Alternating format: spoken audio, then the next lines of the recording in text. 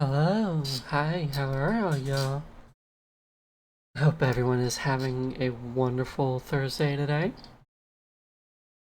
We are going to be trying to finish Alone in the Dark. I really hope I can make it through this. With that, we are going to pause the music and switch it over, and we'll get right into it.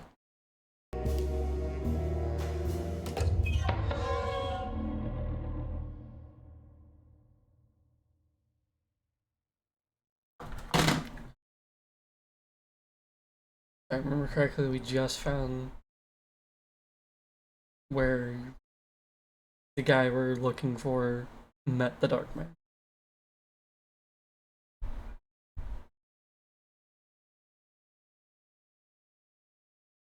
I see you choosing violence again today.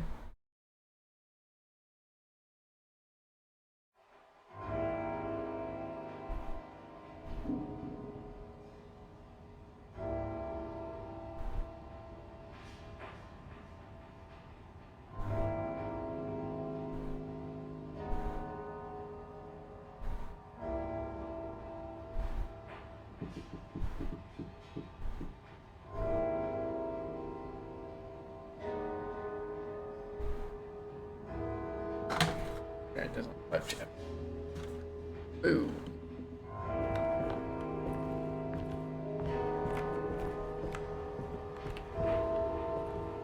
Hi, Send. I'm doing good. I finally got my ID switched.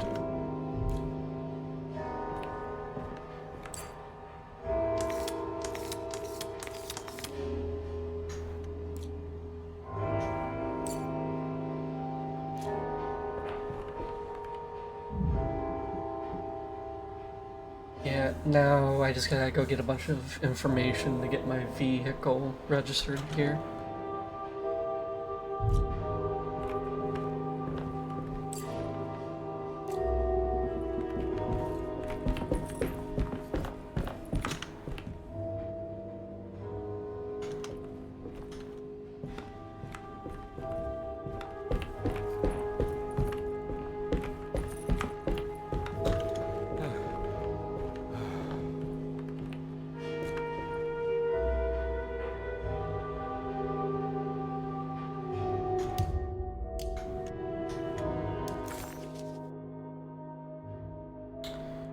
Alright.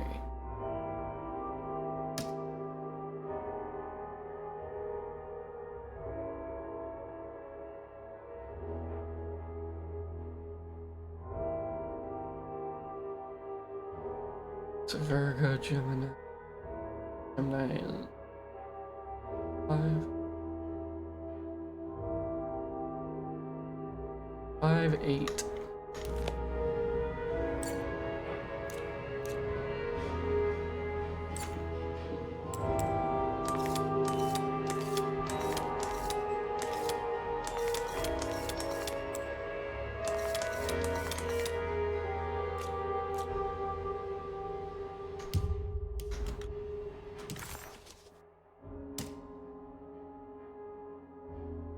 Five, 8, 2.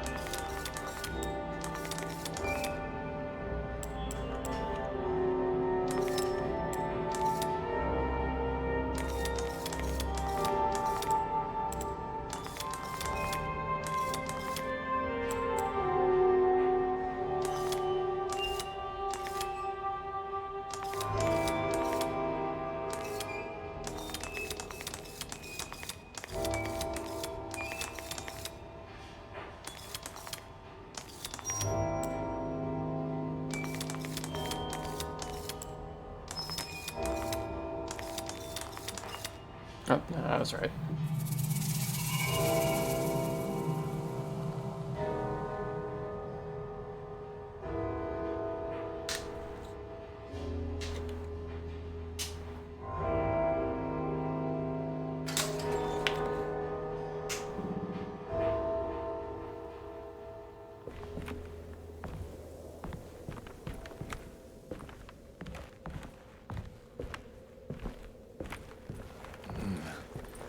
Yep, nothing bad could go from going in here.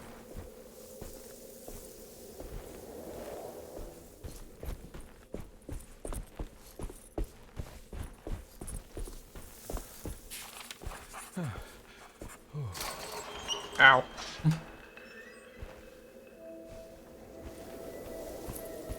Oh. Ah, yes, during an eclipse, let's stare at the sun.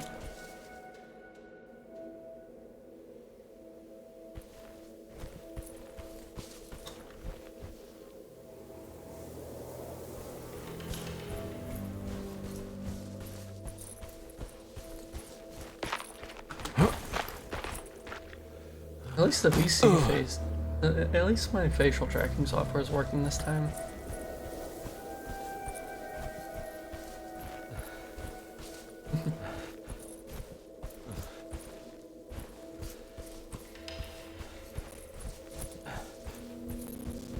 A sunken desert temple.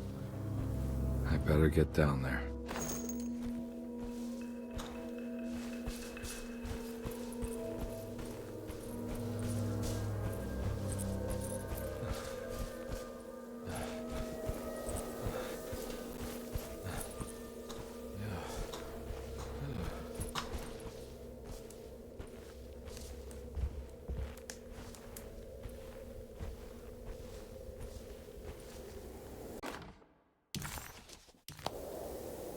Awesome. The Temple of Nephron-Ka lies under our camp. Despite all efforts, that unholy site did not collapse, but sink beneath the sand. The pharaoh is long dead, his name meticulously stricken from all ancient writing. But that stage meant for blood and terror remains. The temple is said to be lightless, built to harbor all the haunters of the dark found in the very depths of our universe. Calling on the gods meant creating a bridge between our world and theirs. The terrible Aldebaran of Taurus, the Black Sun, was seen as the most important star in the night sky. Because, according to the Kitab al-Azif, it was said to be the home of that crawling chaos known as Nyarlathotep. Through ancient mechanisms, it was said that the priests could open shafts channeling the light emitted by that strange stone called the Shining Trapezohedron. Several streams pooled together above the statue of that dark man would then be sent through space towards the Black Sun, a message to the gods. The gifts bestowed on the sender are completely undocumented, but often assumed to involve dark blood pacts, where souls are traded for malicious miracles.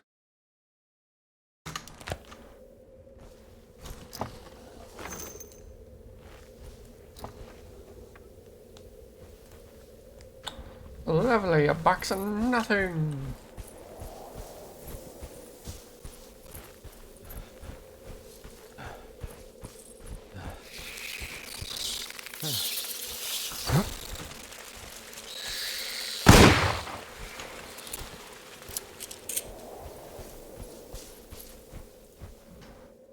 Here we go.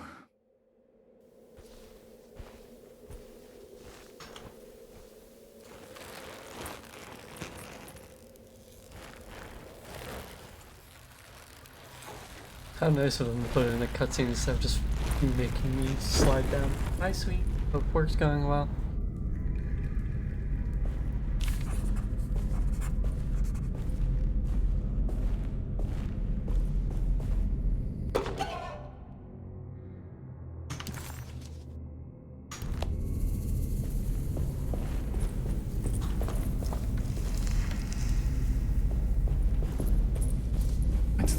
constellation from one of Jeremy's books.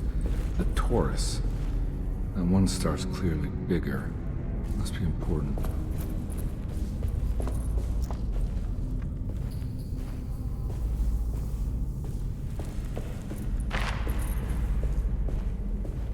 I got a feeling this is it. This is where the contract is hidden.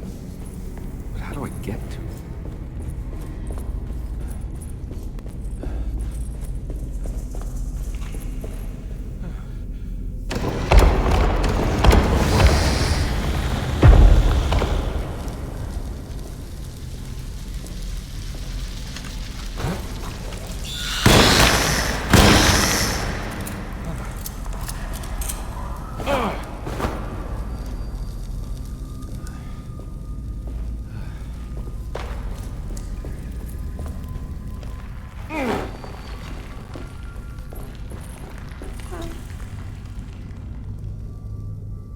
What happens?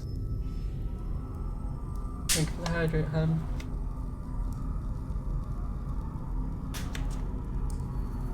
Oh, I'm sorry, sweetheart.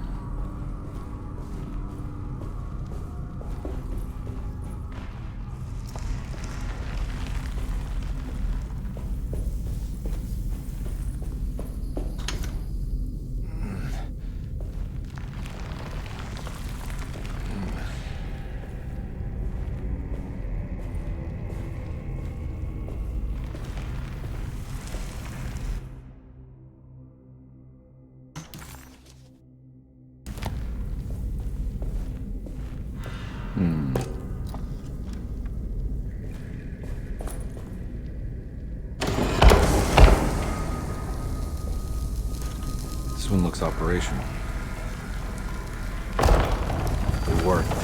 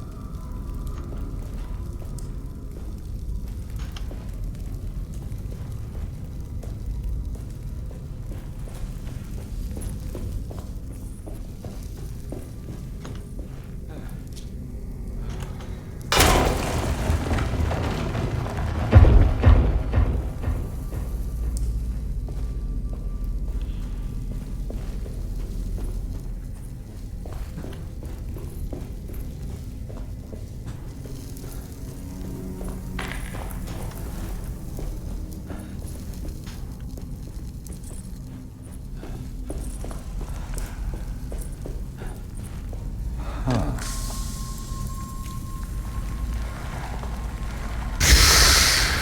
worked.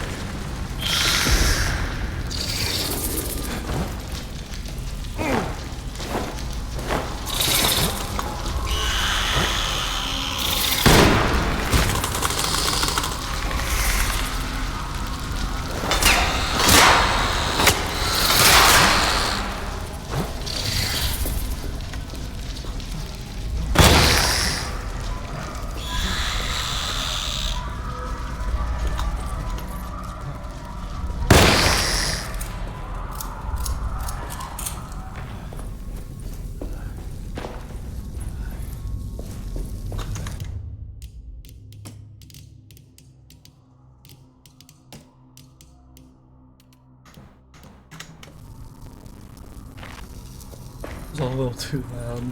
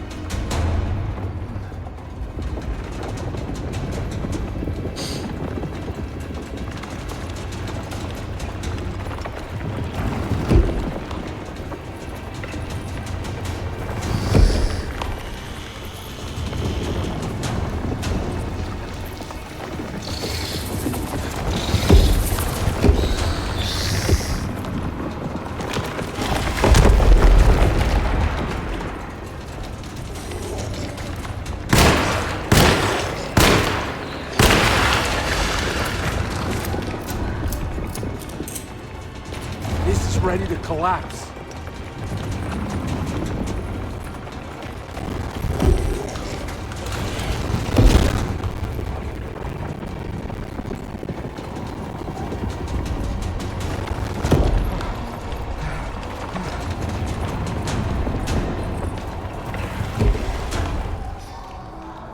What is going on?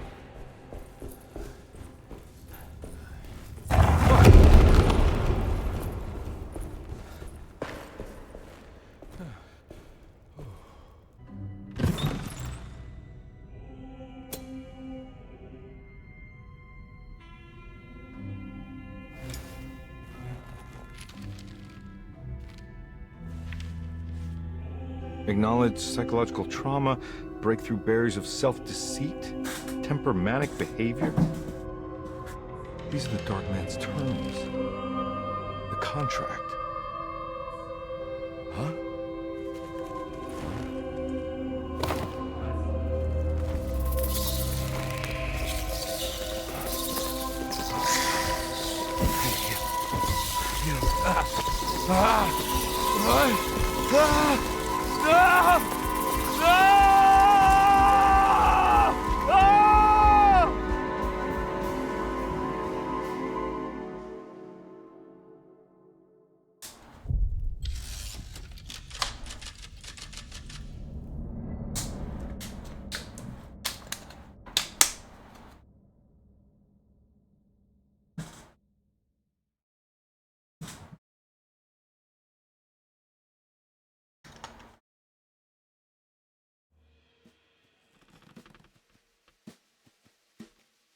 Hey. Hey, detective?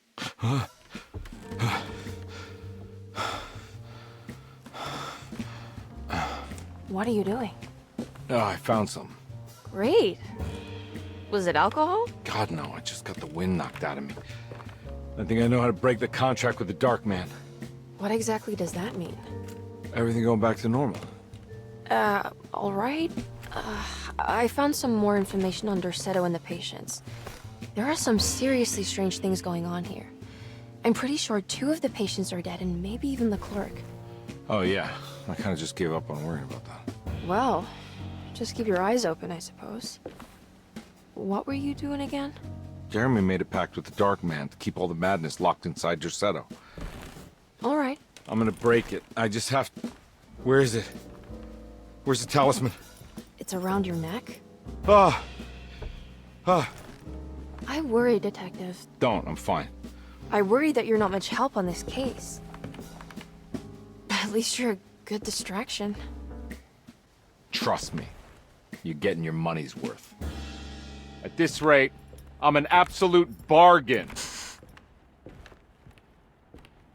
After all the shit I've gone.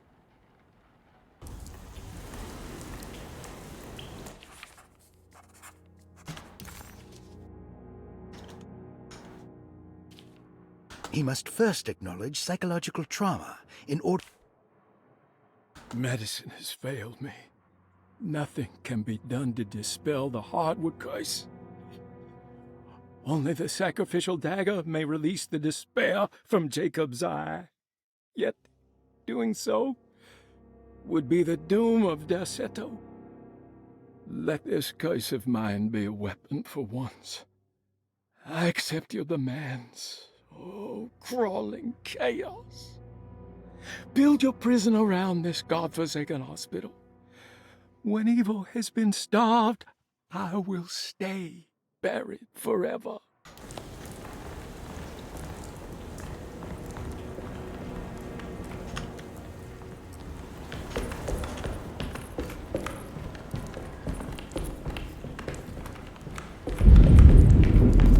Just what this evening needed.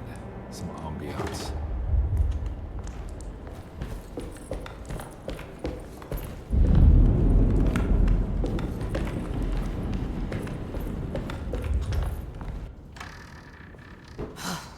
Got to be around here somewhere. He wouldn't leave this house. I don't know what to think anymore. You run into that detective fella? Who is he? Can he be trusted? I think he one of the good guys. Well, you know, like us. Will he be all right with her coming? Praise the mother. You don't need to know about all that. Just help the gentleman. Just calm down. It ain't time yet. God, it hurts. As far as I can tell, Detective Comby seems to be solving problems, not causing them. Just be ready in case he starts anything.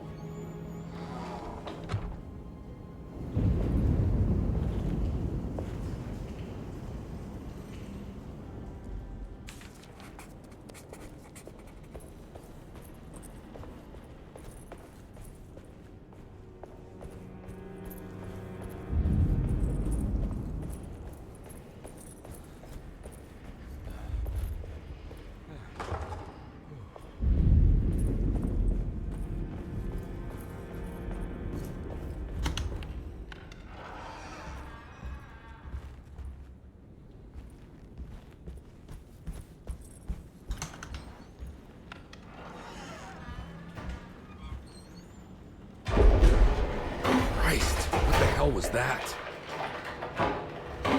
It's blocked.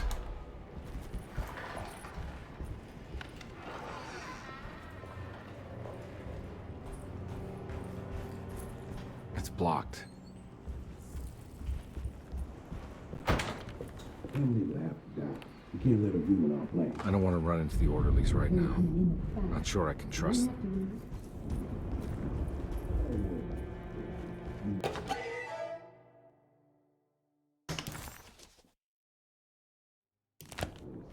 I think Dr. Gray might be in there. Perfect time to snoop around his office, then.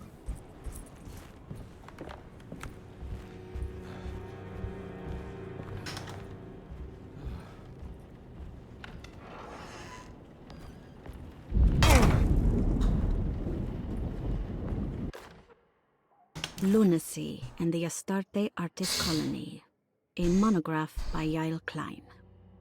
In early 1909, the old Derceto plantation outside of New Orleans was turned into an artist's colony. 3 famous European artists rented the house and the surrounding land from the owner, the Ledoux family. The colony was chiefly run by Sebastian Cortez, who was playfully dubbed the captain by his collaborators, William Arges and Heinrich Kassel. The colony existed for 6 years, until one day all 12 members disappeared without a trace.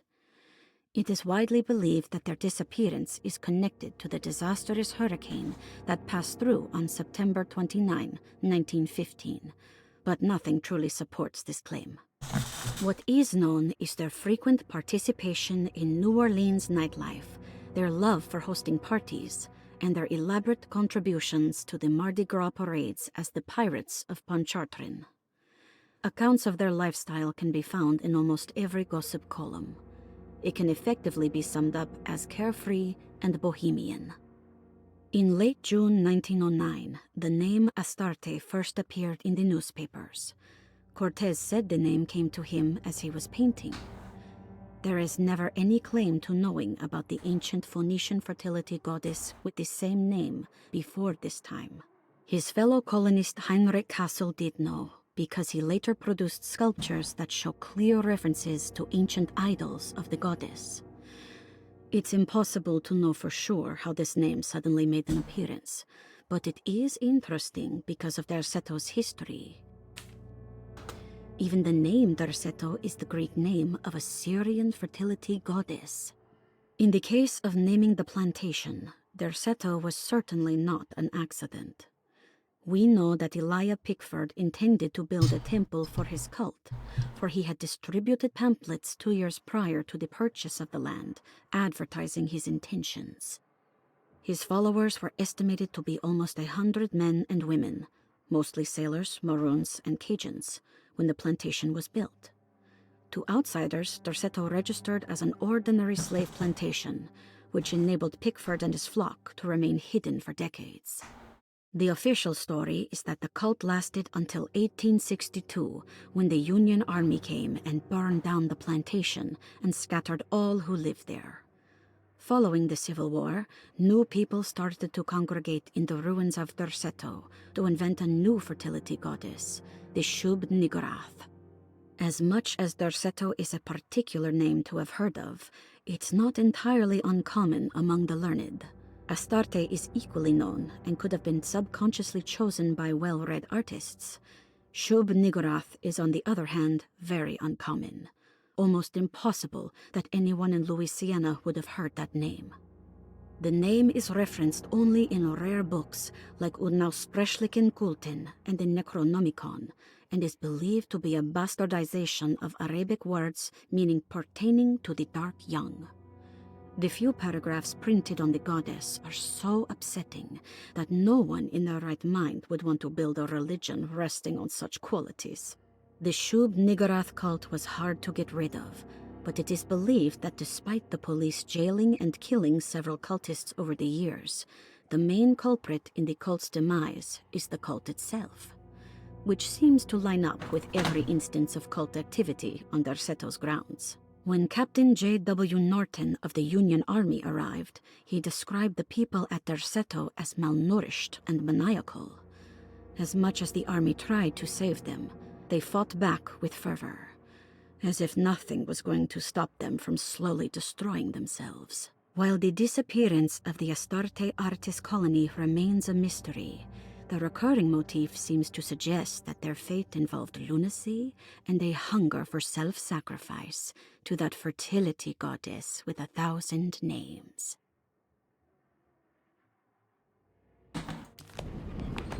Alright then.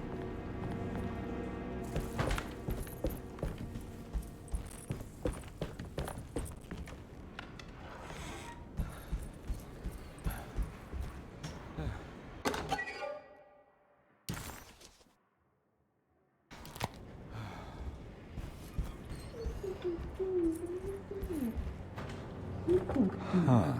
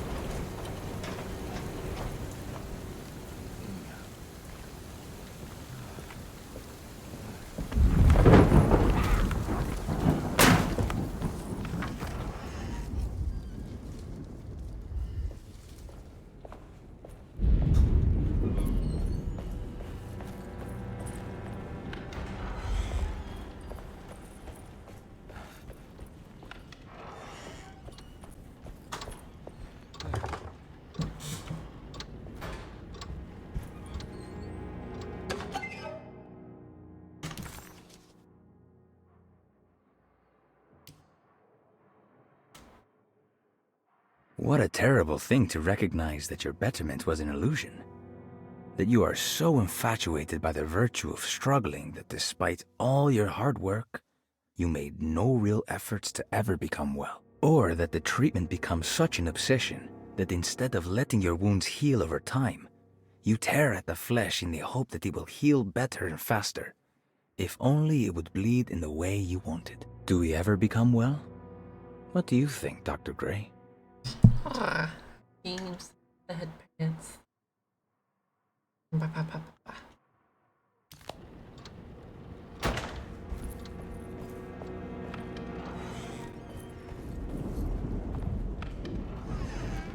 There must be a spare key to Dr. Gray's office. I need the key.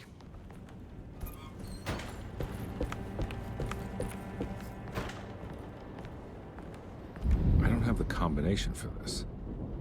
Maybe Jeremy did.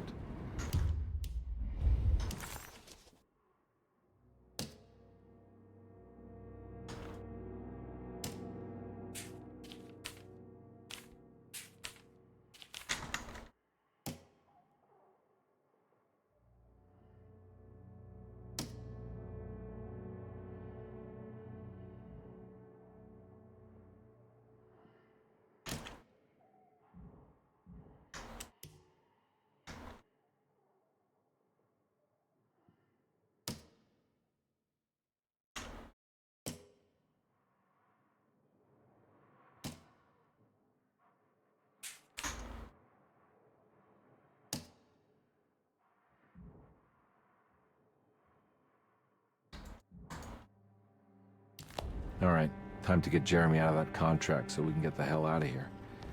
Something tells me I'm gonna have to put my talisman to use.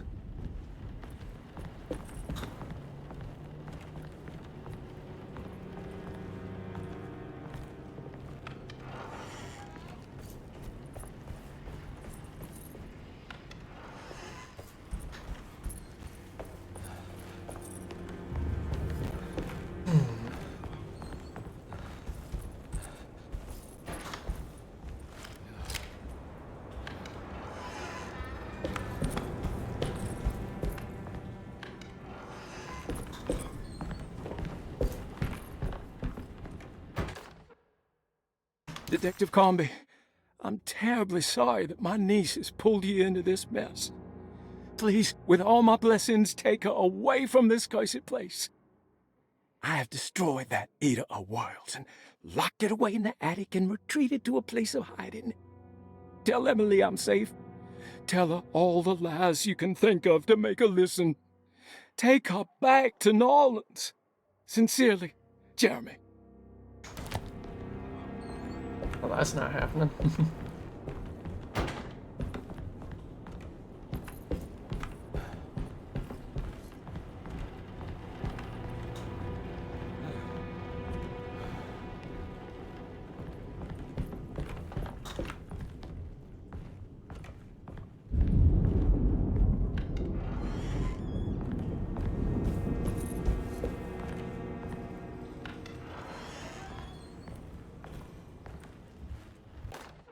Brother, I need you to trust me.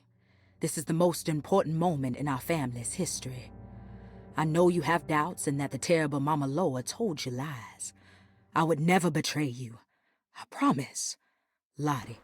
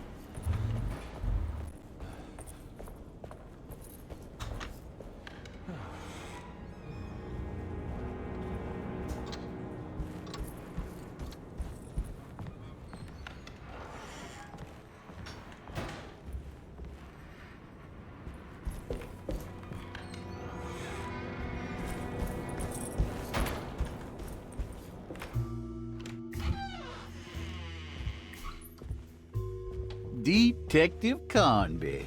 Good to see you again. Solved your case yet? I'm trying. Hey, Grace, you okay? Oh, she is just peachy, Detective. Are you looking forward to the Feast of St. John, Grace? I can't wait. Kids, ain't they great? What exactly are you planning for tonight? Oh, not much. We eat, we drink, we pay tribute to the wishing tree in the conservatory. The usual. Then why all the excitement? There is just something about tonight. Something's different. I think we all feel it. Besides, we got ourselves some new words for the prayer thanks to your buddy Jeremy. She'll come and turn the world inside out, and things will begin again. That sounds strangely threatening. You should come.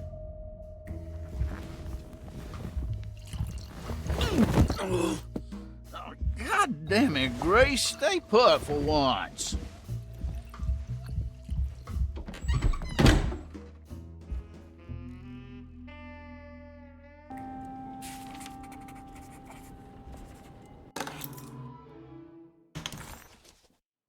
Better hold on to these. Wouldn't want them to get lost. There's something missing. Missing fronts.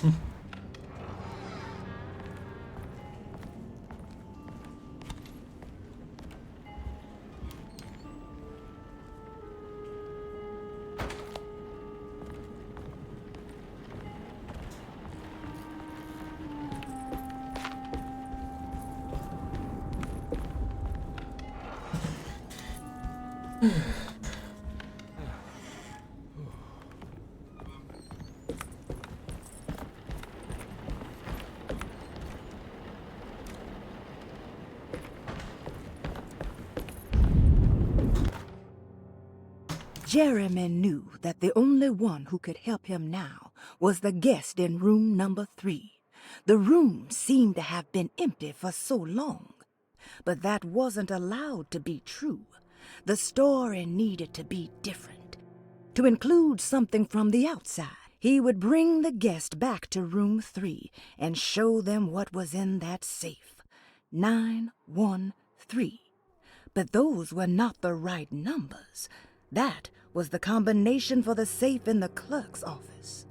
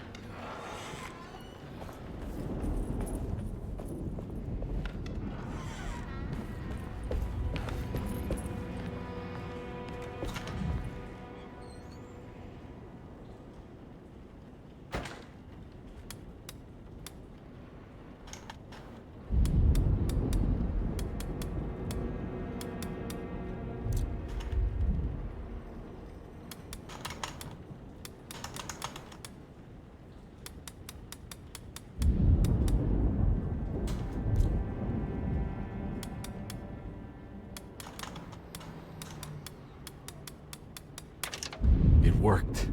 There we go.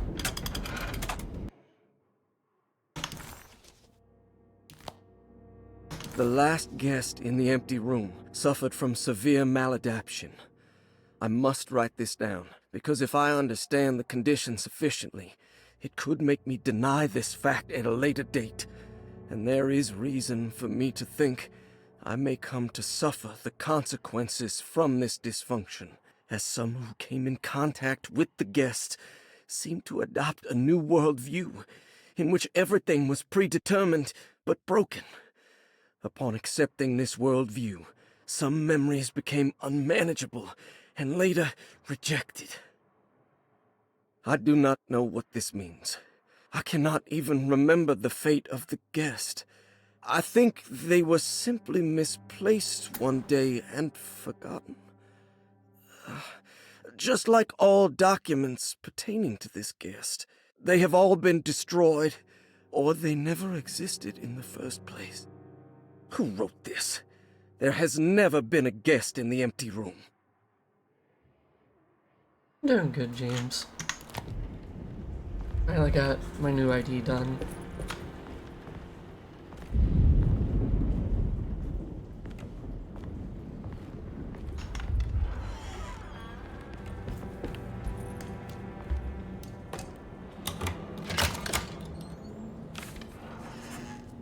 Dr. Gray's office, all to myself.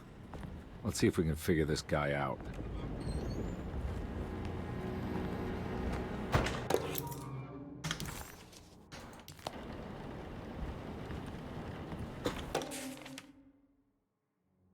This is where McCarthy has hidden my favorite young. It's very important. I have finished tidying up Miss Beauregard's belongings. I will leave it to you to contact her agent and have them collect her things. I found one of Grace's drawings she might want back, along with this key in her room, which I believe you've been looking for, Mrs. Thompson.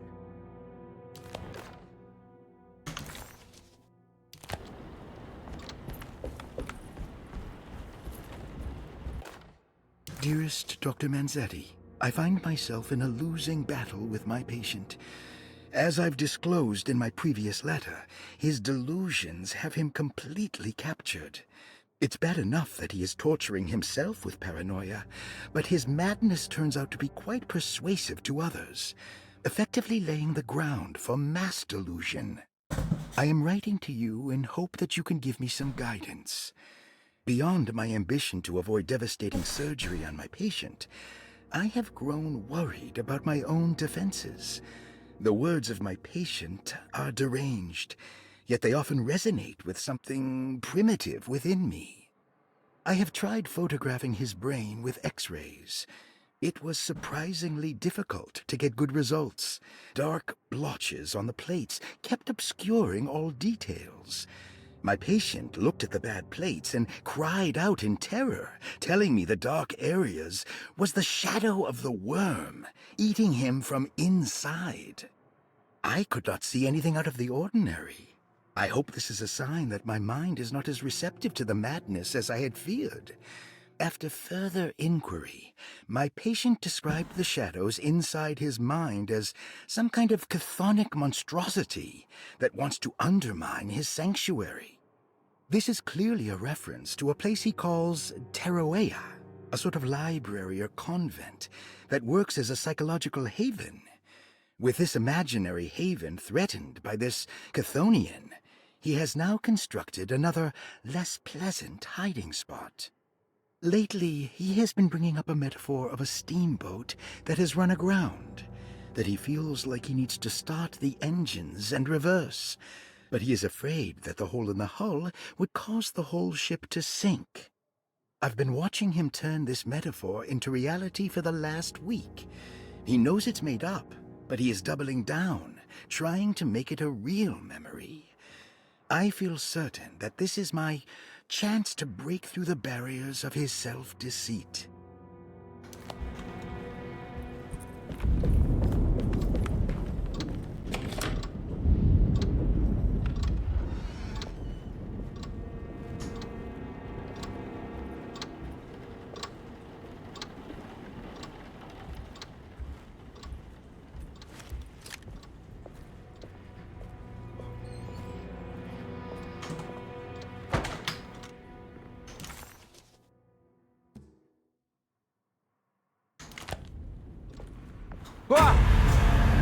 Ah, shit, here we go. It's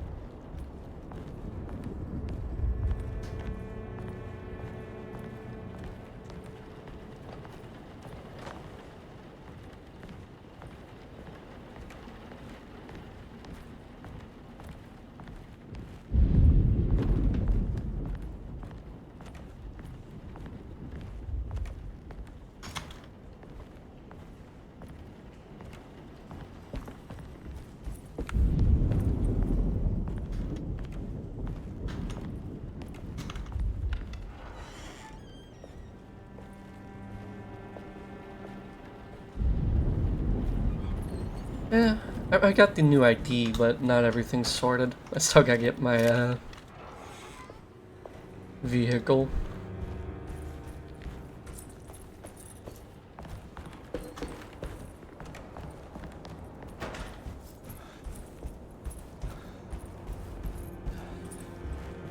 I just gotta get my title and a VIN check. Oh, that was a lot of lag there.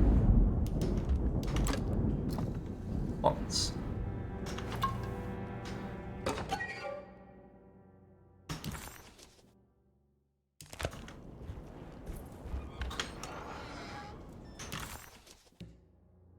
It's the sitting room completed finally.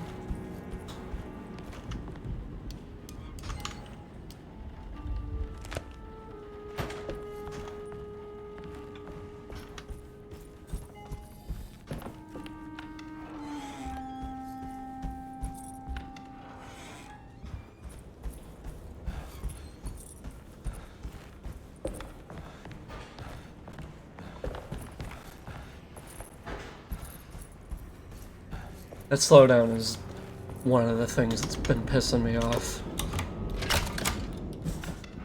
'Cause there's no reason it should be like that. No, no.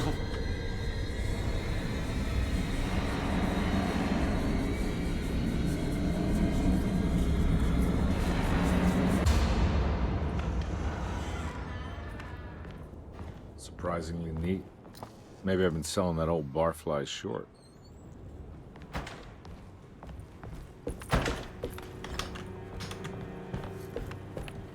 Looks like McCarthy has something hidden inside.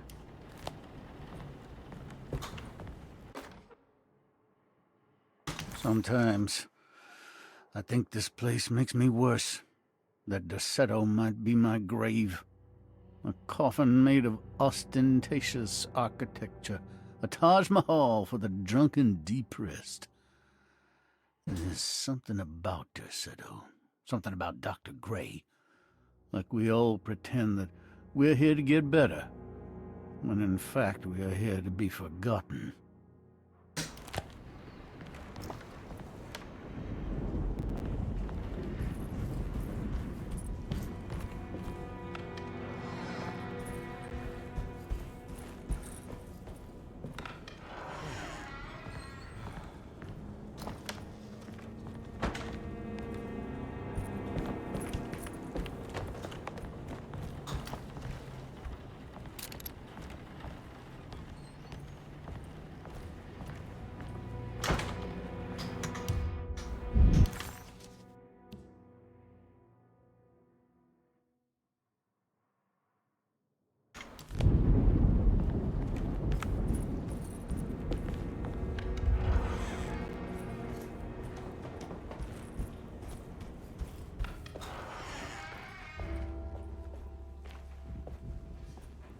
Take this much more.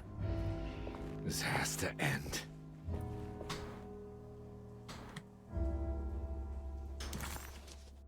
Dr. Gray was somehow...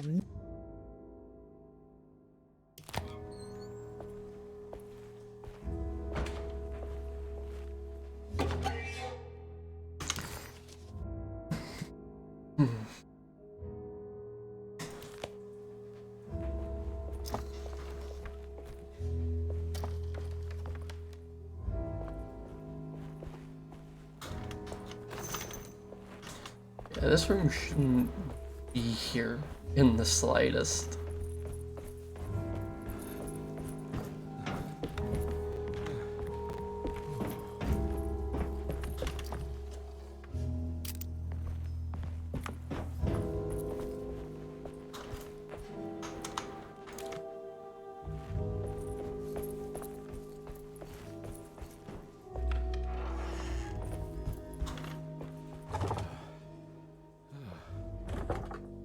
For that still.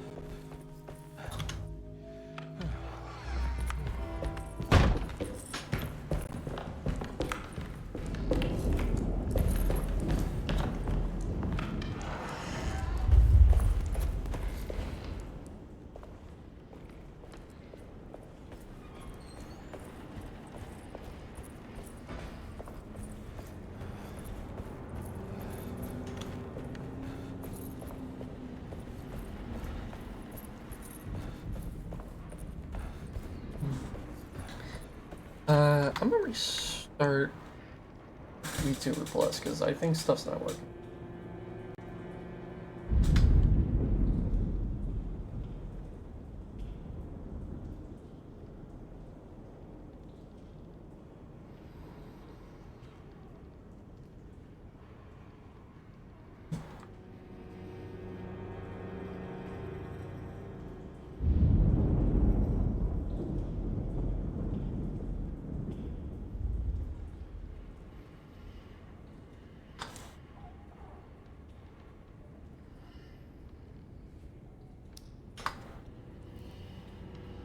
If you want to try throwing something at me again. Actually. I for Unbounded.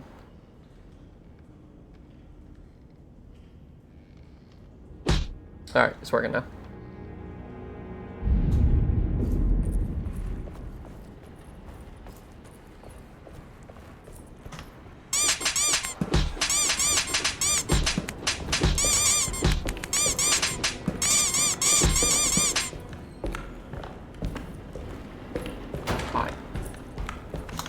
What do you gain from this?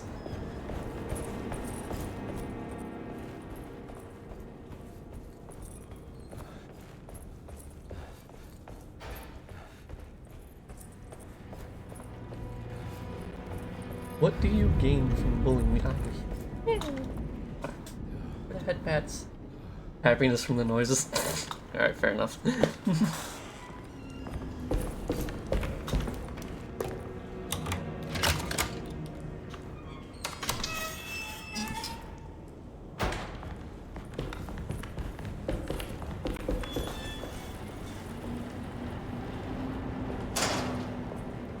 This doesn't look good.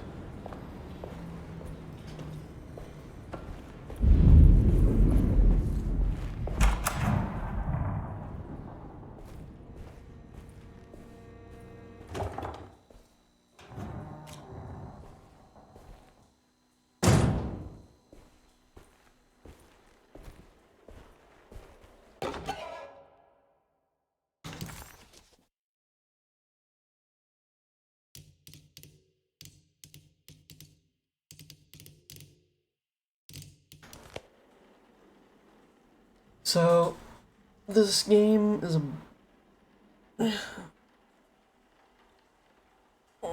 very stretchies. So, I'm a detective hired by a woman named... I'm Detective Carnby. I was hired by a woman named Emily, who... she is trying to figure out what has happened to her uncle in this place, and that's what we're trying to find out. And as we've gone through, we have found that he's made...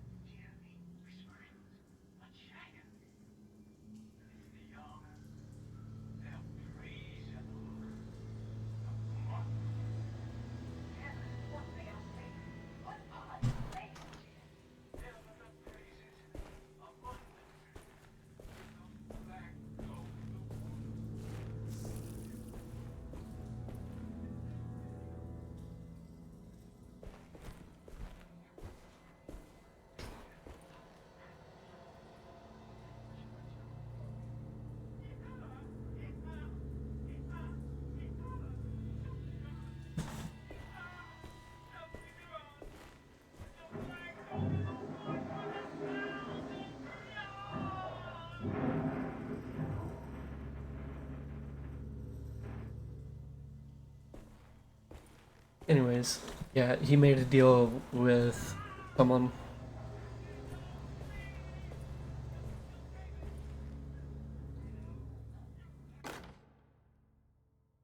Radiography. Patient Jeremy Hartwood. Date June 14, 1930. Plates. Jeremy's skull proved difficult to capture properly. Partial radiographs worked best. A complete picture of the brain can be assembled by piecing 3 plates together. Observations. Even when looking at an assembled version, a shadow covers significant parts of Jeremy's brain. Possible tumor, but more likely that the equipment is failing. Jeremy reacted strongly to the pictures and claimed to see a giant clay worm eating and displacing his memories. Notes. While this exercise has left me nowhere closer to an answer, I feel confident that a Burkhart lobotomy should sever all necessary parts. Hypothetical psychosurgery based on the ideas by Burkhart and the St. Petersburg research could end up saving Jeremy's mind. Severing the connections around the frontal lobe would certainly solve most mental afflictions. The procedure would be brutal in performance, as well as in efficiency. An ice pick pushed through the edge of the eye and into the skull would untether the nerves like Alexander cutting the Gordian knot. As this would likely leave Jeremy in a very different condition, all other paths should first be explored.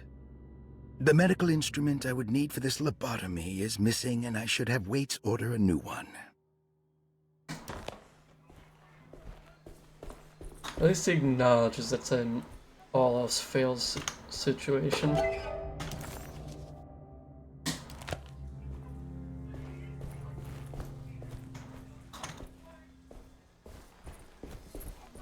Explore more before doing that.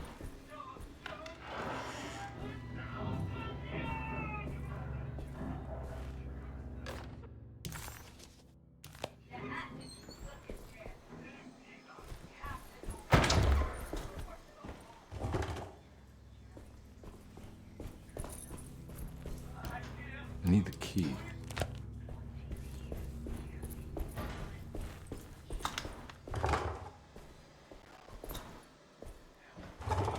They're locked in now.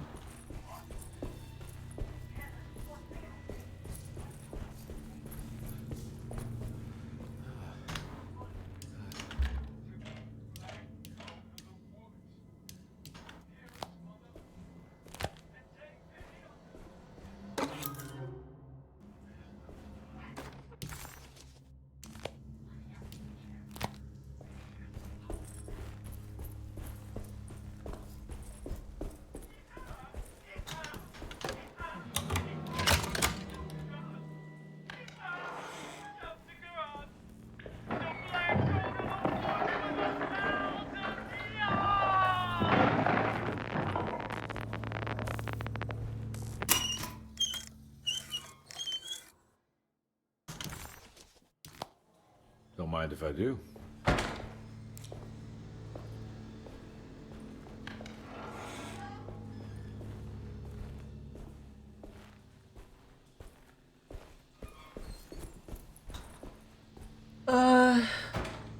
Kind of a clock puzzle, not really.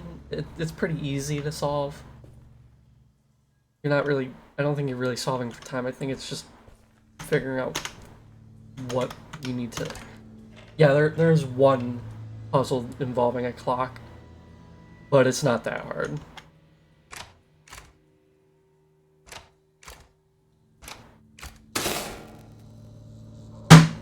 That's better. I love solving things just a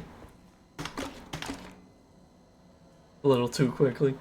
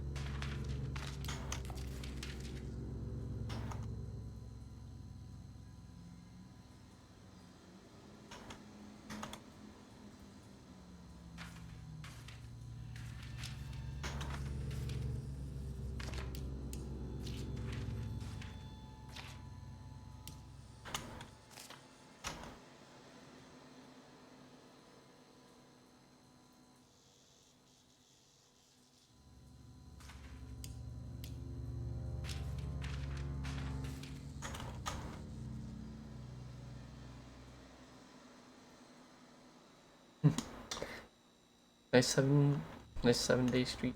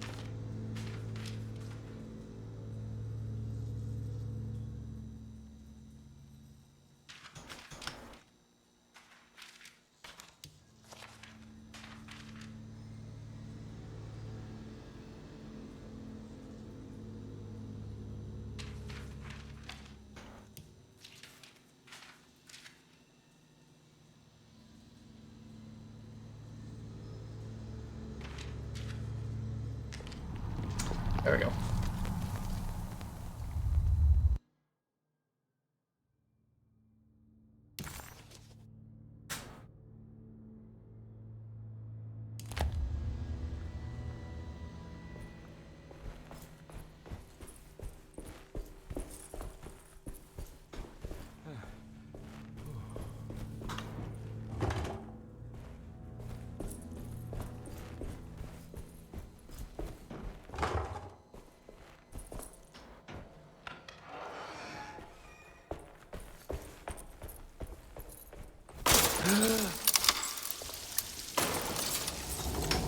Why does this keep happening? What am I supposed to do?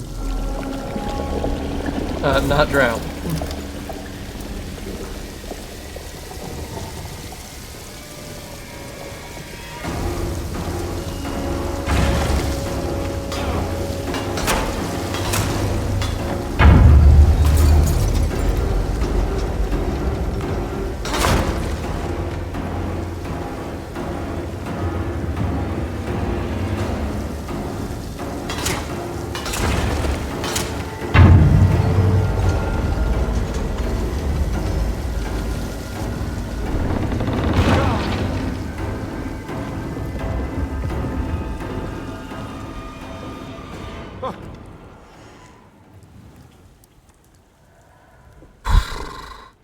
And we're back here.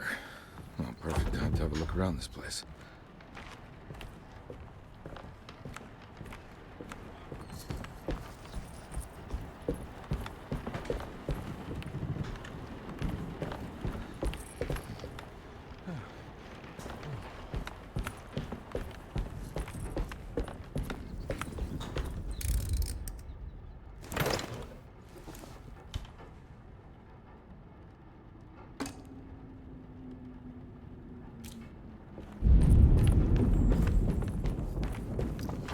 What is that?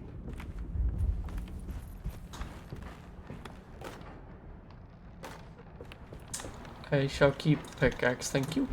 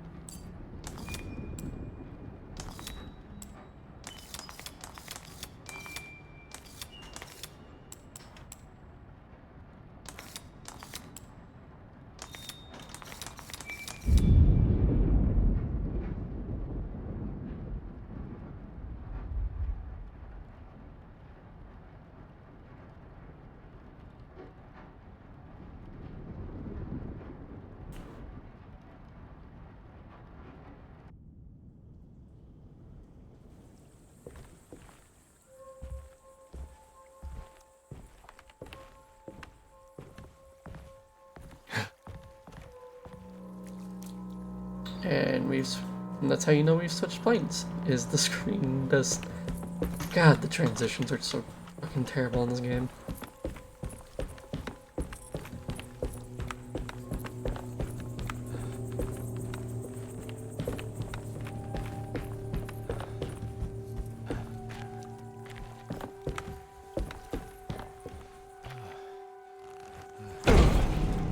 No, this is where Jeremy's hiding, right? Hello? Is anyone there? Jeremy? I need help! Wait.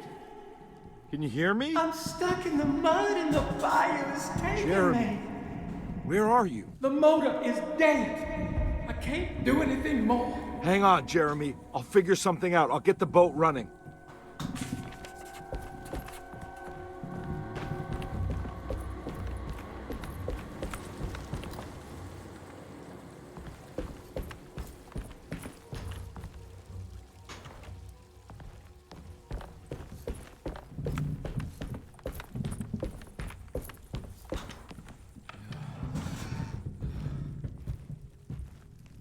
Yeah, that's the main puzzle gimmick, is just that. Puzzles in this game are not very challenging.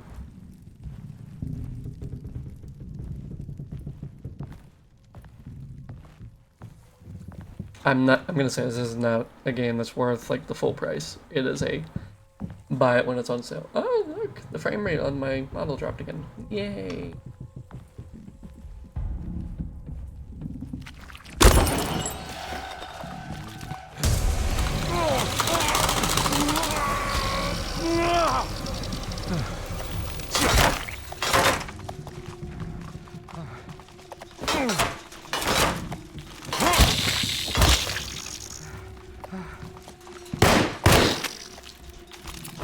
Fucking die already.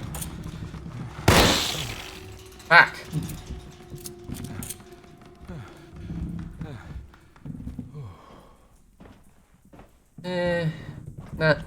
I get what you're saying, but not really. He doesn't sound like Mr. Herbert too much. Mr. Herbert's a little more weird.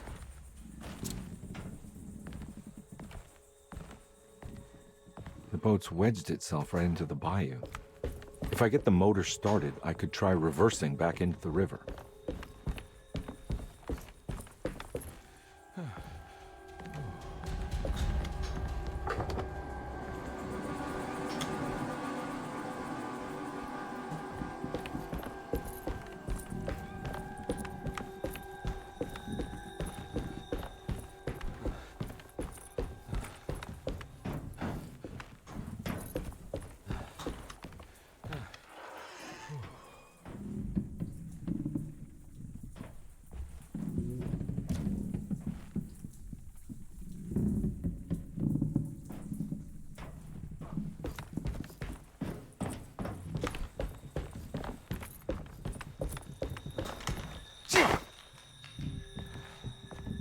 I'm pretty sure that's mostly a choice so that way people recognize an item to go pick up.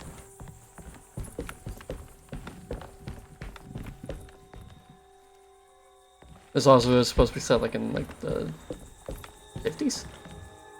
Maybe 60s? I think 50s actually. Maybe 40s. Fuck, I can't remember what time year this game is set in.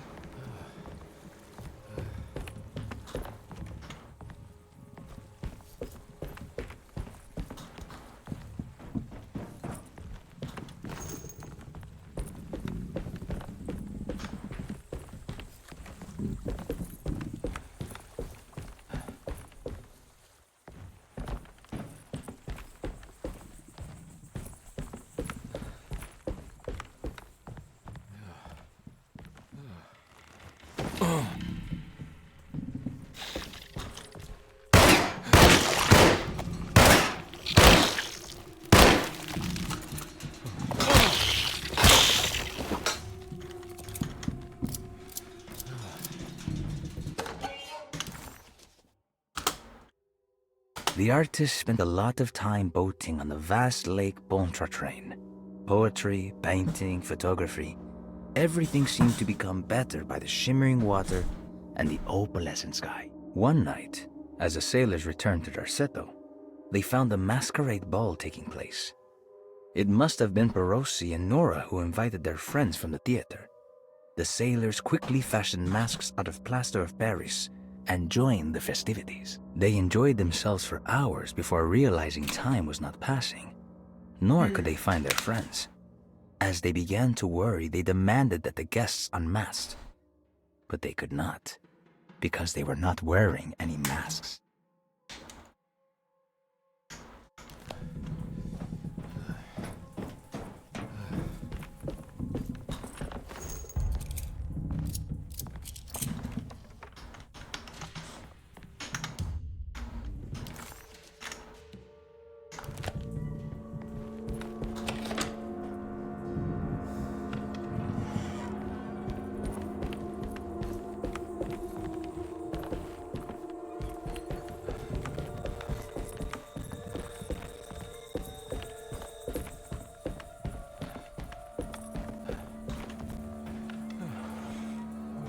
Jeremy, where are you? I may switch to something to just using the 2D images because yeah, this is getting very laggy. This game is so bad. It is badly made. I at first felt bad for the people who made this game, but man, did this game needs some time to bake.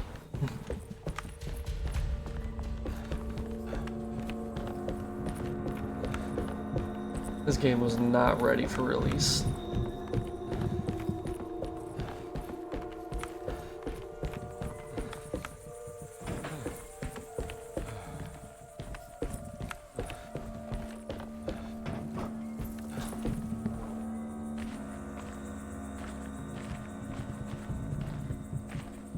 The winch is powered by electricity. I need to find a way to turn it on before I can use it.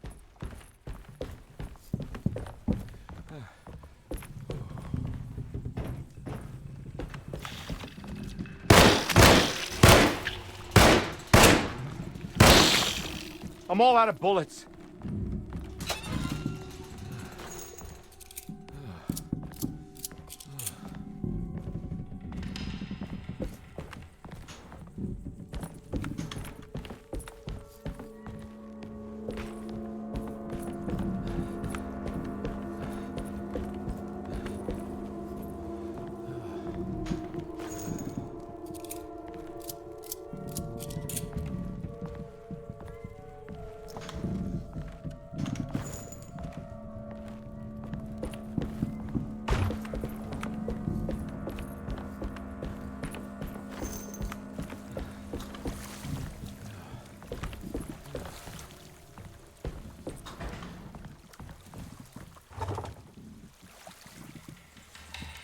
I duped up.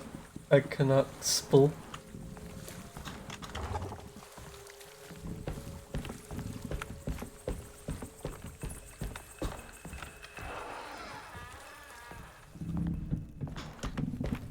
No, yet again.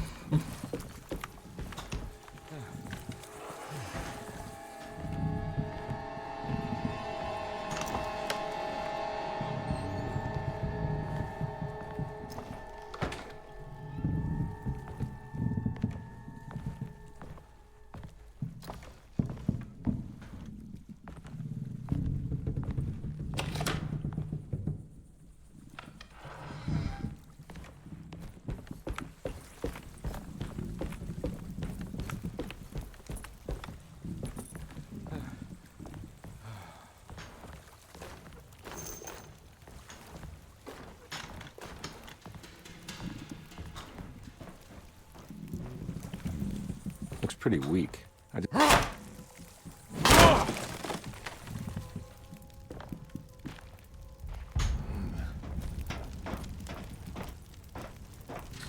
Never a good sign when you just find a bunch of blood.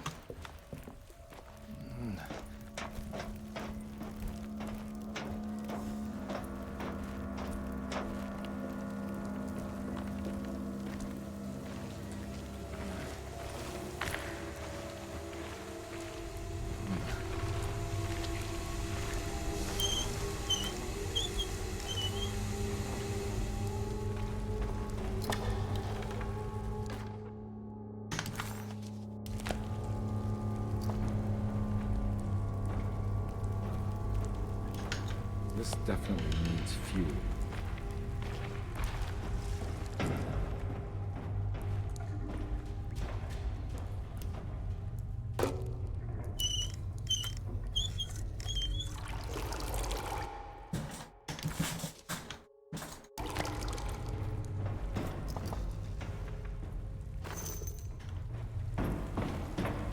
This is one of my issues with this game.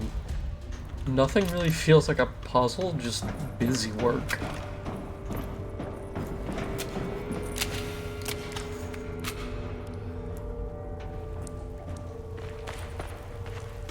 Like, that wasn't really a puzzle, I just did that in a matter of seconds.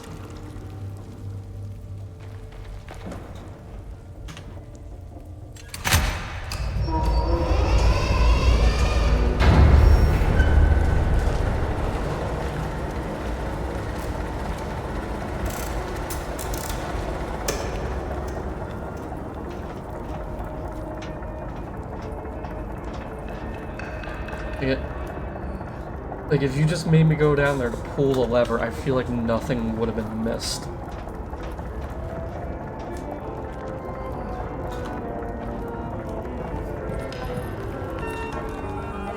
Ah, shit.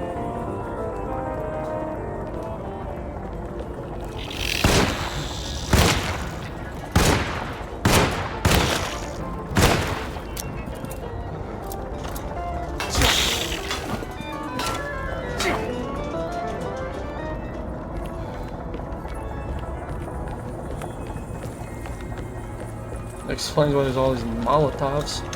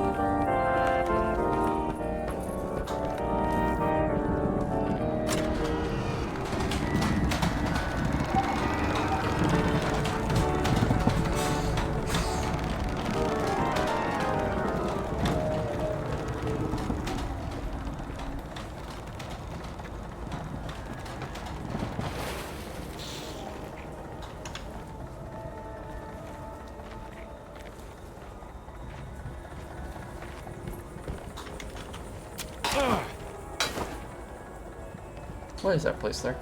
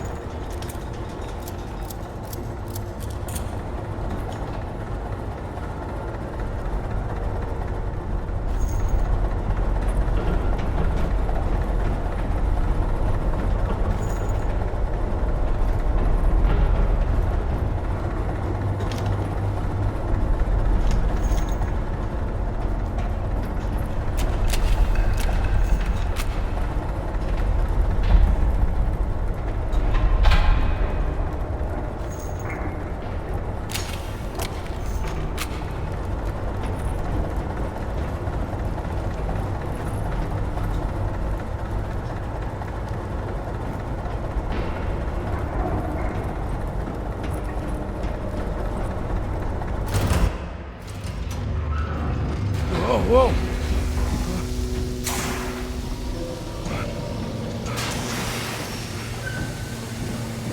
I'll try. Are you ready to tell me what happened in the attic? I put a rope around my neck, and then I strangled all life from my body. Are you under the impression that you died? Yes. No. I was supposed to die. What does that mean? That you were supposed to die? I'm the catalyst. I had to die to make the story happen. What story? What are you referring to, Jeremy? 30 years ago, Frederic needed me to die. You're not making any sense, Jeremy. Come back. Find your focus. Hey! I cheated everyone. I didn't play my part. Hey! I escaped my doom. My destiny. Again, find your focus. Hey, I'm right here. What the hell is going on? Now everything is wrong. Nothing is in Hey! place. I'm right here! Calm down, Mr. Conby. What do you want? Were you not talking to Jeremy right now? I haven't seen Jeremy all day. Are you all right, Detective? No. Actually, I don't think so. Well, maybe.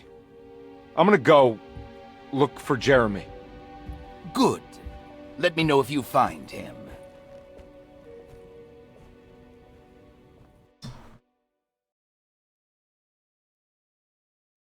That was Jeremy's self-deceit? A steamboat stuck in the mud? I'm not going to pretend I understand any of that. What a bunch of psychoanalytic nonsense.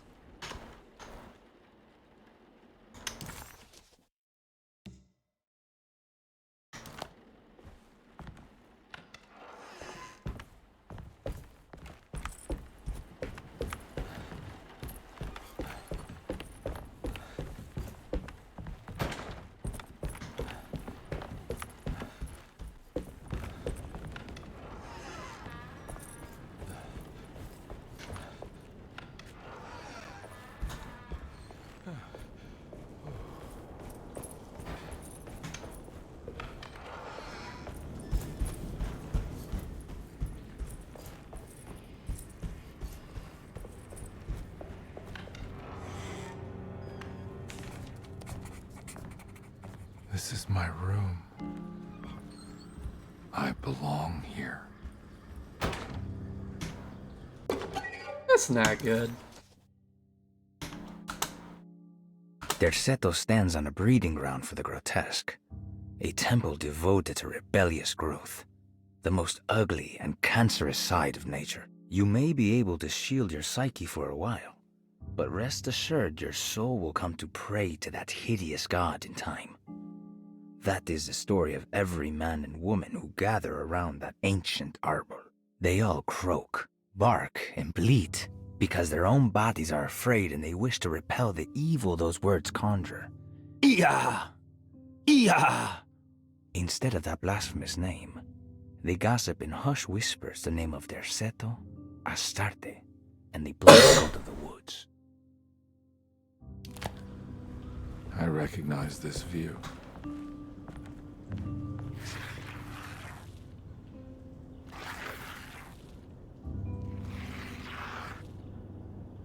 I know that number.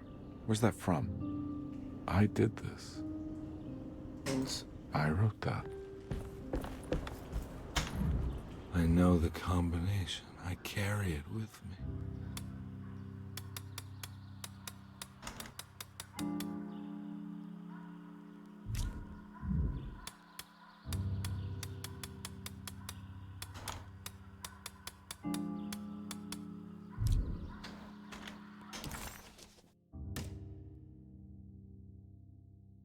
There's 92.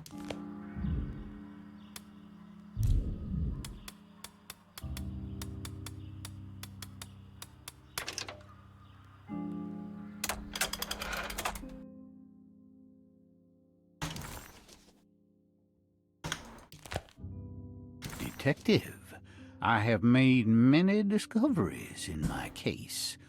The child we want is safe, thanks to good people like me and you. We're so similar, but you don't see all the things I do.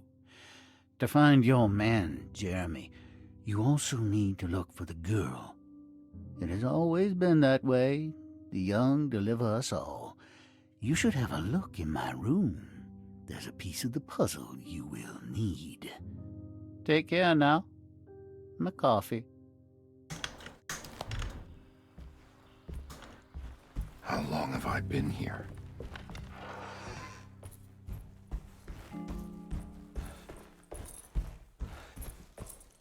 I think that's part of the prologue that I needed to fucking play. Looks like McCarthy has something hidden inside.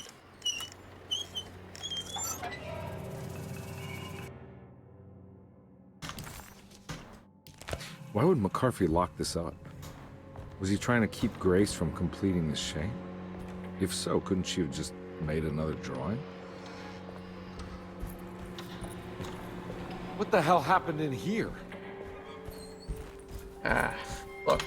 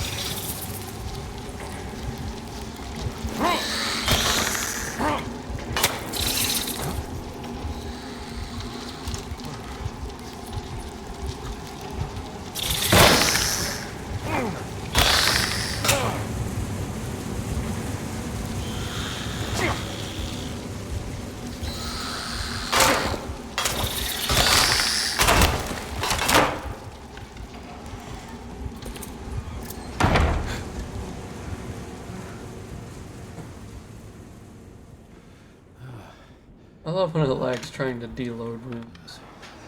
There we go.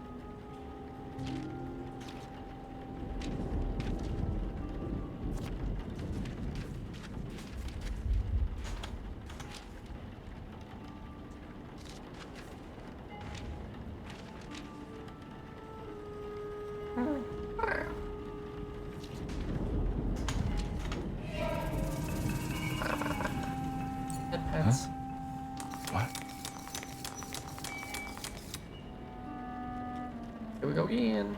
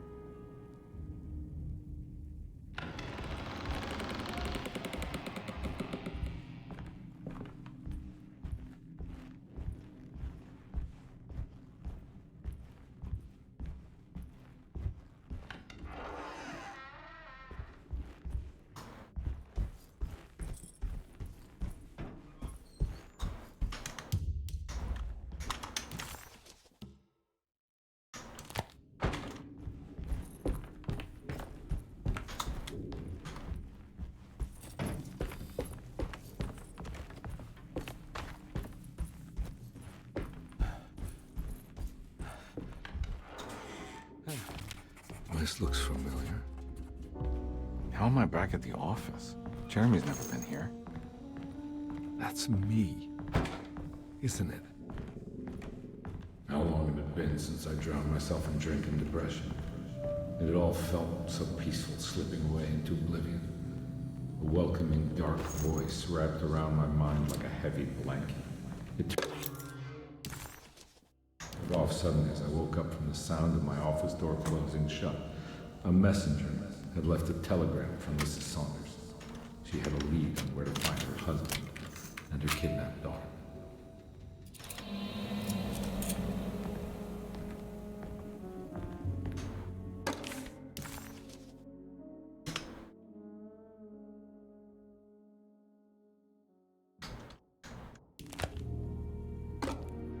God, I used to...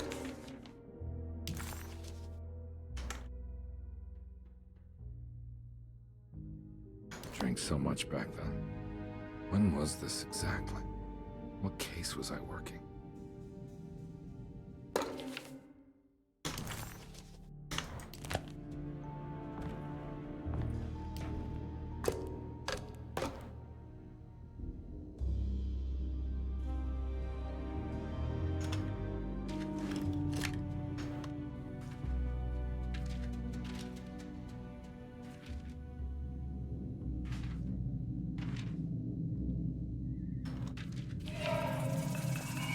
I remember this case. Some kid got taken by her father, headed out of state, but he had made a mistake by selling a painting that his wife actually cared about to a collector named Thornhill to fund his venture. That's how I tracked him down. At least I think so.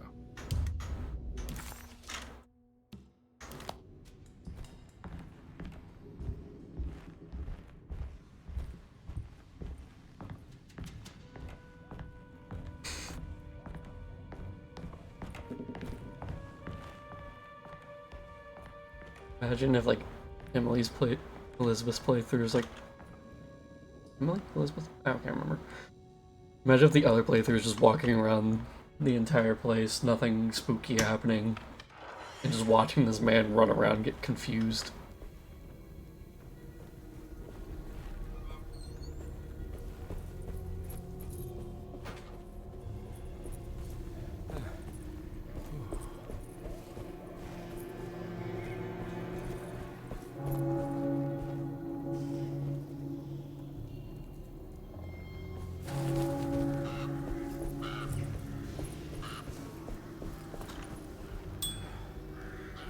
I can't go that way.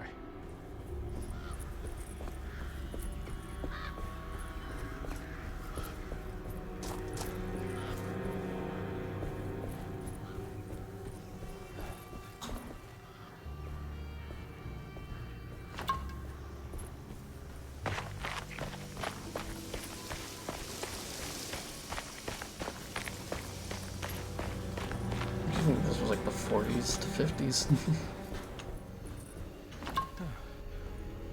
Thornhill wasn't a bad man, but he had principles keeping him from handing out information about his deals. So he needed some convincing.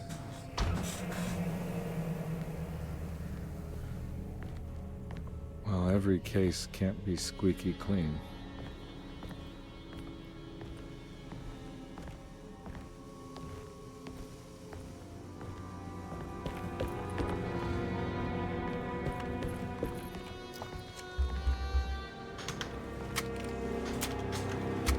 Why does that have to be full?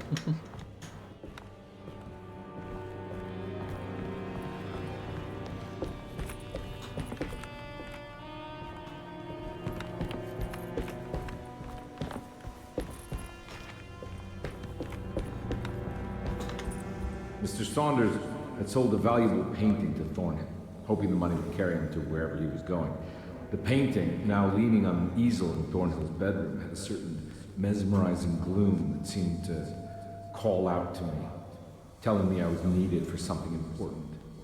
I felt myself falling into the painting, only being brought back by Thornhill, thrusting an address to a Hotel St. George into my hand, and asking me to get the hell out.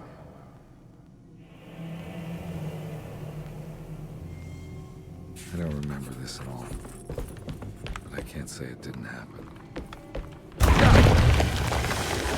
Hello.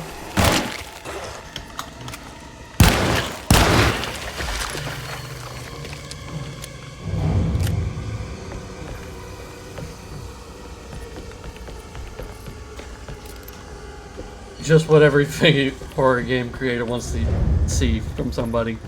Saying hello to the monster.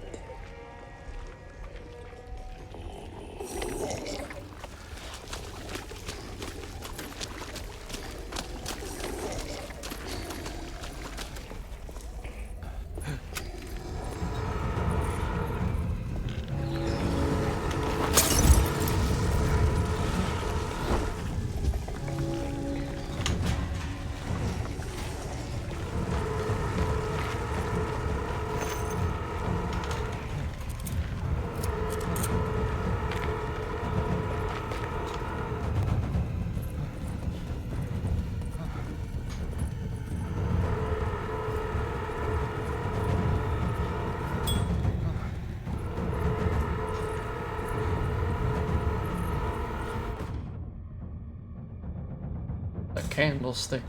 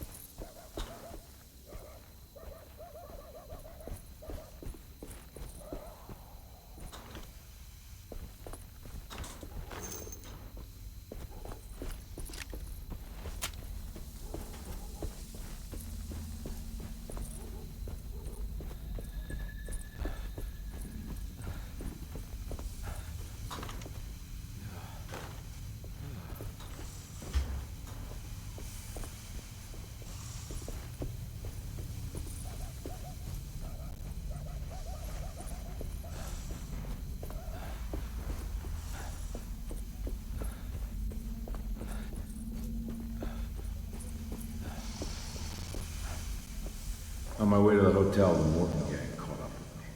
I owed them money, a lot of it. I can't remember what for, probably some dumb gambling debt growing in size for each payment missed. I punched one of them out, and I sent the others packing.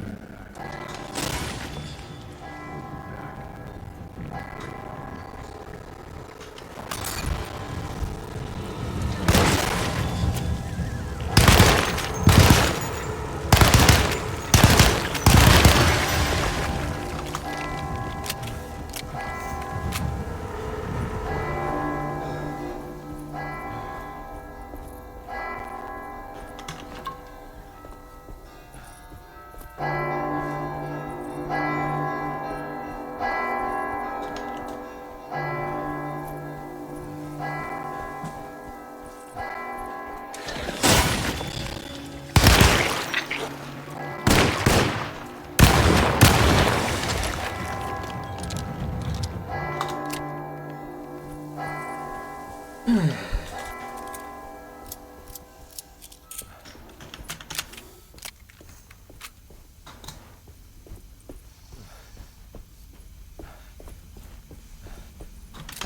let's go back and collect these shotgun shells.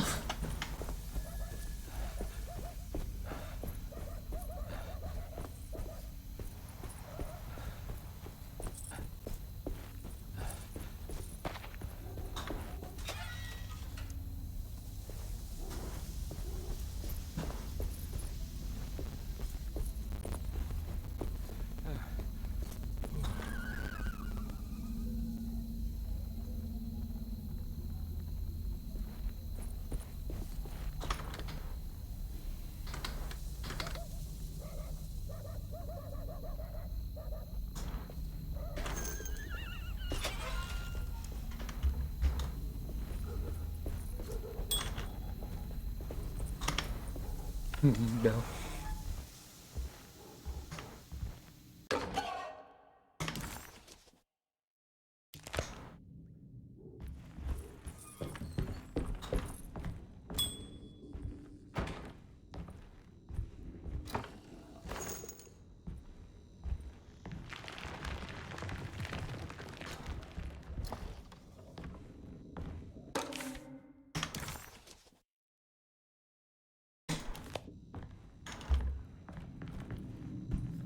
I found it. In the hotel ledger, I recognized the handwriting and the signature.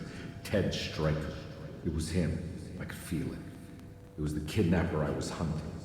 I put on my knuckles and hurried up to his room.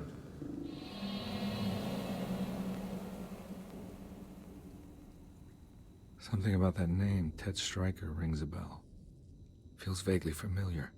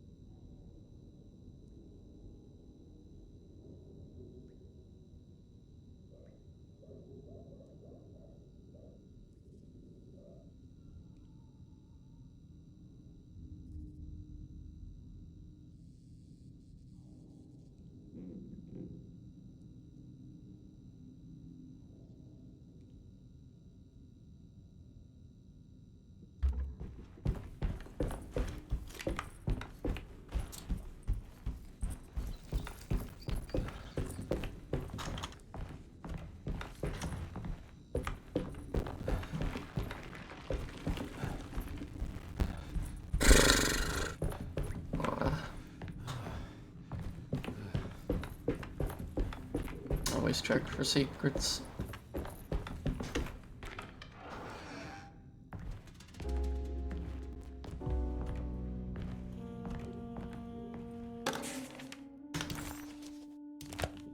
I recognize this room, but I didn't catch up with them here.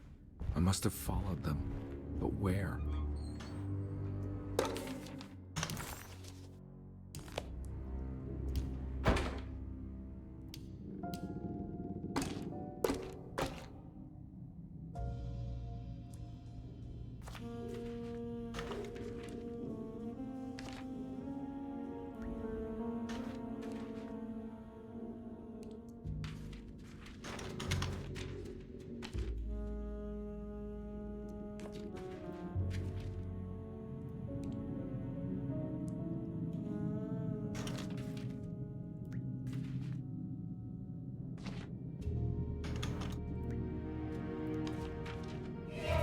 That's right, he was running away, ditching his old life and marriage in New Orleans to find something better in Tallahassee.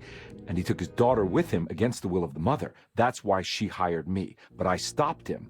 I caught up with him at the Pearl River Bridge.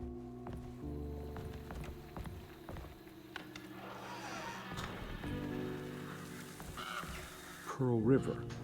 This is where I caught up with them. This is what the Dark Man wanted me to revisit. But I'm still not seeing it. What am I forgetting?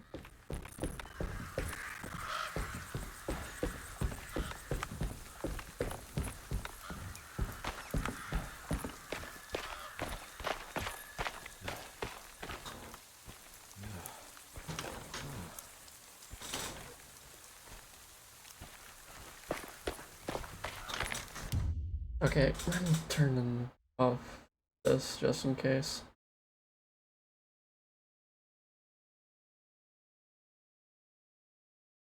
I'm not gonna really stop the slowdown, but might help it a little bit at least.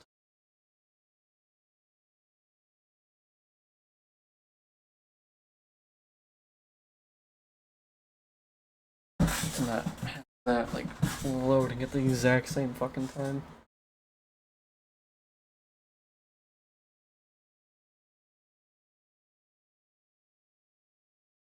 There we go. Blah blah blah.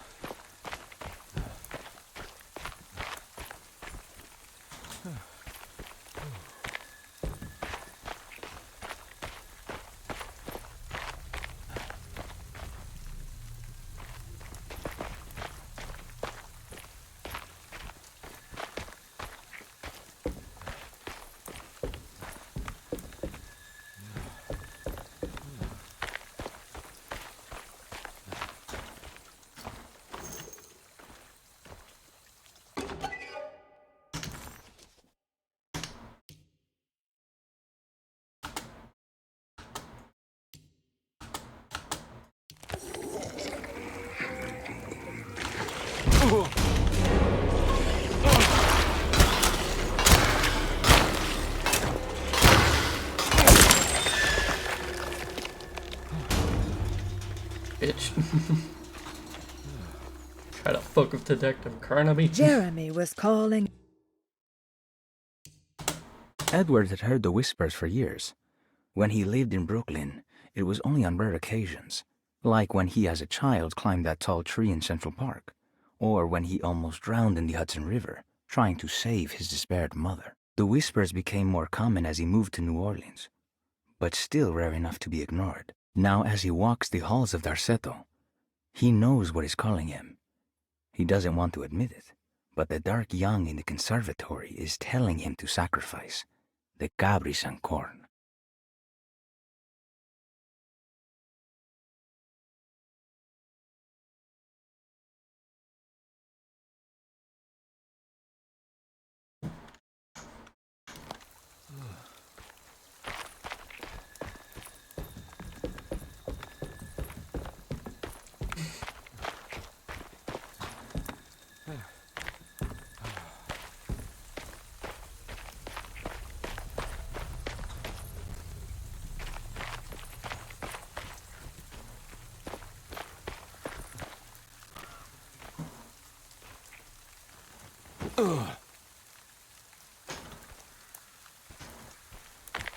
Might as well come back and get that.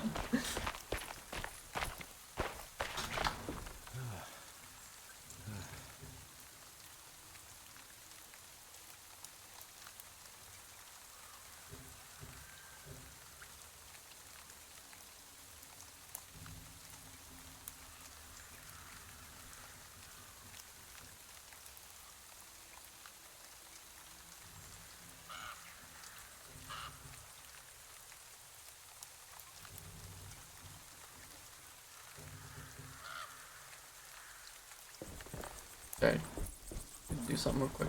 Yeah.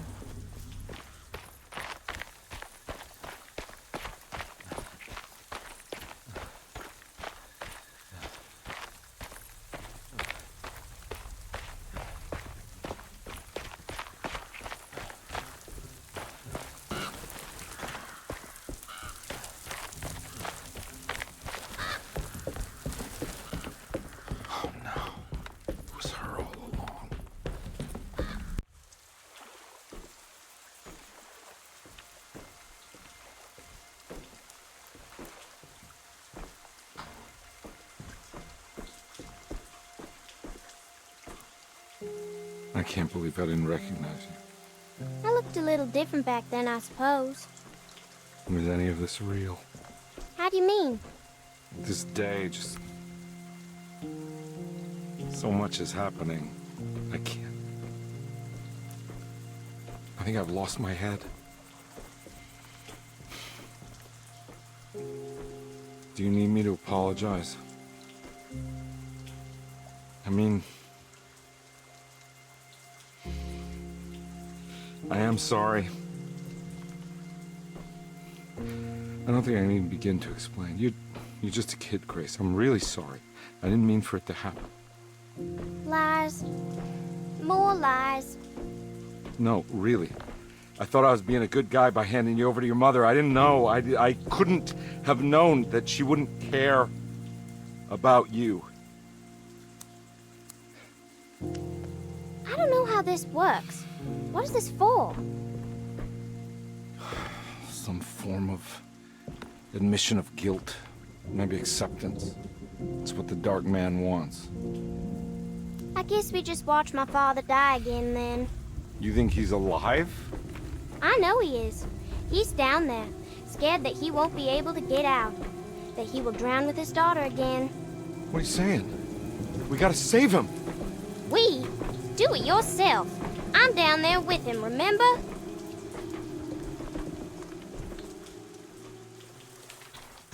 Thank you for the hydrate, James. I gotta go grab a bottle of water.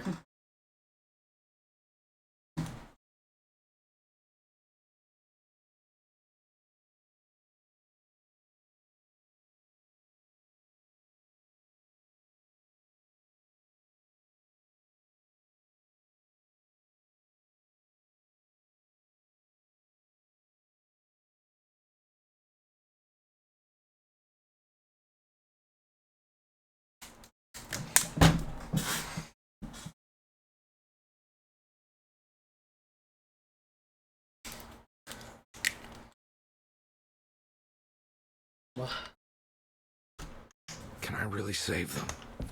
This all happened so long ago. I have to find a way to get down there. I have to see it with my own eyes. There was a boat at the house. There must be a way to save you both, right? Why else would I be here?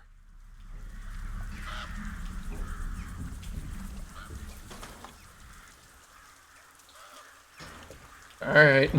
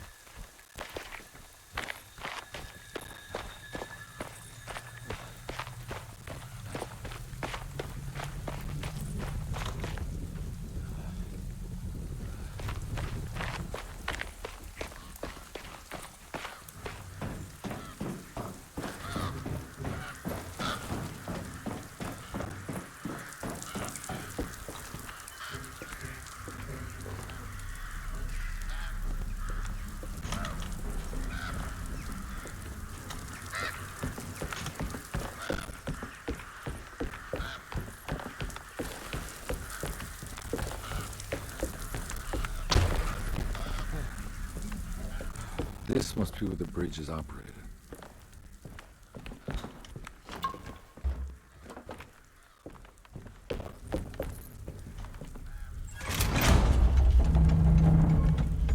Nothing's happening. It's like something's holding it back.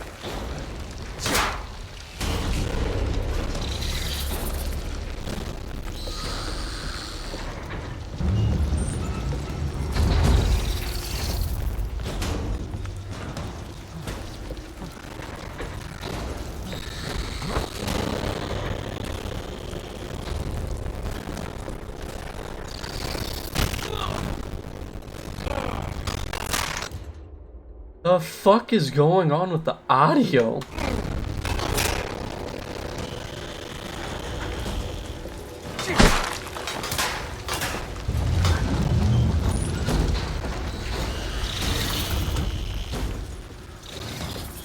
There we go. I should be able to pilot the boat.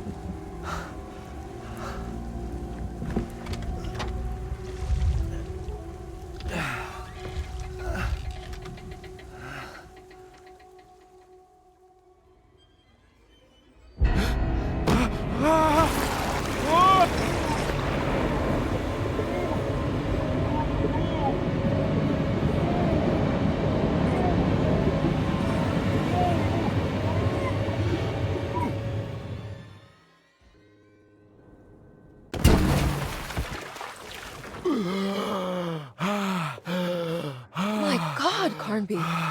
Are you okay? Don't leave me alone. What the hell have you been doing? What's going on here? Look at this mess! I'm sorry, Mrs. Thompson. Don't make me kick you out of this house. Now get out!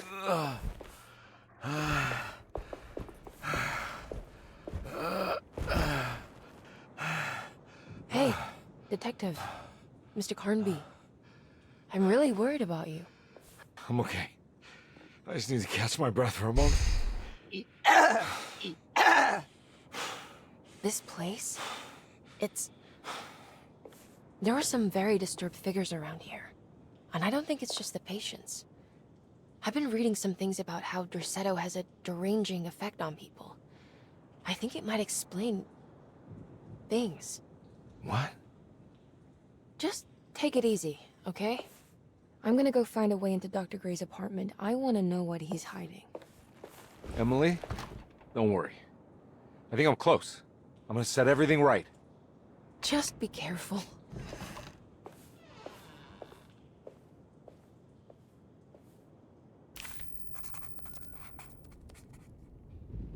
Just also so you know, the original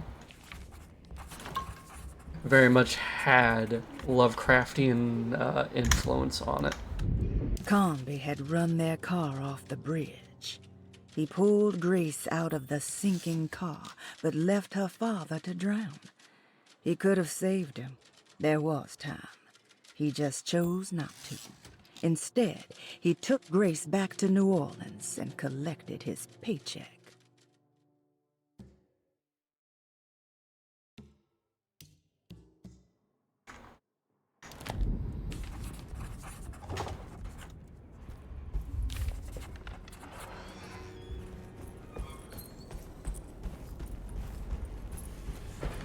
But yes, he is very much losing his mind due to the influence placed upon here.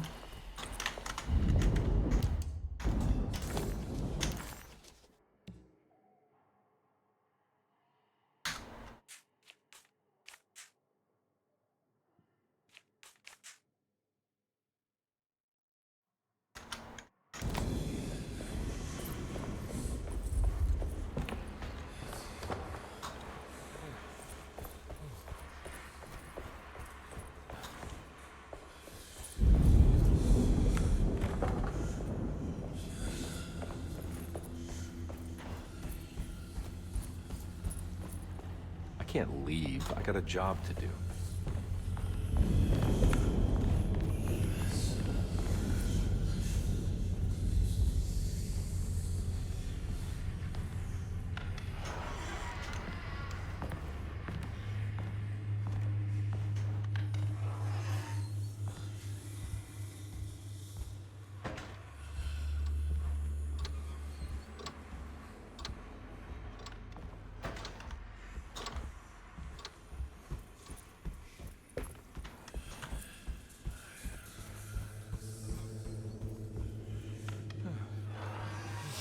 Detective, am I glad to see you. Lock the door, will you?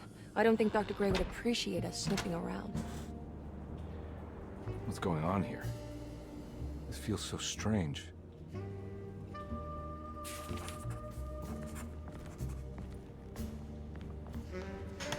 There's a book missing. They just decide, oh hey, now you're gonna play in the classic style.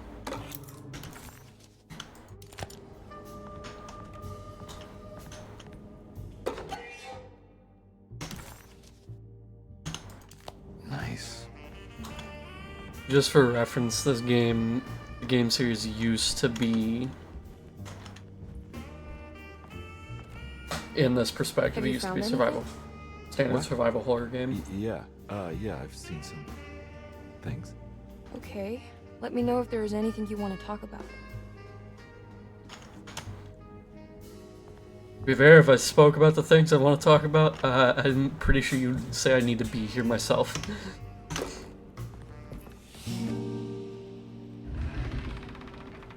What did you do? I was just rearranging the books. Well, come on, let's check it out.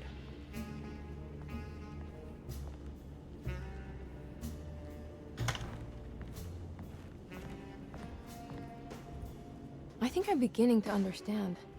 Dr. Gray is dealing with some kind of mass delusion.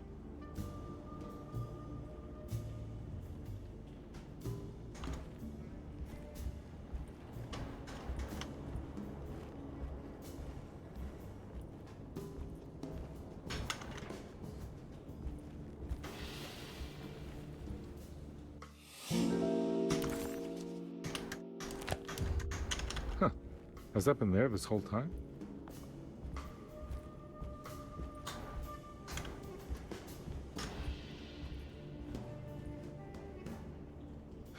What were you saying about mass delusion?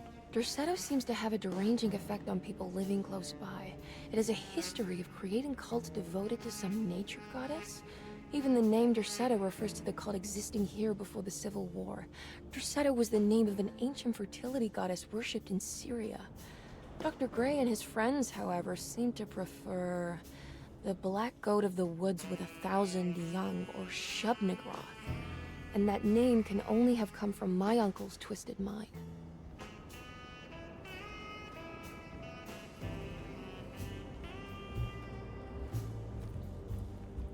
That mark on the floor looks like talisman positions, but from which direction should I look at it? The Snake Dagger, a monograph by Yael Klein.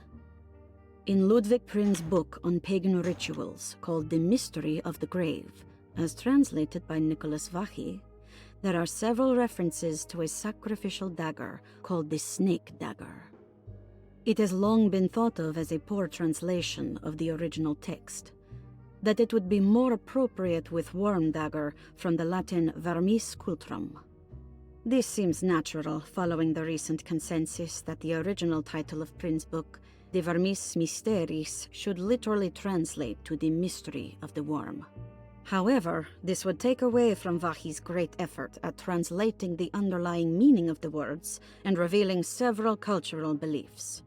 While Prin certainly was using the term worm as a symbol or synecdoche for death and the dead, which is made clear by the contents of the book, in the case of the dagger, we shouldn't be too hasty to dismiss his translation. Reading through Vachy's correspondence with his patron, it appears that he had more than just the Latin text at his disposal. Vachy had dug up Prin's living relatives and uncovered several cross-referenced historical texts and an actual snake dagger.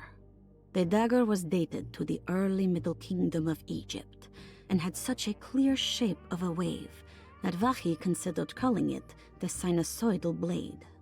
Knowing the full story, it seems prudent that he chose to translate it as snake and not worm.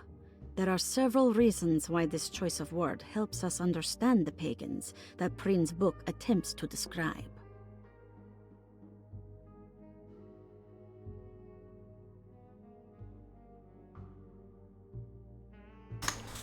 The symbolic value of the shape becomes more apparent when reading about the use for the dagger.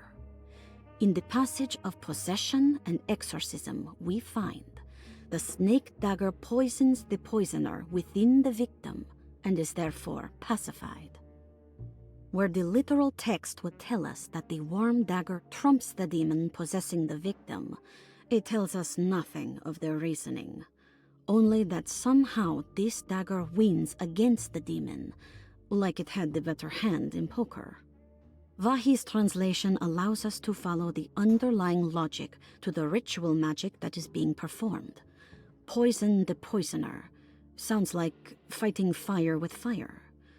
That to hurt the demon possessing its victim, the priests would have to fight back with a power that is known to the evil they are fighting. The snake dagger is therefore not only a good way to describe its form, but it also helps us understand how it could be thought of as a useful tool for exorcism. Finally, it also helps us understand their relationship to lunacy, that it was thought of as something poisoning the mind rather than controlling it. What is also interesting to note is that the possessed are always considered poisoned in their head and not their heart. The snake dagger always went to the eye of the possessed, leaving them partially blind, if they had the good luck to survive.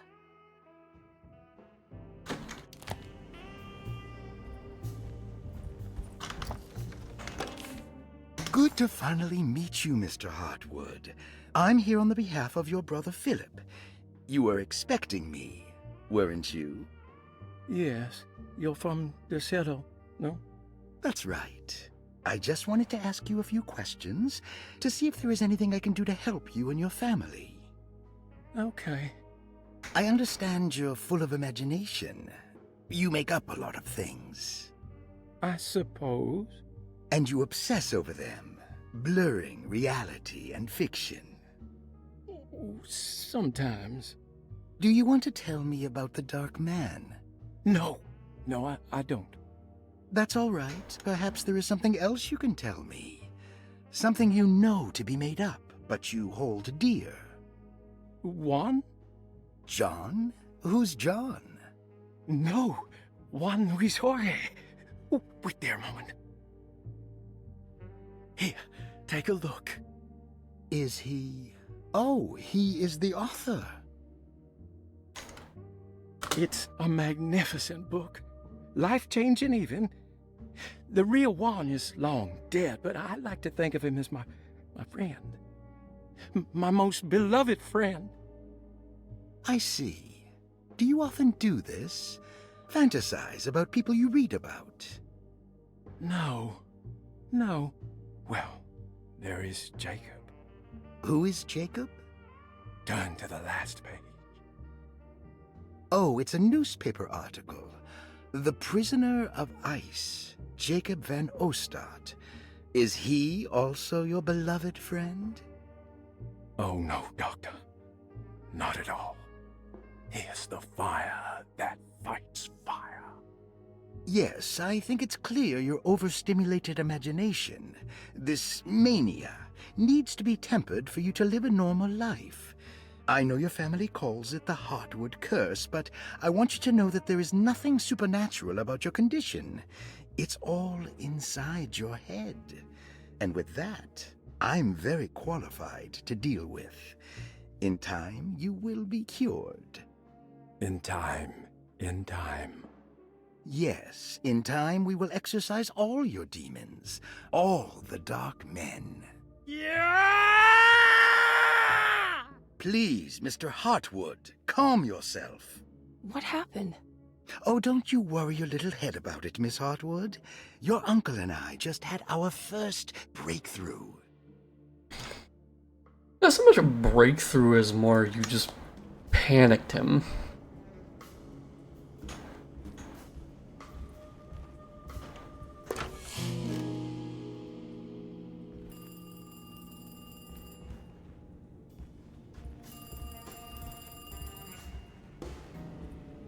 You think all of them are in this cult business? Even Jeremy? I'm not sure any of them have a choice at this point. We just need to find a way to stop all of this.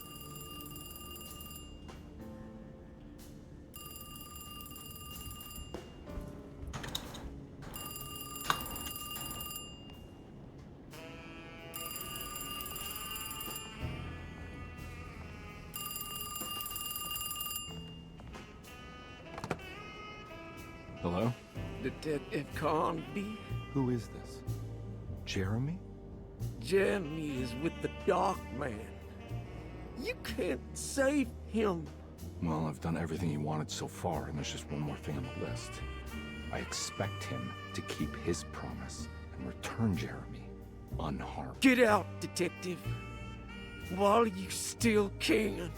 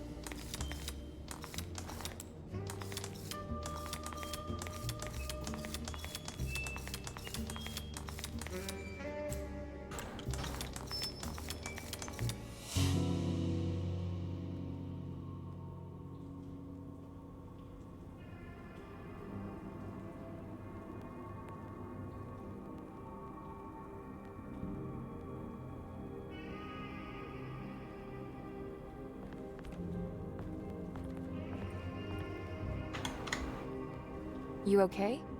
You look a little frazzled. Just stupid telephone.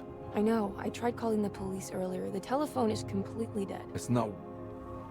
Yeah, no, the telephone isn't working.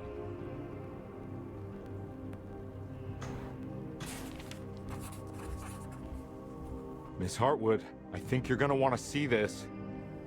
Is there something in the closet? Yeah, there is. You don't see the very obvious gate leading to whatever Jeremy's madness is serving up next? I don't understand. Are you making some kind of fashion metaphor? I'm sorry, I don't have time for this. Can you just tell me what you're doing? You don't see this. It's fine. It's fine. Catch you later. Are you going inside the closet? Yeah. You got a problem with that? No. Do what you think is right, Detective. Sorry, I didn't mean to. Goodbye, Miss Hartwood.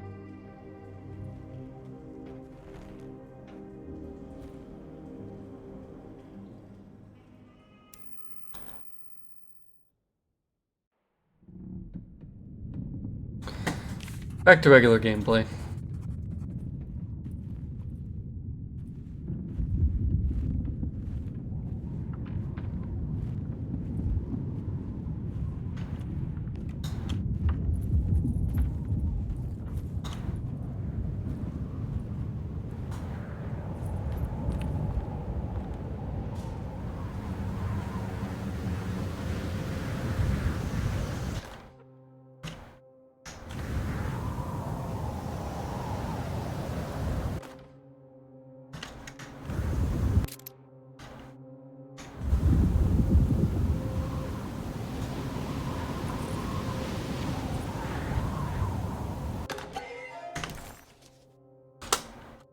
What can be said about Jacob van Ostad without evoking contempt or apologia? The first piece of information is the obvious. He is not the explorer Yermi idolized in his youth, but the figment of his imagination. If you want biographical facts, I am not the one to answer such questions. In the case of Yermi, he is a guardian of imagination, or rather a persona appointed the role of containing a self-sabotaging mania. However useful Jacob once was, his loyalty to Yermi has slowly been replaced by fanaticism. Like a firekeeper who has for decades been burnt by his own sacred flames, now does what he imagines the fire wants. Yermi has lost all control over Jacob and suffers greatly because of him, but is admittedly also still invigorated by his labor. In the plainest of words, Jacob keeps Yermi sick so he can remain Yermi. What can be said about Jacob?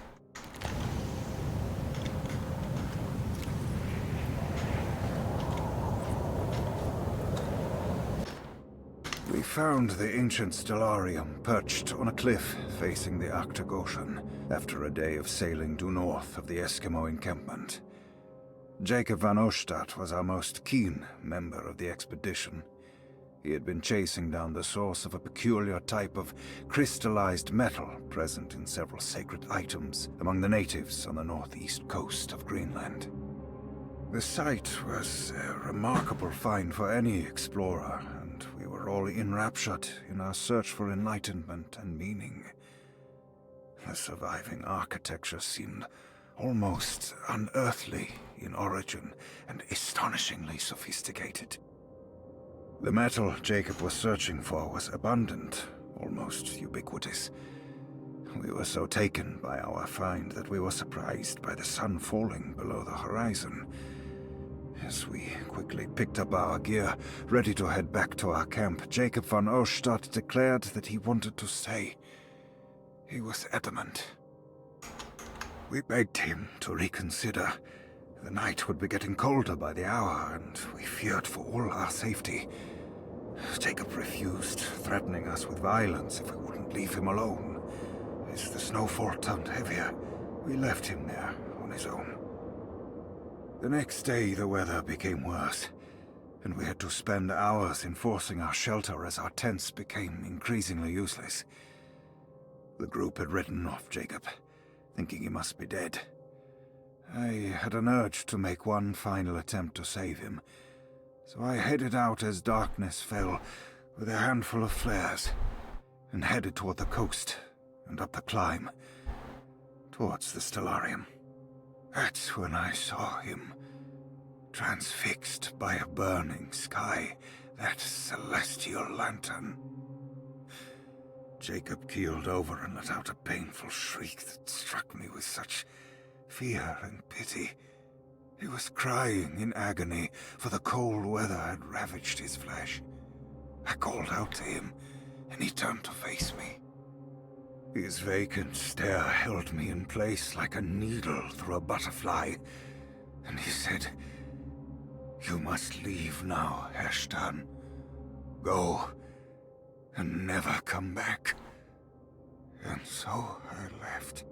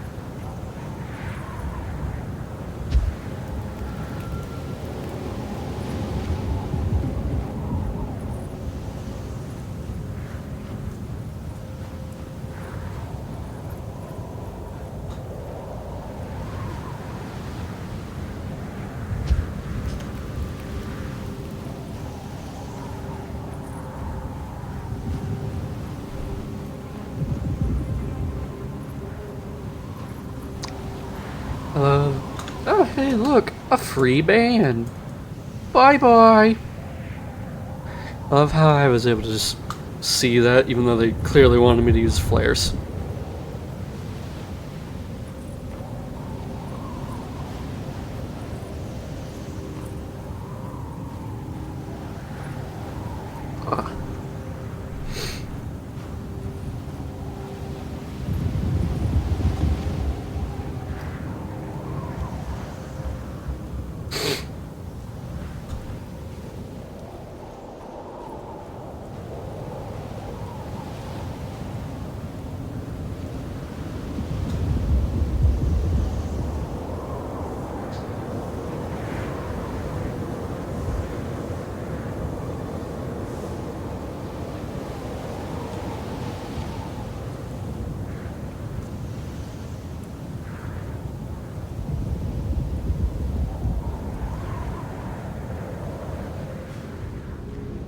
That doesn't look like a jump scare at all.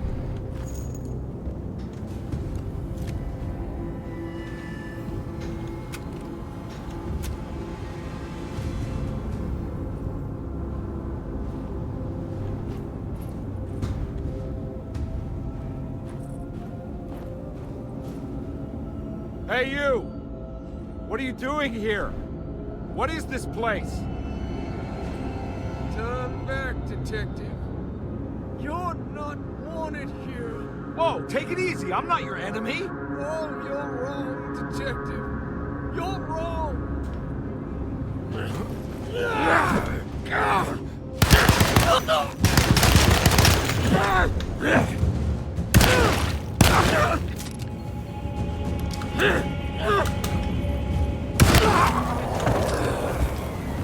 That was fucking easy.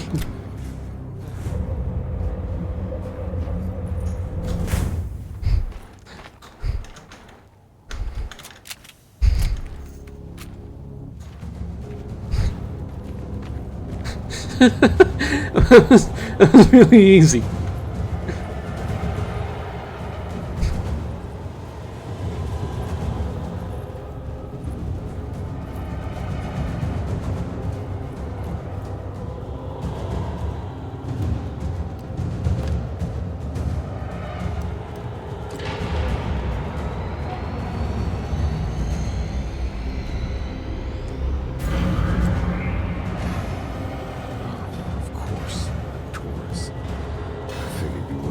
stars align, Jeremy. Maybe that is what temperament means.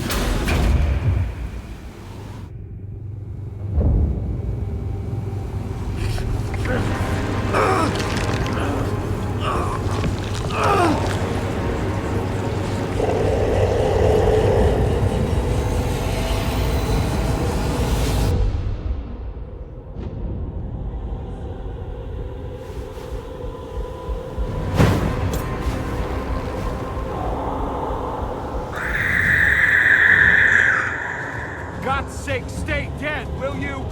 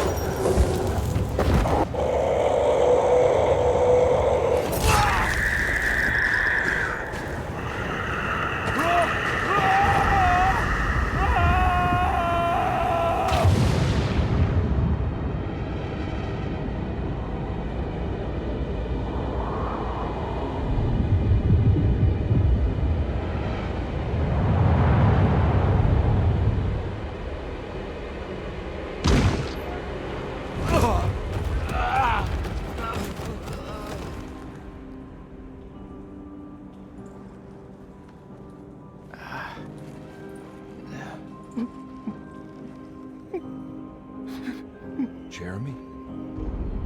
I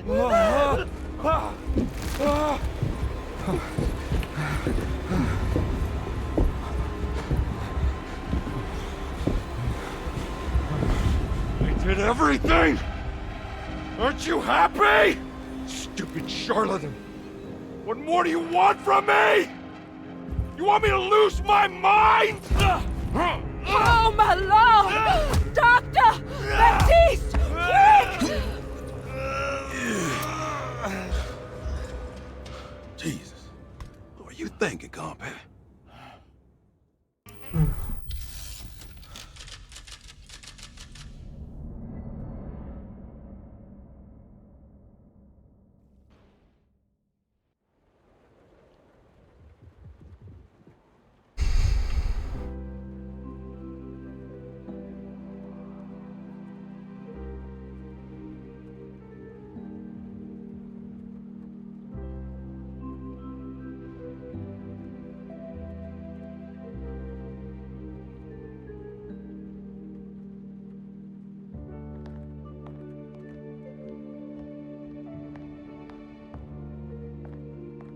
You awake? You are awake. Mr. Conby's up. Hey, buddy! I thought you'd be knocked out for the rest of the night. Come on out and join us, will you? I'll save you some gumbo. Good to have you back. You gave us all a good scare. What happened? You had a psychological breakdown. Sorry for manhandling you, but you were being violent, you see. You stabbed Jeremy and then punched Dr. Gray. Are they... okay? Jeremy's a little strange, but everything's back to normal. Really? All thanks to you, combat. You want to try standing up? Something not right. Well, if it isn't the hero of the day. How are you feeling, Detective? Never better. How about you two? Hey, Jeremy, I didn't do too much damage, did I? Things are fine. Very quiet. What's up with him? Painkillers? No. You see, despite you having the finesse of a one-eyed butcher, you managed to lobotomize dear Jeremy. I did what? It's actually quite impressive. It's not like I hadn't considered it myself. I just wish Jeremy could have been helped without reducing his personality to that of an oyster. But he's gonna live. Of course. As long as someone keeps feeding him, he'll outlive the best of us.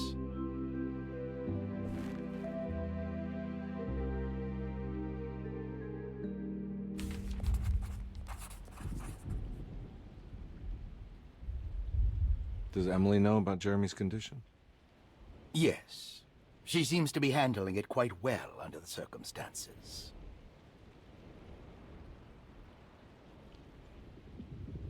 Does she still want to take Jeremy away from Derceto? I will have to insist that you do. This is not that kind of institution.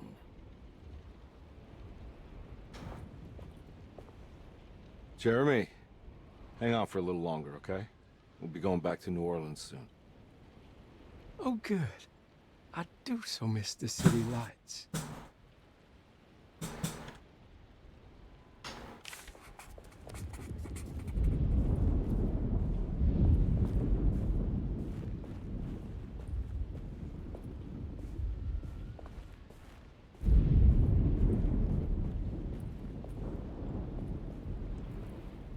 Hey, Ruth. Glad to see you made it back to Derceto. You too, Detective.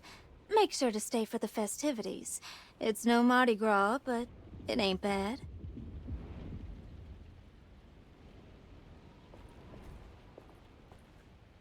You seen Emily around? I saw her packing some things into that old jalopy you arrived in about an hour ago. I'm sure she hasn't given up on you yet.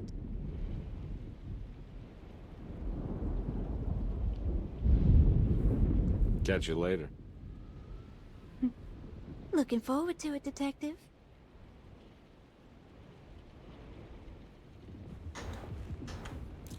Fuck this tree.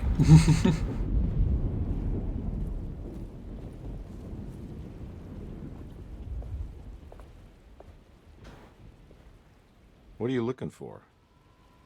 Just keeping an eye out for the storm. Radio says it could be a wild one. You don't know where Emily is, do you? She's packing some of Jeremy's things. Said she wanted to take them away. I'm sure she'll come and get you when she's ready.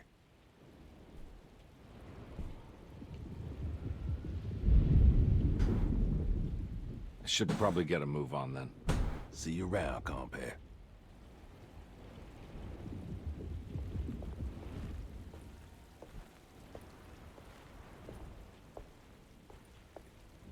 Good to see you back on your feet, Detective. Have some gumbo. Thanks. I'll save it for later.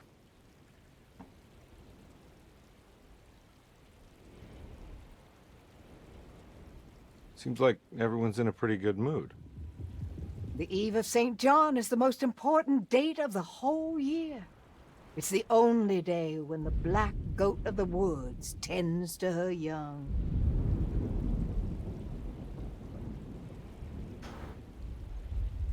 I'm gonna go look for Emily. Don't worry about her. She wouldn't leave without you, would she? I was thinking I should just lobotomize her uncle, probably.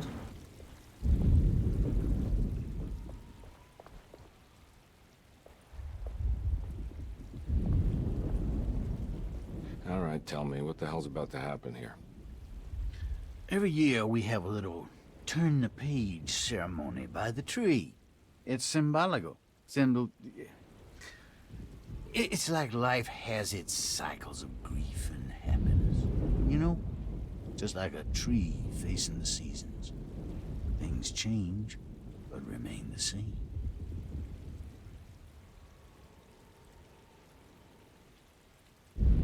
So this is basically New Year's Eve, but with a tree metaphor. Exactly. You're so smart. It's about starting again. I mean, who could use a positive message like that more than a bunch of lunatics like us?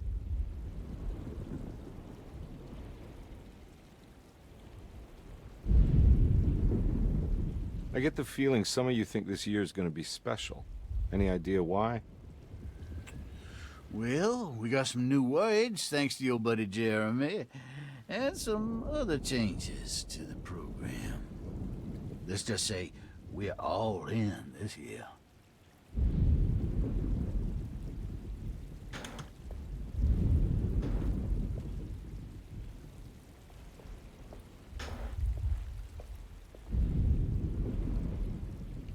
That is one impressive tree. More impressive than you could ever imagine.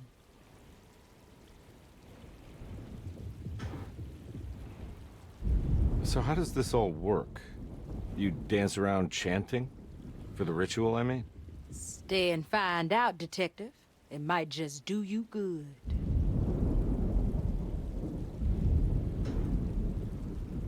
You haven't seen Emily, have you? No, Detective. I haven't.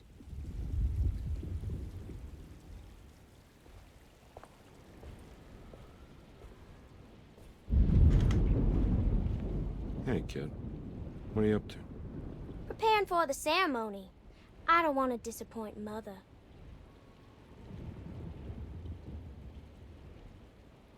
What's your part in this? I'm the Cabernet Corn. It's very important. Only I can settle our debt.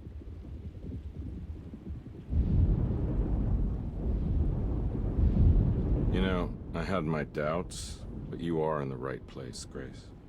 I think you might be right. For once.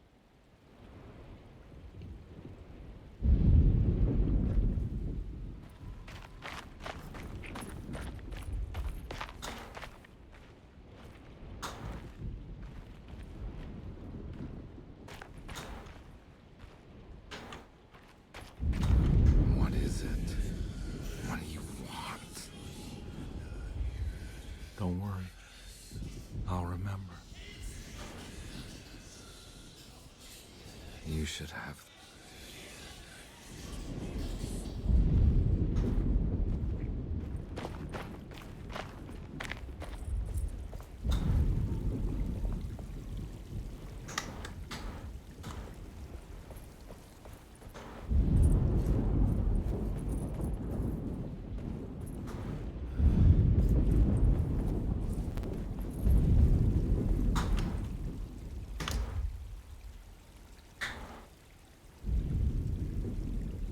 Everyone knows what to do? Y'all know the new words. Mrs. Thompson, we talked about this. I'm not sure everyone is comfortable. Doctor, I insist. This is important. We've waited for so long, Doctor. Let's just go with the old song. Not every change is an improvement. Boss, good or bad, we need to move forward. All in, Doc. Let's bet it all. But we don't know what we're dealing with. It'll be okay, Doctor. Better even.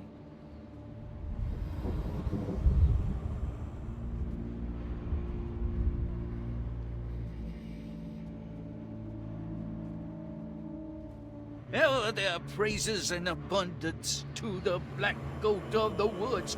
Hear us, mother. Take pity on us. Take pity on us. Ever Hear there us, praises Mother, and praises abundance and to the Black Goat of Take the pity Woods. on us. Hear us, Mother, and take pity on us. Take pity on us. Ever there's praises and abundance to the Black Goat of the Woods. Hear us, Mother, and take pity on us. Accept our sacrifice. Judge our work. Stop! Are you crazy? This here's what needs to happen, Carpet. Grace! Stop! Stop! Shoot the ground! Yeah! Shoot the ground! The Black Goat of the Woods! Stop in the ground! Yeah!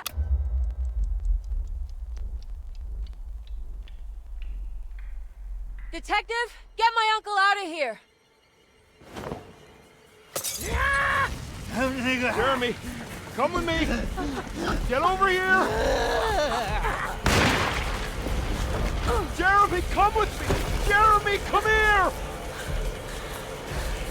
No! There has to be a sacrifice! We're doomed! Oh, hey, we're fighting the tree again.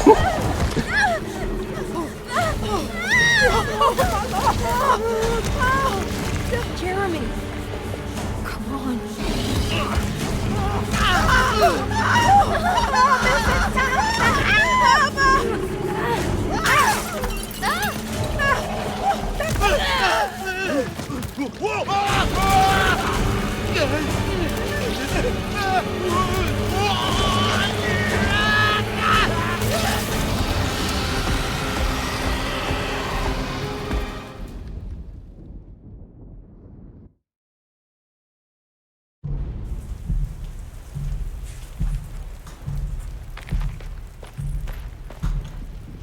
I can't let that monster leave Derceto. I have to stop it.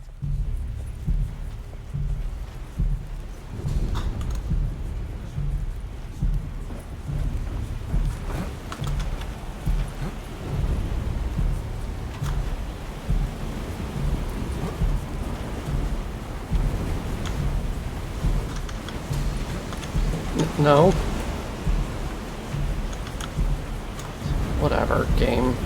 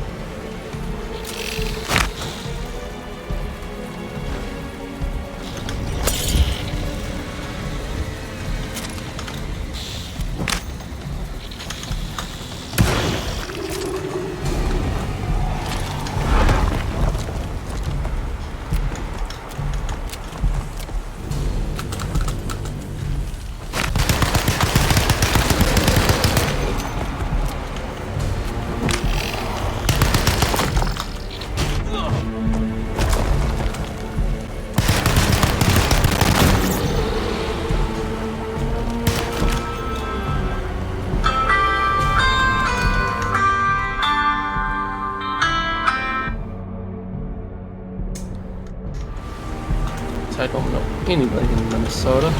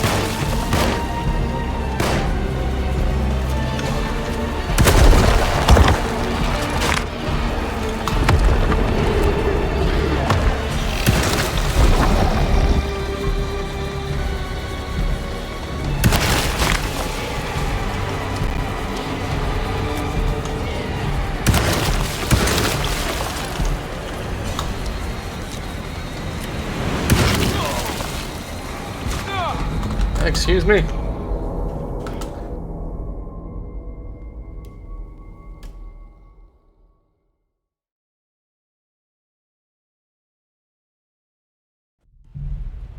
Yeah, it's gonna be right here.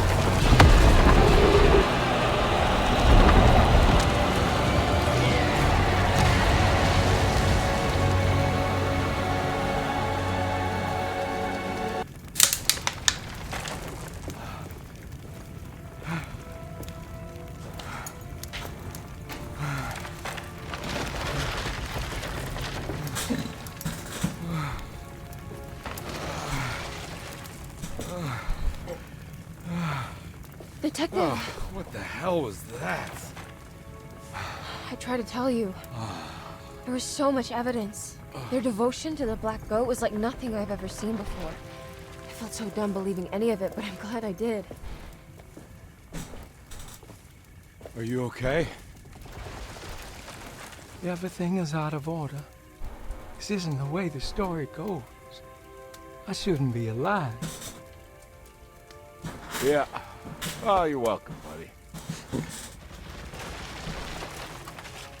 How are you doing, sweetie? I kinda like it. You ruined everything, but I'm not mad.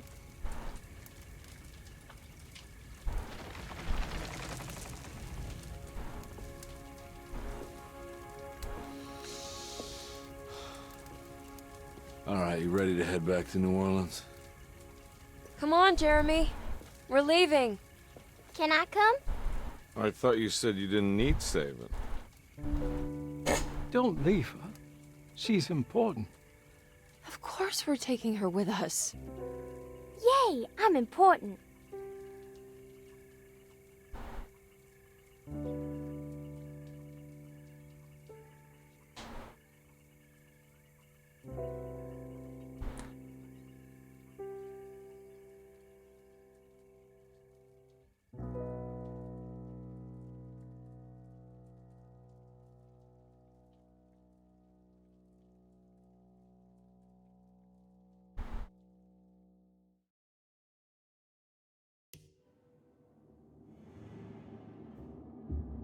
Alright, that was certainly an ending in the game.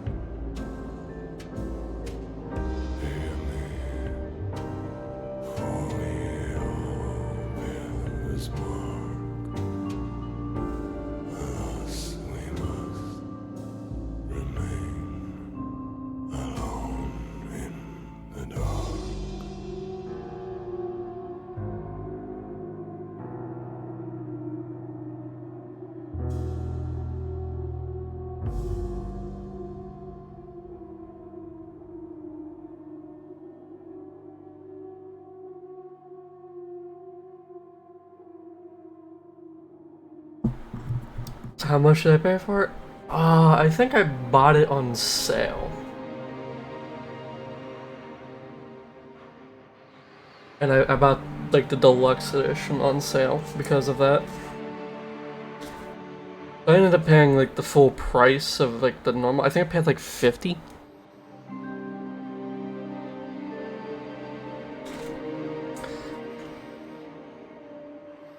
This game had potential. And it's different than the way the game's actually supposed to go.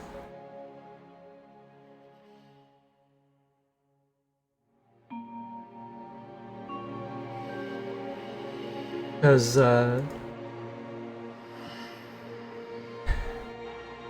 how would I rate this? 5 out of 10. There's a lot there. There is a lot there.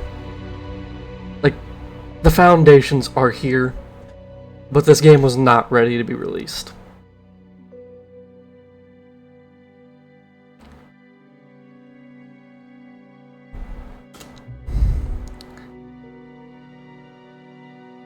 It was not ready.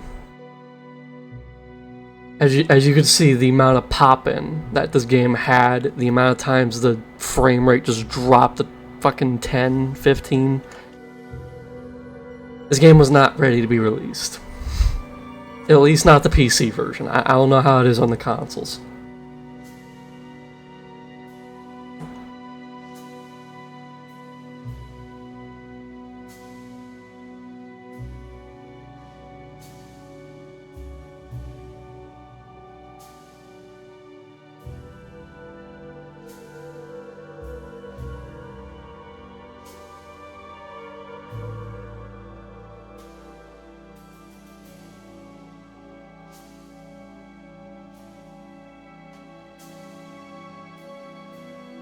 I'm not gonna lie, if you watch back on the original, like, first time playing this, you will see, like, very early on, my hopes were not good. It is a Lovecraftian story, so you're not meant to know everything going on.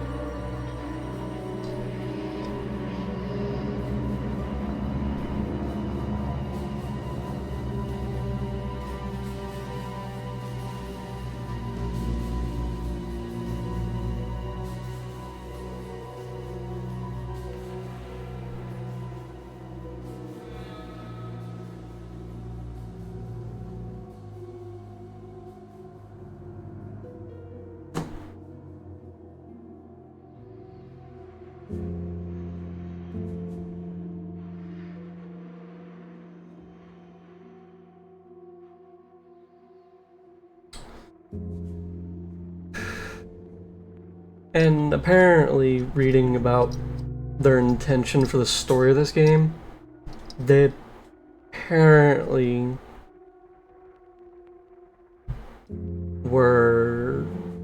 they looked at the original 3 games and then tried to write out the original intention but in a new story.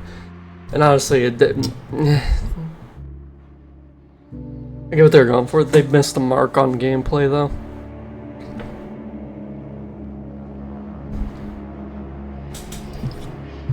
This game was just not ready.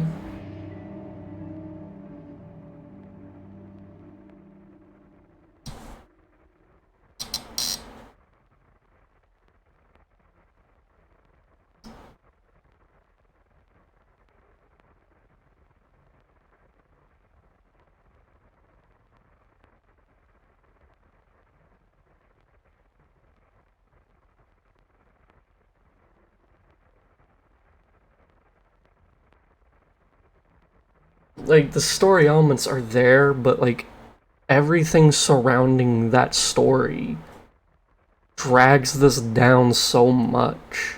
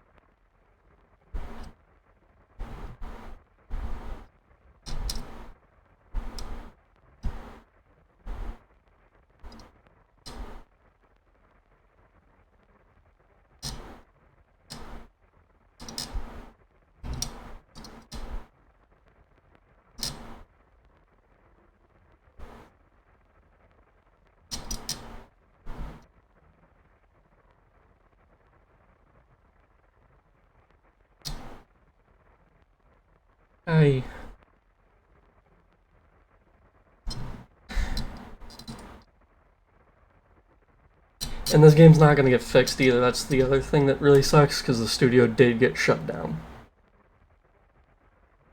There's no fixing what's wrong with this game anymore.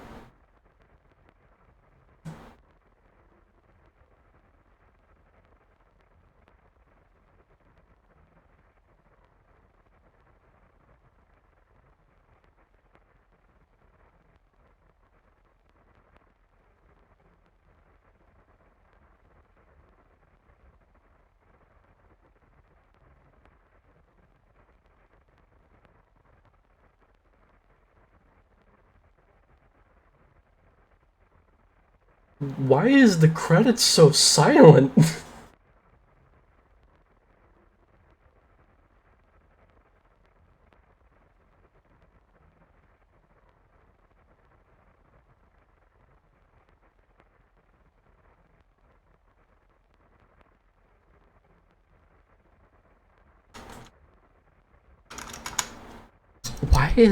Why are the credits just so silent? Like, what?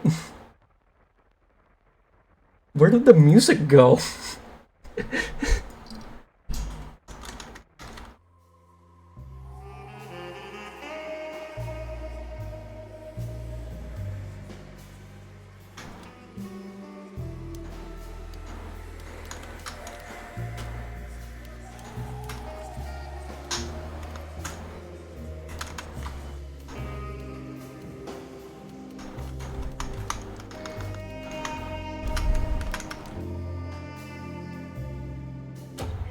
Does this just take me back to the boss fight? What happens here? Or does it take me straight to the credits? Okay, just takes me to the boss fight.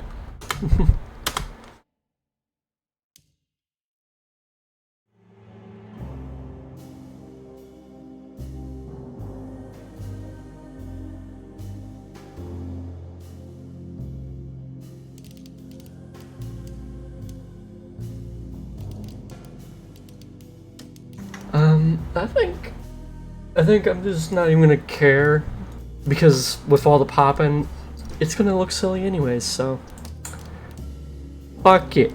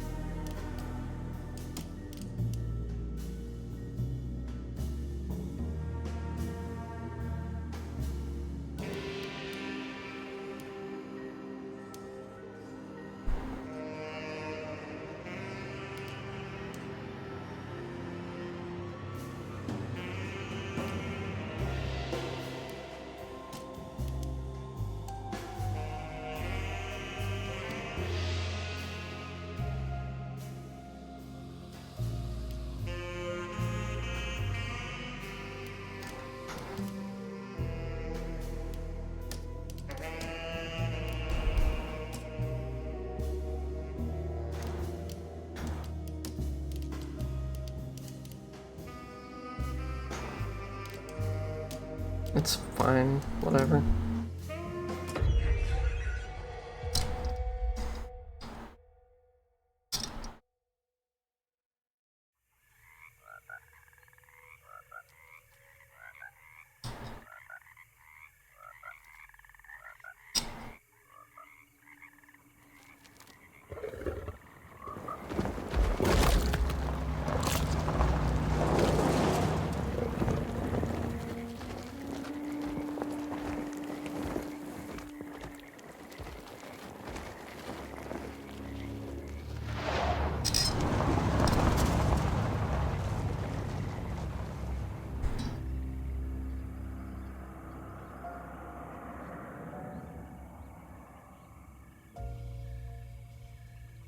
So, your uncle. What's wrong with him? He's possessed. As in the devil? Something like that. He says a dark man is following him, watching him at all times. What do you make of it? It It's nonsense, of course. But I'd be lying if I said it didn't bother me. Look at See, it them runs in my lips. family. Possession? No, Detective. Deteriorating melancholy. Practically every member of the Hartwood family is driven mad before they grow old.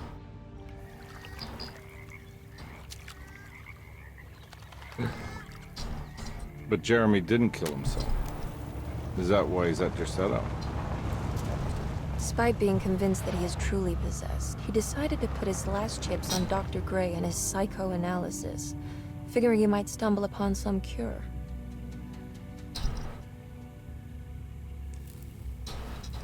You mentioned the letter. I received a disturbing letter from Jeremy accusing the staff and all the other patients of being involved in some cult. And now they are also out to get him. Could it be real? Or is it all just in his head? It's a story he tells himself, Mr. Carnby. Anything to avoid the truth. Which is? That we're all terribly insignificant. That people mean so very little to one another. That there is no one out to get Jeremy Hartwood because he isn't worth getting. Here we are. Well, it turns out everybody is in a cult.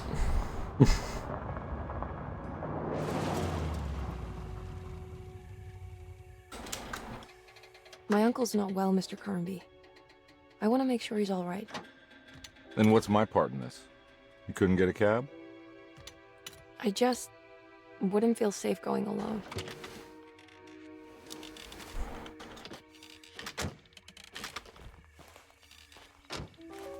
Did you bring a gun?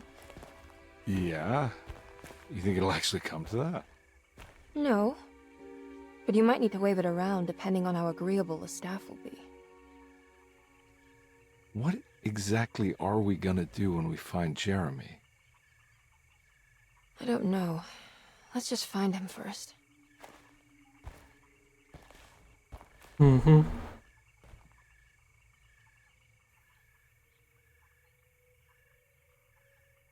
So yeah. We played as Edward last time. Fortunately, we didn't play with the magnificent mustache here.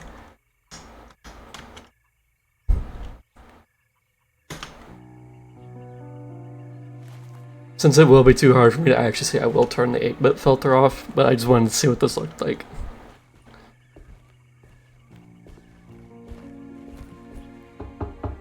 What the fuck? It's so quiet. Where is everyone? It's a big place. Maybe Why did he turn normal? Stay here. I'll have a look.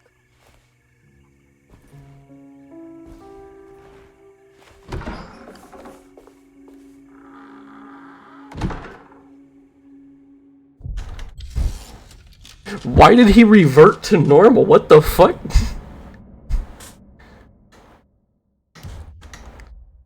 Yeah, this is gonna be too hard for me to actually see in this game, so.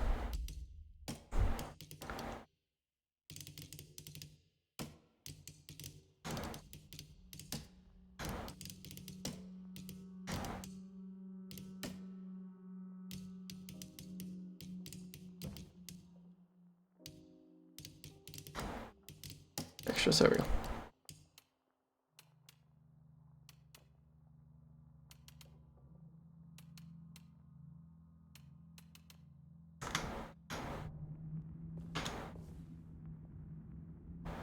Ah, beautiful.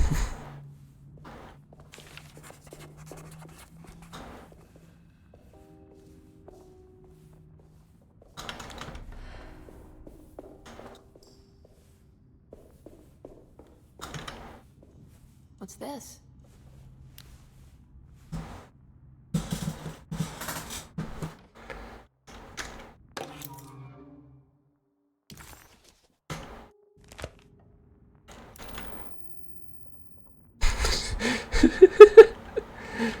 The fact that they didn't even just like pixelize it, it's just solid on the chest.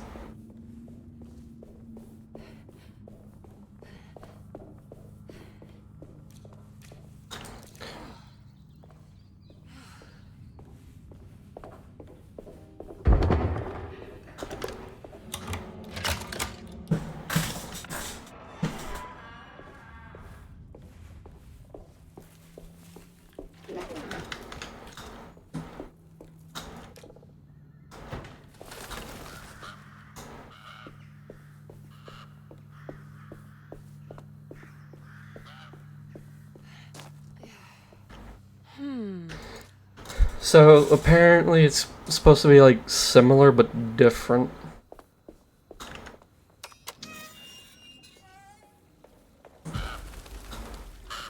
This must be older than Derceto. They've built the house around it.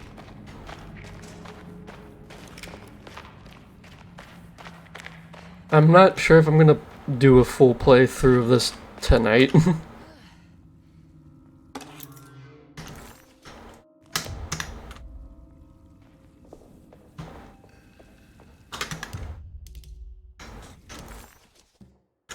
Okay, yeah, these do carry over still, without being New Game Plus.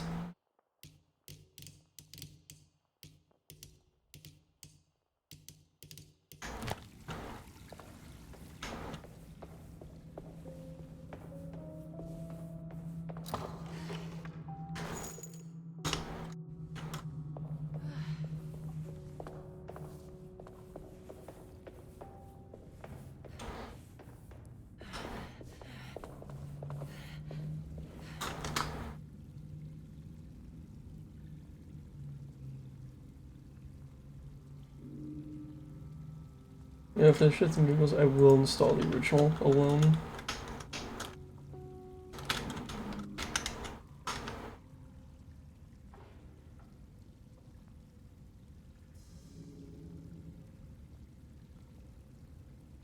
Just to show y'all the main difference.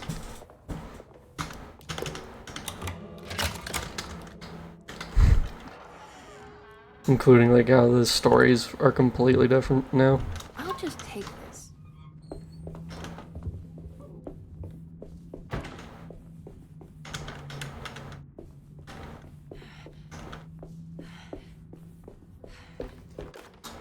Every day. I've already picked that up before.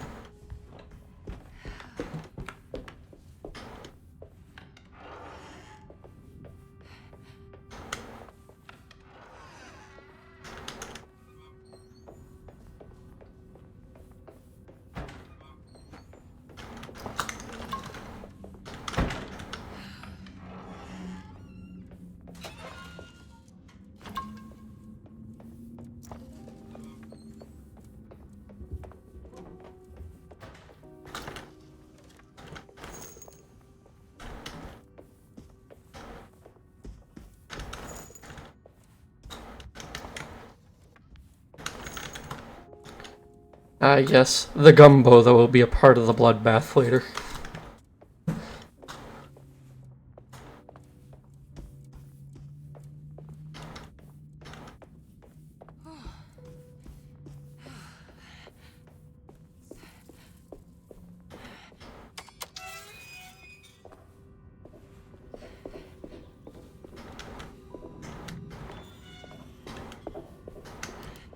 I need the key.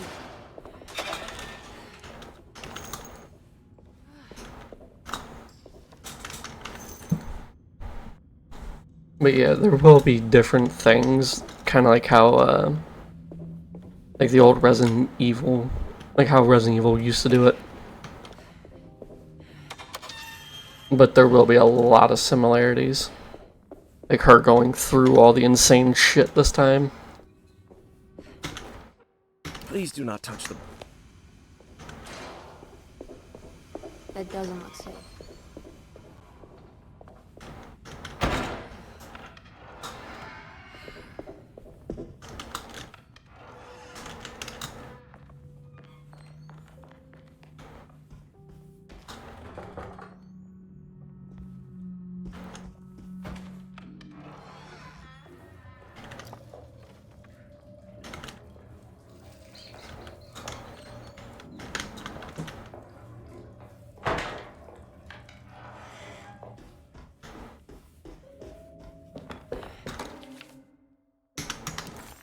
The fact that this is the only map in the game, too, is kind of stupid. Ooh, what's this?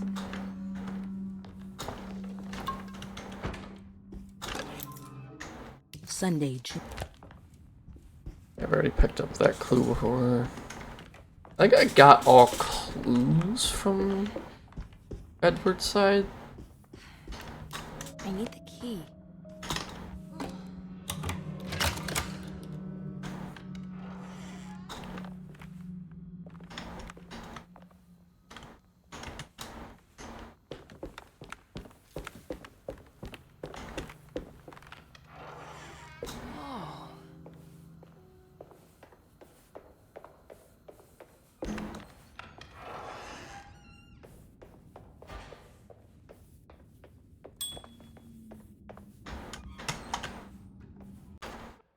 The Great Depression. I need the key.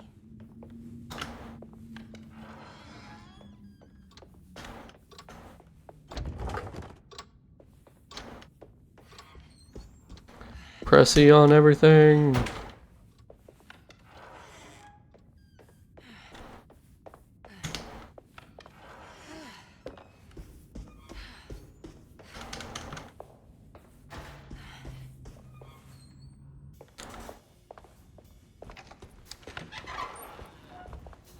Wait, don't.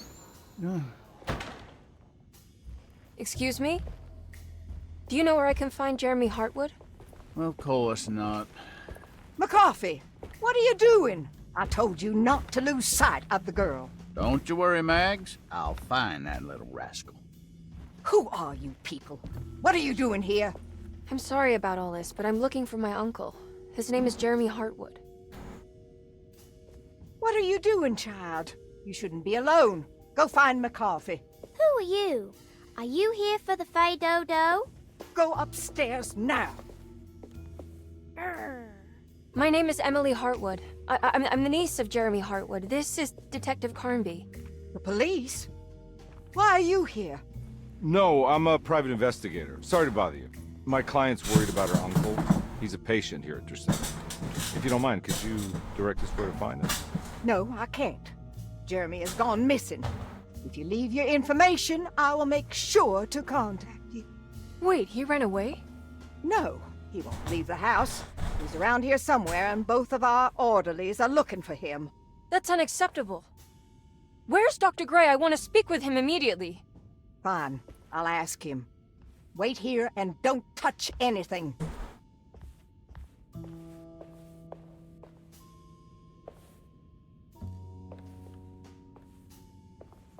Do you want to see Jeremy's room? Can you show us? Follow me.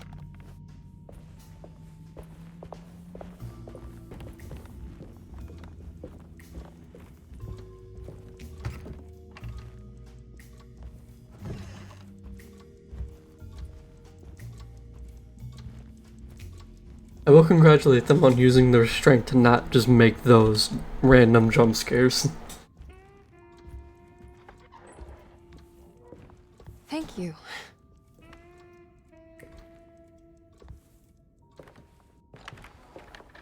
Strange kid. Let's look around, see what we can find.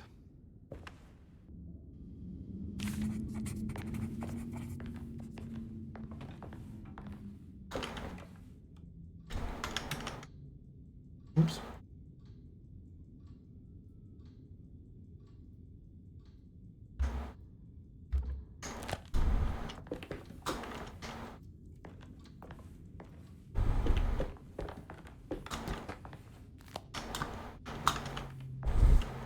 What kind of stuff are we looking for?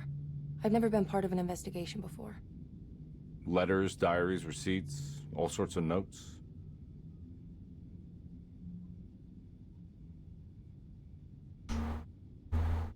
I've read about police analyzing teeth marks and blood samples and fingerprints to find criminals. Is that something you can do? No, that sounds more like the way the Bureau of Investigation does things. But, you know, if you do find teeth or blood, it's still worth mentioning.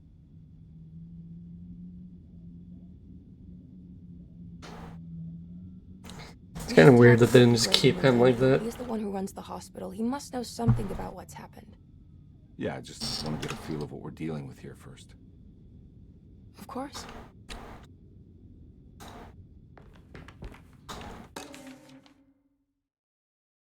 Every night the Dark Man's...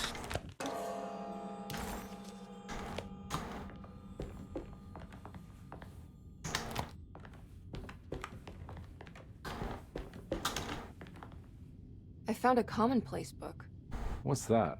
A notebook with all kinds of stuff in it. Do you know a place called Tarawea? Never heard of it. Is it close? I've no idea. Just seems like it was a place Jeremy wanted to visit. Good to know.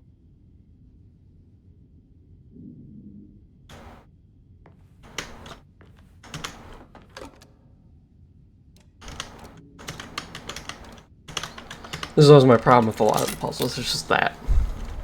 It's not really a puzzle.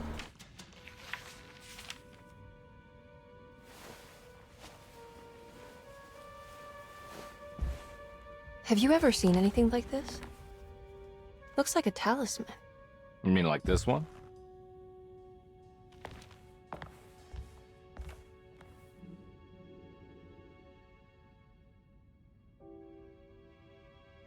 Can you find me a knife to cut the canvas? I want to take this with me. You want to take the painting? Sure, I'll find one.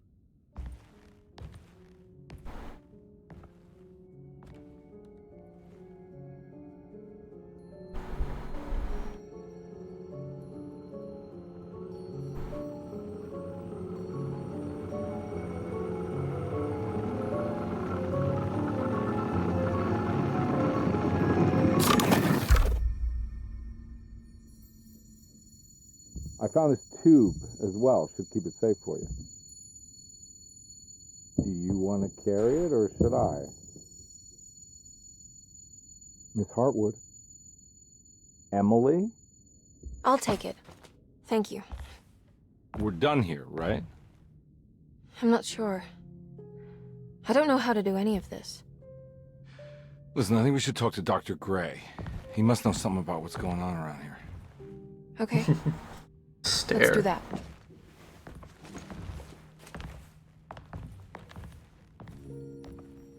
Come on, I don't want to be here all night.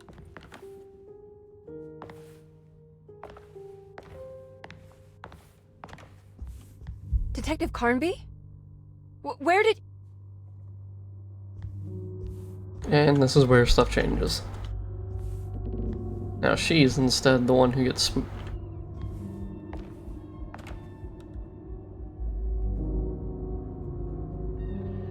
I think it's whoever was staring at the way they portraying it is whoever was staring at the photo, or not the photo, painting, is the one that gets sent to this place. What is this place?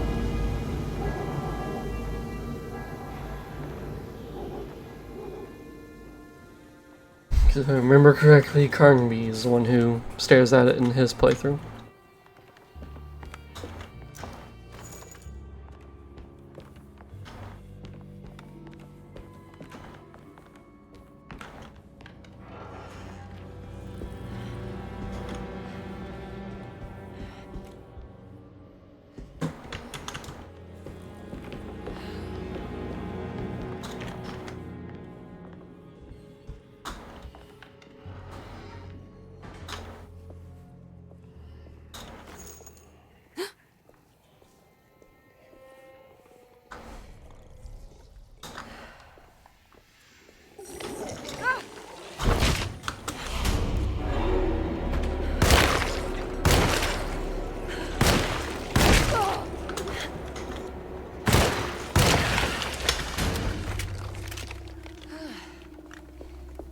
Well, that one just disappears.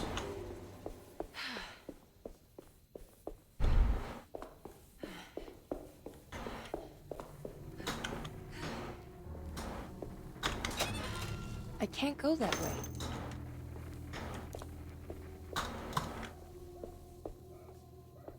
Well, she has a fucking slide pistol, whereas he had a revolver. This can't be.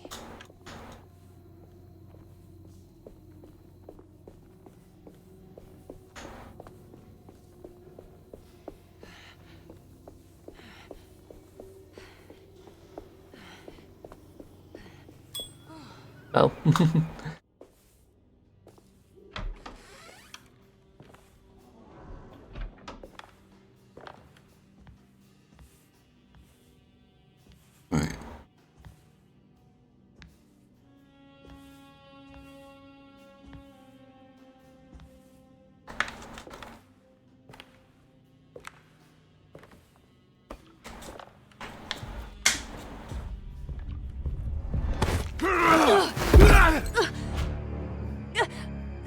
Emily, is that you?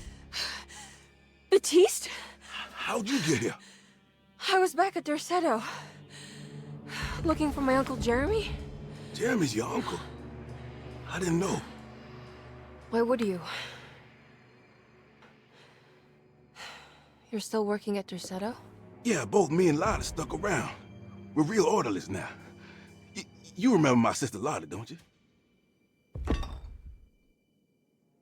What happened, Batiste? How are we here? You know about the dark man haunting your uncle? I'm familiar with his mental state. I think we all in his head somehow. Cause these streets are real, but they're not like on any map. Nah, this is like when you remember something, but in the wrong way. Do you know how to get back to Derceto? I'm not safe here. Truer words have yet been spoken, Mrs. Marcus. Don't call me that. It's Miss Emily Hartwood. There's no reason to call me anything else. I'm sorry, Miss Emily. I'm just trying to tell you like it is. This place ain't safe for no one. There's evil hiding in the dark. How do I get back? Only Jeremy knows how. He has this juju necklace guiding him. You mean this talisman? Mm-hmm. Just like it. He says it's been protecting him ever since he got it from Miss Jackson down the street. You know where it came from? Have you been there? I was there no more than 1 hour ago looking for Jeremy. Locked it up to keep the ghouls from getting inside. You can have the key if you want. Thank you. I'll take a look. Stay safe, miss.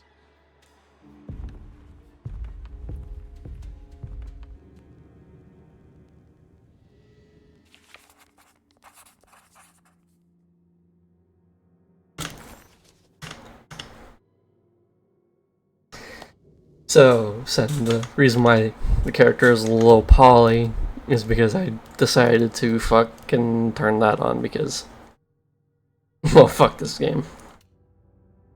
I did have it like this a minute ago.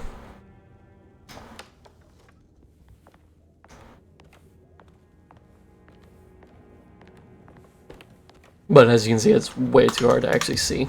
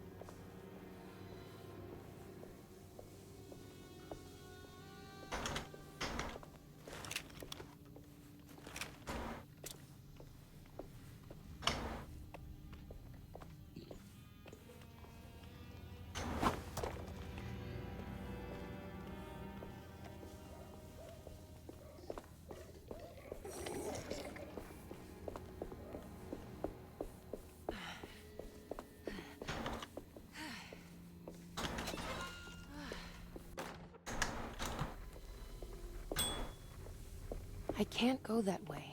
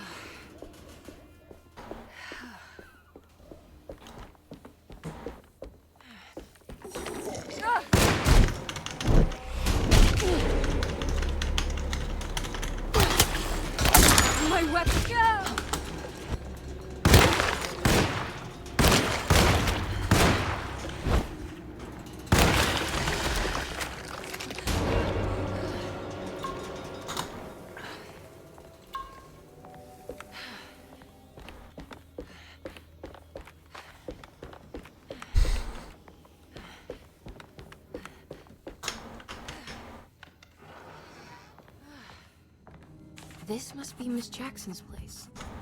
Let's see if we can find out more about Jeremy's talisman. It looks exactly like Jeremy's talisman.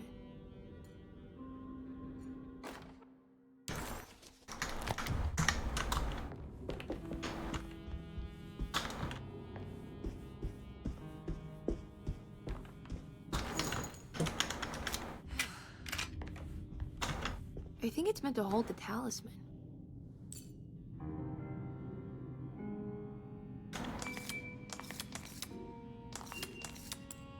I'm not sure what numbers I should use. Maybe there's something in Jeremy's notes.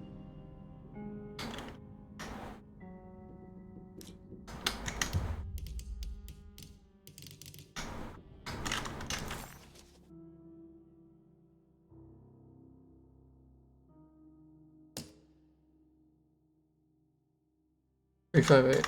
That's right.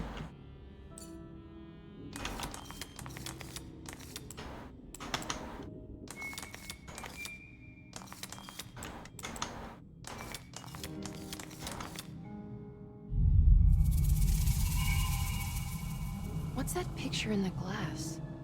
Where is that?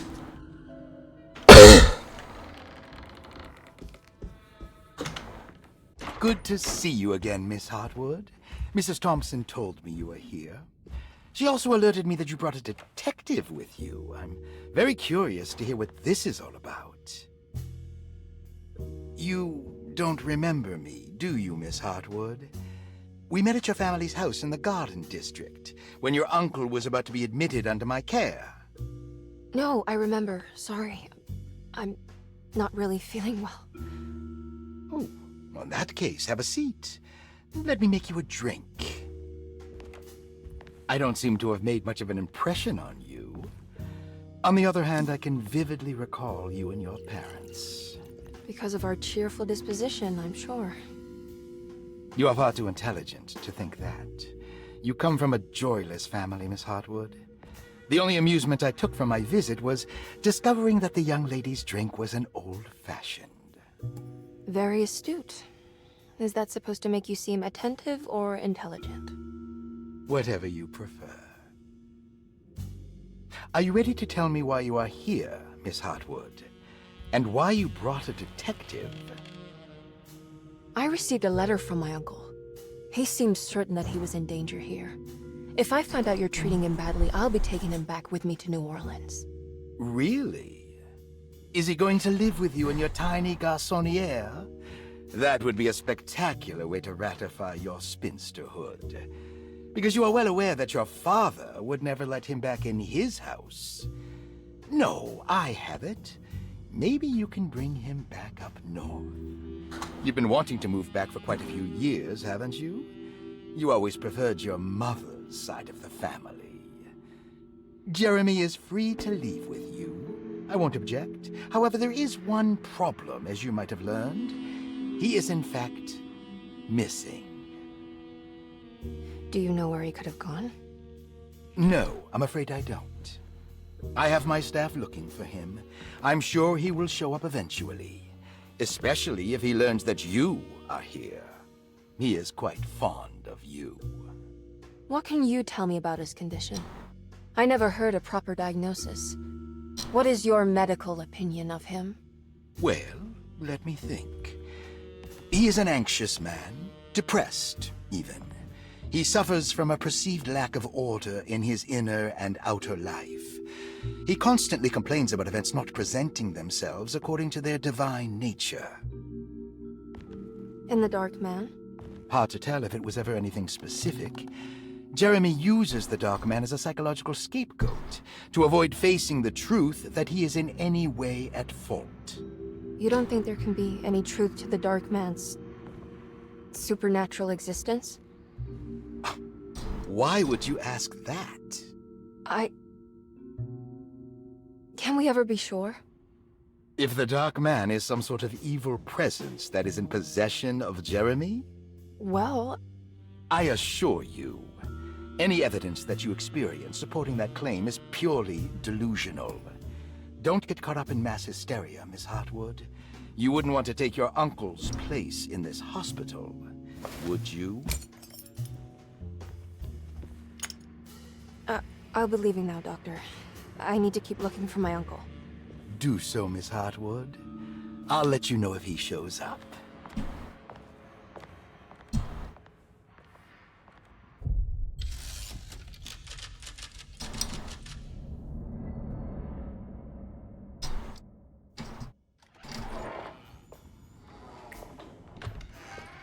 Detective Carnby! God, I'm glad to see you. I was afraid you had left. Me? You're the one who just disappeared. It's hard to explain. I think I blacked out. It was like I went somewhere else. It's okay, miss. You're clearly upset. No, I don't know what's happening. This is a very stressful situation for you, I understand. Ugh, no, you don't understand. Just take a deep breath. Why don't you sit down, smoke some of the Perique? If you want, I could even drive you back to New Orleans. I just want to have a talk with Dr. Gray first. I want to stay. I found a talisman just like the one in the painting. I think I might be able to figure out where Tarawea is, where Jeremy wanted to go. That's great. Just stay out of trouble, okay? Let me handle the investigation. I'm not crazy, Detective. Not yet. Okay, catch you later.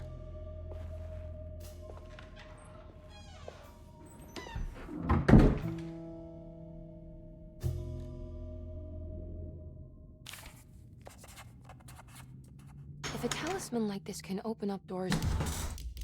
Well, it looks like when let's back off. Oh, there's the painting. Oh, hey, look, it broke the fucking voice acting.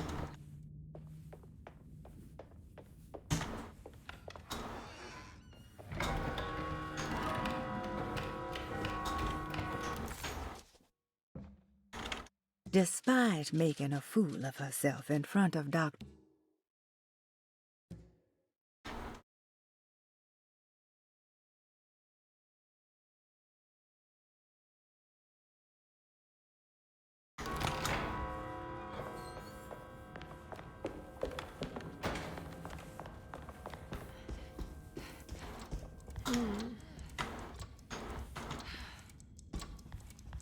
What's that stain? Looks like some kind of rot.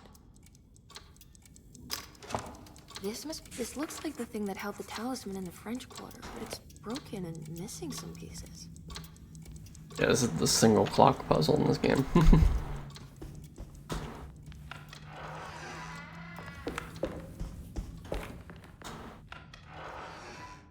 Jeremy's room. All back to normal. Emily's here.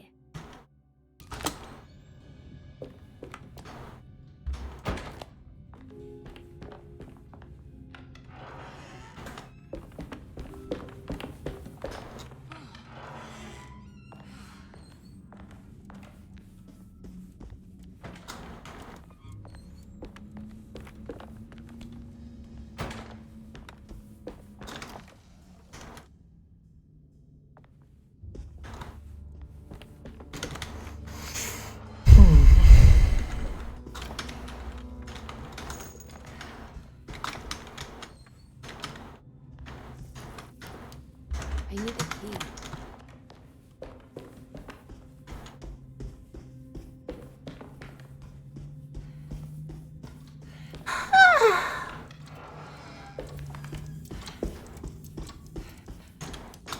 I need the key.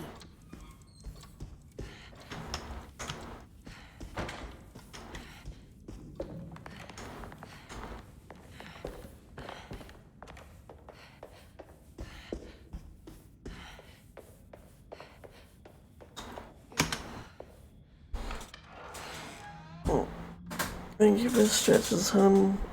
Oh. And for the head pants.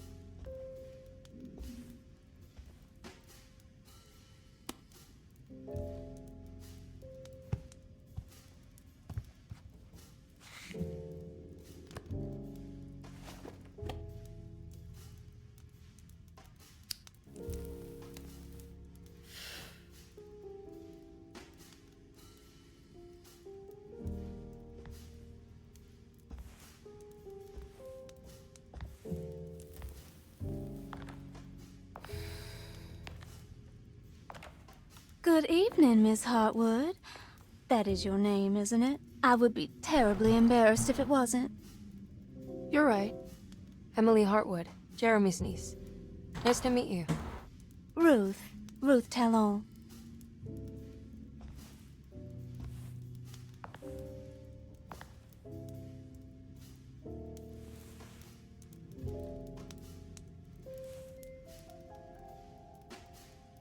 Is that Perique you're smoking? How terribly quaint.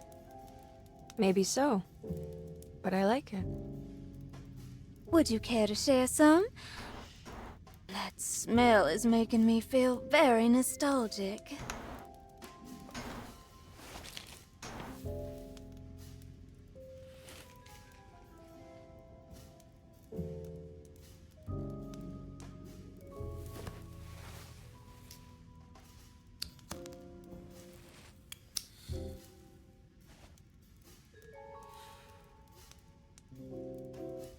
Is it all that you hope for?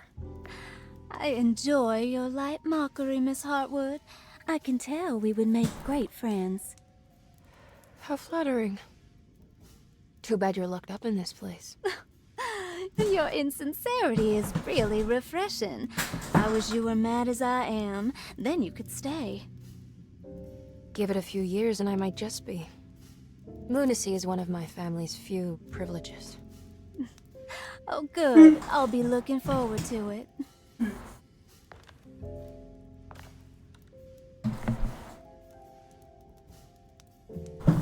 don't know anything about what happened to Jeremy, do you?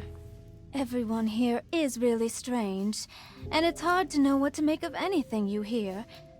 Occasionally, it sounds quite exciting, though. Good versus evil and all that. I'm sorry, but I don't think I have anything useful to share. It doesn't matter. Thank you for the much-needed break. Bon voyage.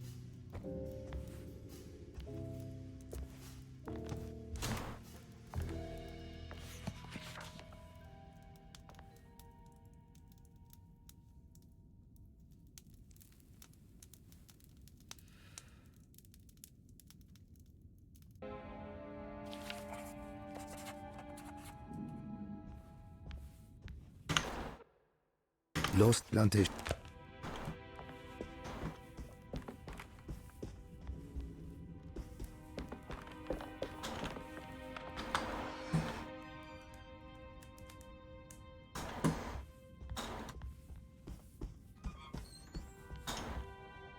Now this'll come in handy. Just get the shotgun immediately, okay?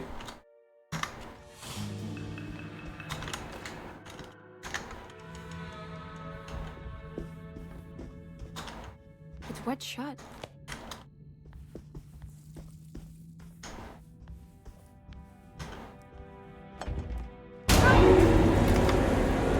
What is going on?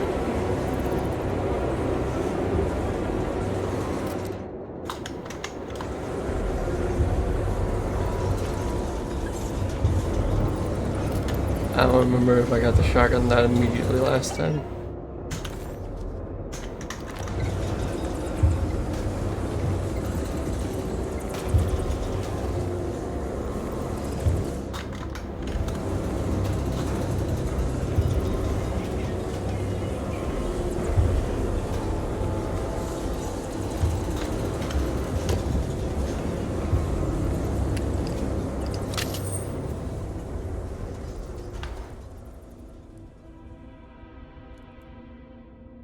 Everything's back to normal.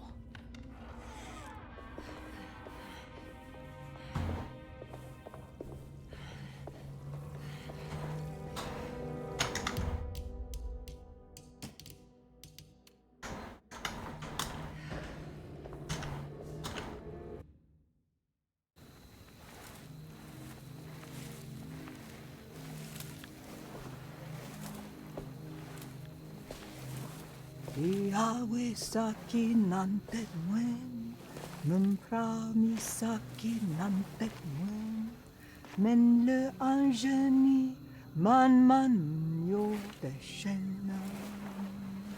What are you doing sneaking around? You almost scared me to death. I'm sorry. I didn't mean to disturb your ritual. I wouldn't have guessed voodoo was in practice at a place like this. The doctor may be all about science, but I know these roots have power. You know what's going on here? I have a feeling Derceto is cursed. There are several players with stakes in this game. Derceto isn't cursed or blessed. It's a battleground. And it would all be a lot better if you could get your uncle out sooner than later. That's all I'm trying to do. I wish you the best of luck, Miss Harwood. I really mean that. Now, if you'll excuse me, I need to look after my gumbo.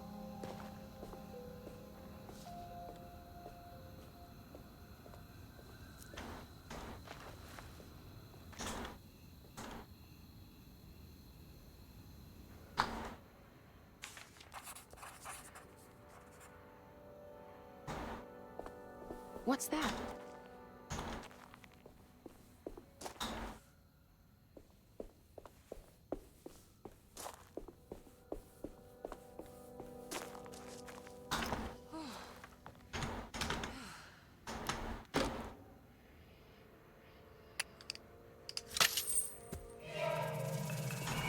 It worked.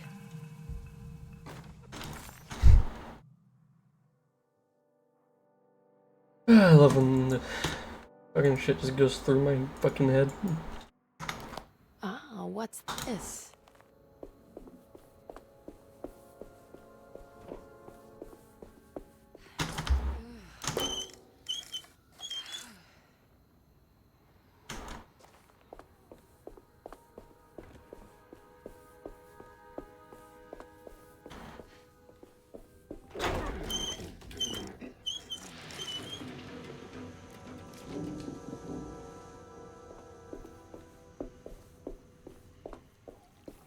There we go.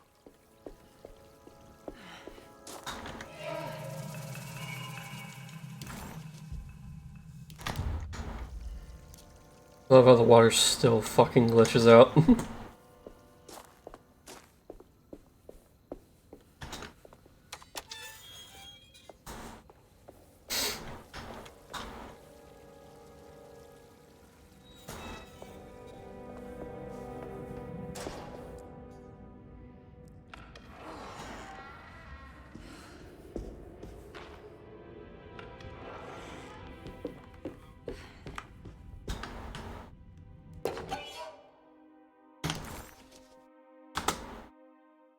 There are many ways to cross a threshold. The easiest one is being invited. A door swung open, leading you inside. Another is sleep, hypnosis, or even sudden fright. There are those who fold spaces that challenge Mobius, or jump through angles that defy Euclid.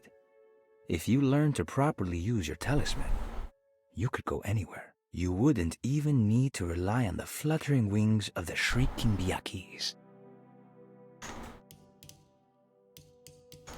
Yeah, that's the other reason to go through the separate campaign, is because it gives you the rest of these. Oh, that's right, I unlocked the shotgun cabinet because I already have all these.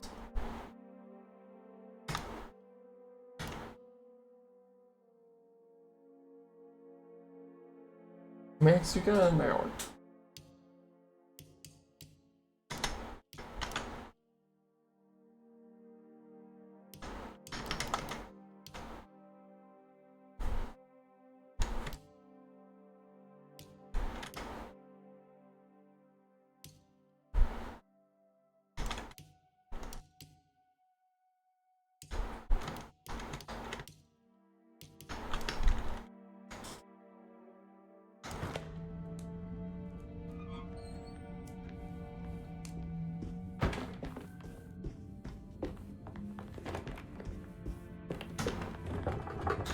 It's blocked.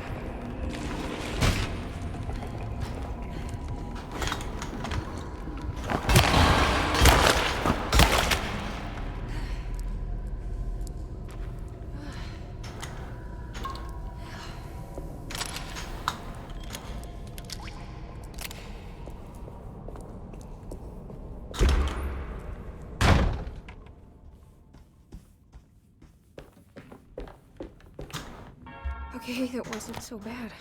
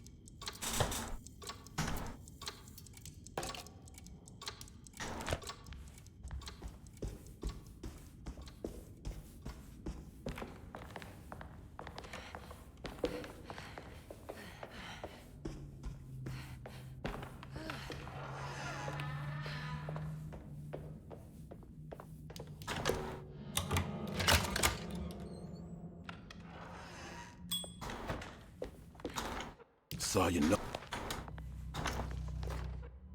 Dr. Elmore Lee.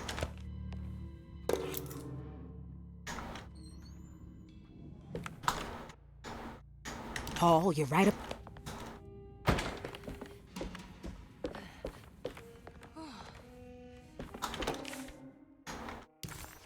Interesting. It all looks sturdy. Doubt I'll be opening this.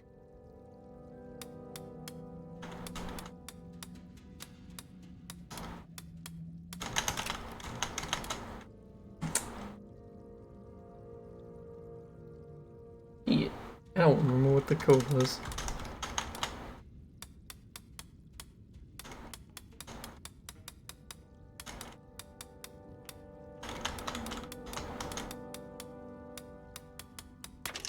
Oh wow, I can't believe I guessed the combination. I must be some kind of genius.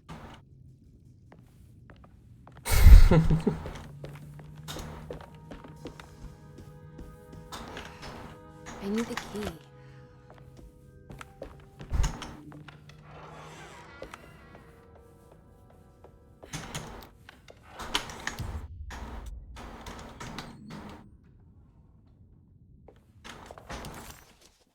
The housekeeper. They definitely didn't want you opening that soon, but it's nice that they acknowledge the fact that you can just play through again and use the code early.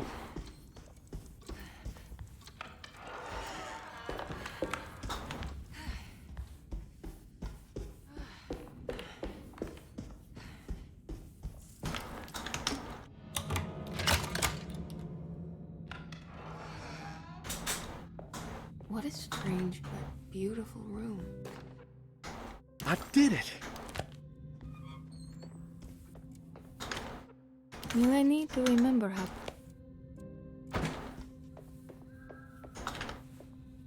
Are these zodiac signs?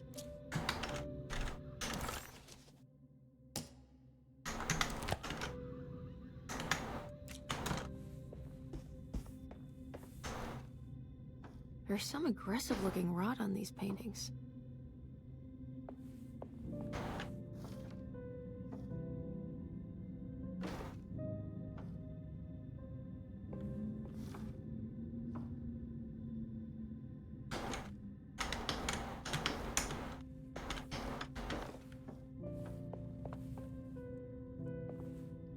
Well, Franklin and Nora. The Astarte Artist Colony. I'm pretty sure they had a Mardi Gras crew called the Pirates of Pontchartrain when I was a child.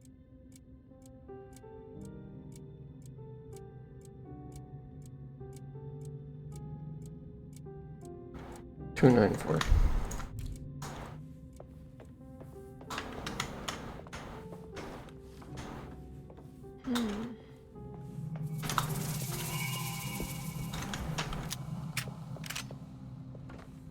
Look at me. I'm beautiful.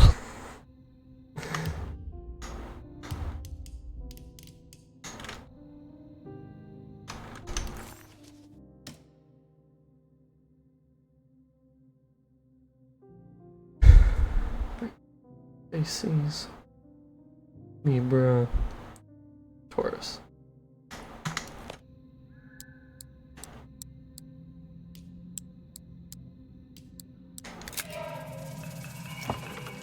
Here we go.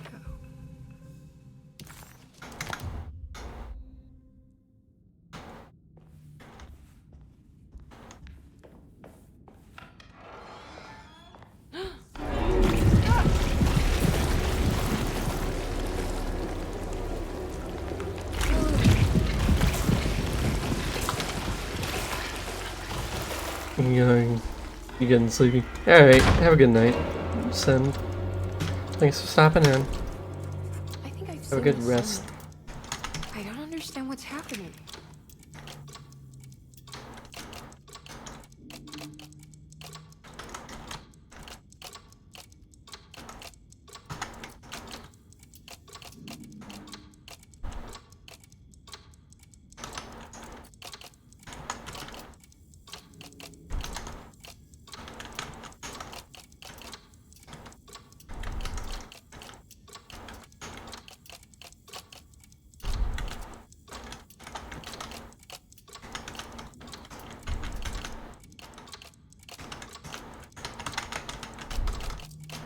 There was something in the commonplace book about this. Did it break? The clock just stopped.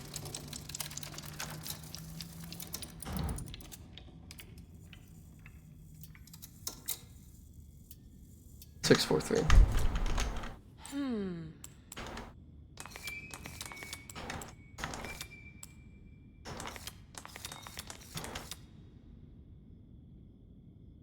And not even really a clock puzzle. That's just the hallway outside Jeremy's room, isn't it?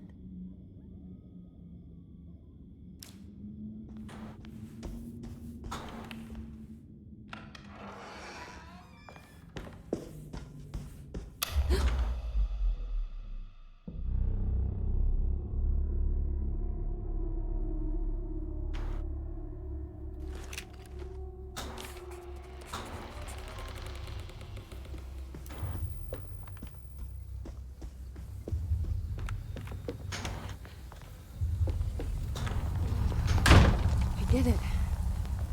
I opened up another dream.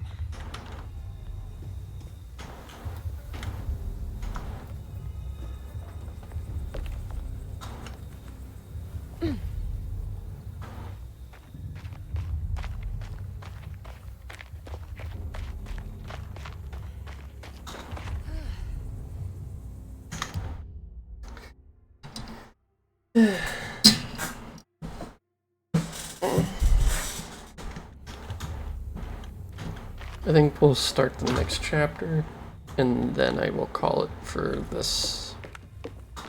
Main.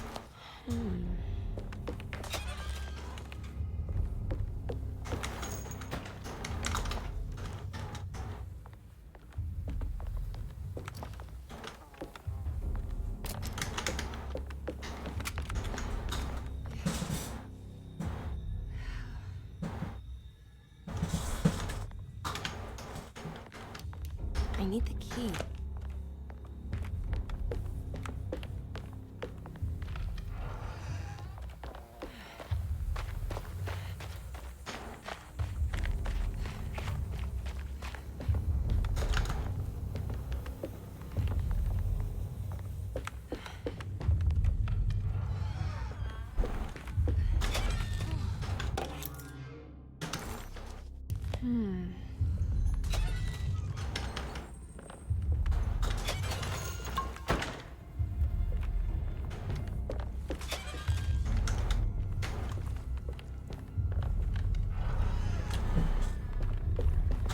There's something missing.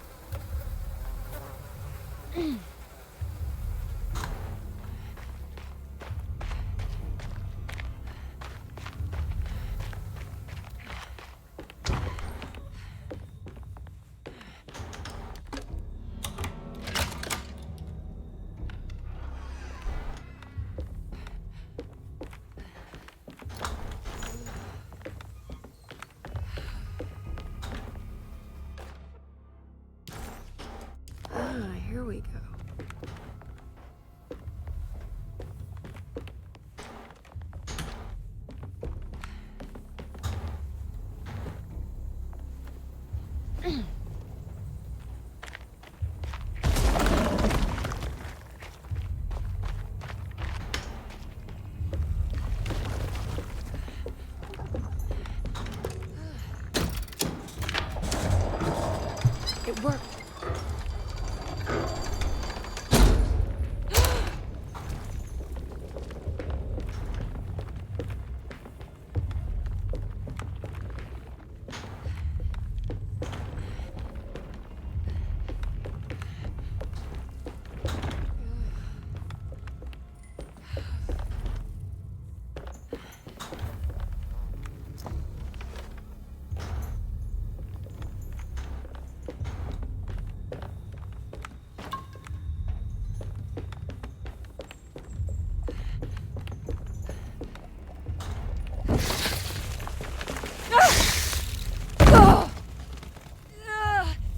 Ow.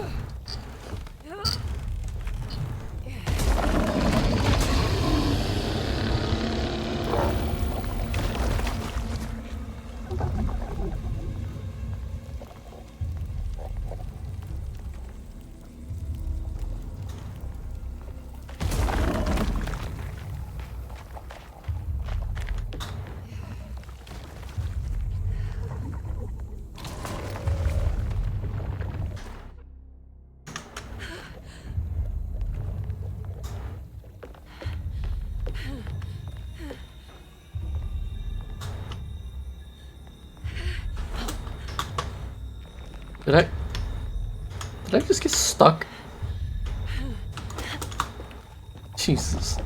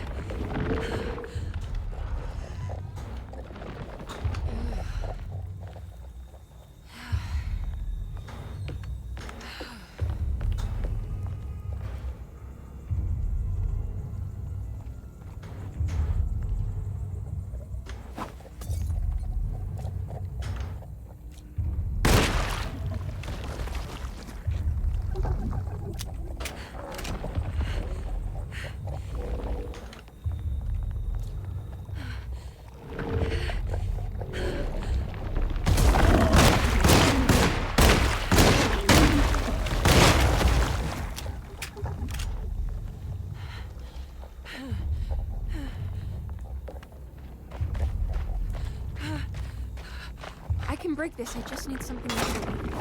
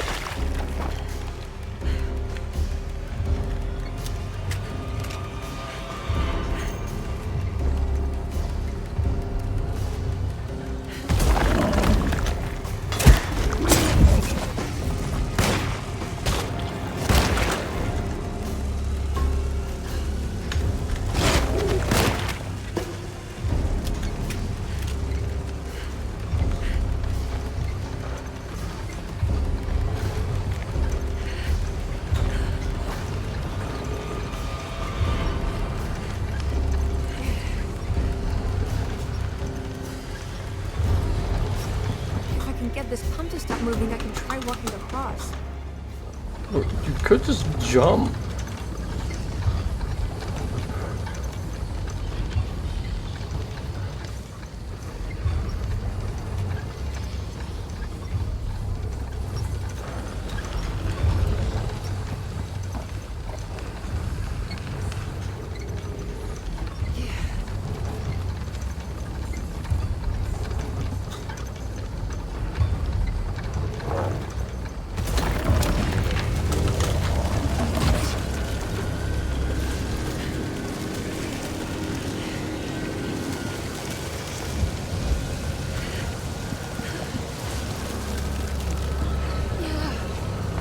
Like, you literally could have just hopped across.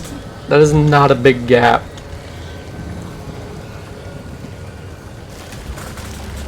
And then you didn't really have to hop, you could probably just step over it. I don't know. Now what?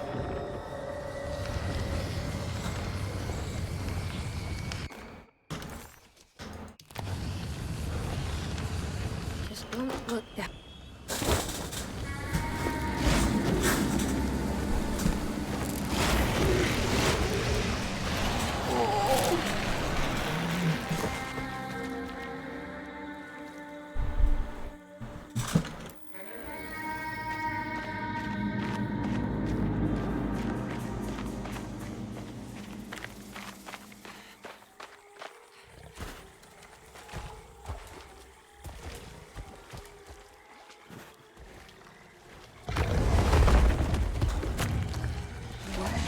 How is that?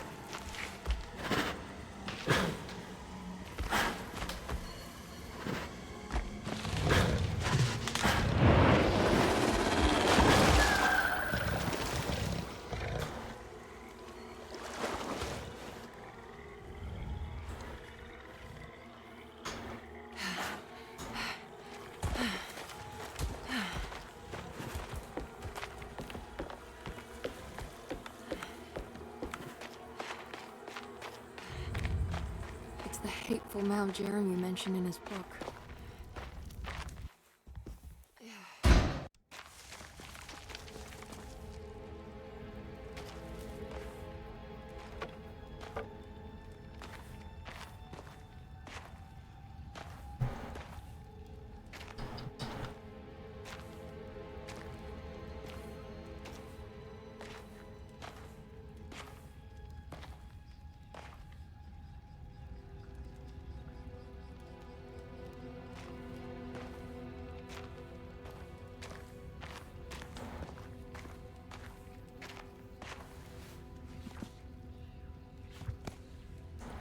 Jeremy, you dropped your...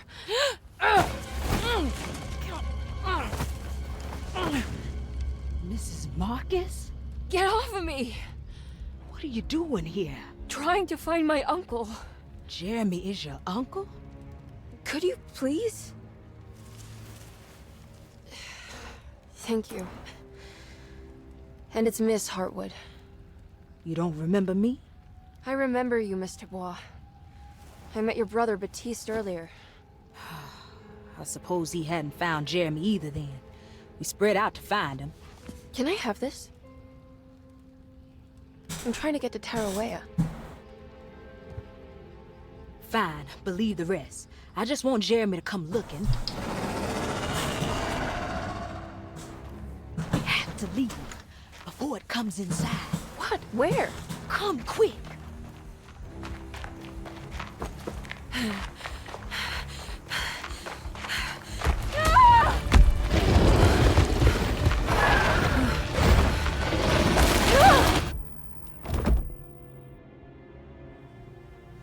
Oh, God damn my soul.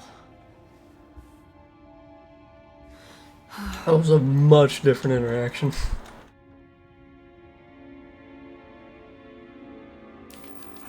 I'm back at Derceto.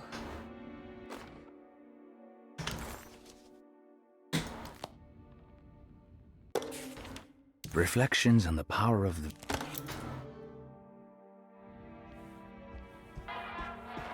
It's wet shut.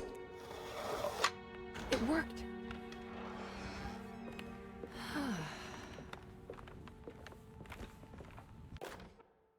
The Barlow.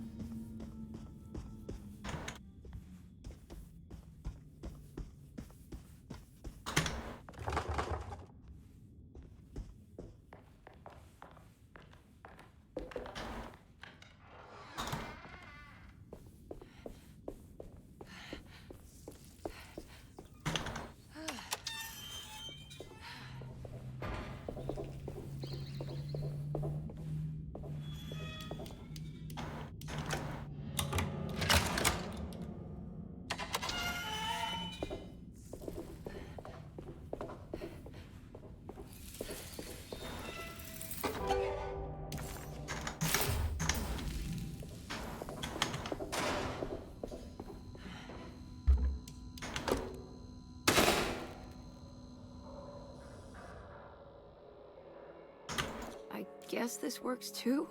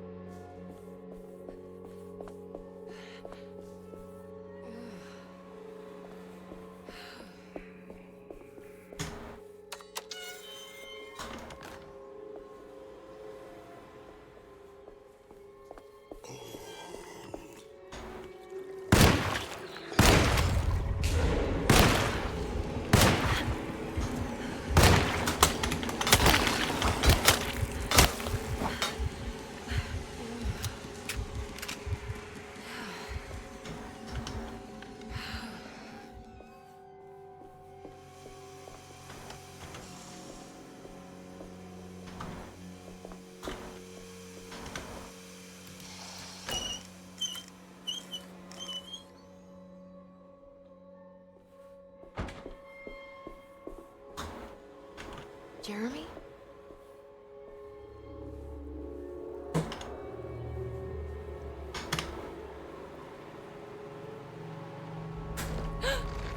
What the hell is that?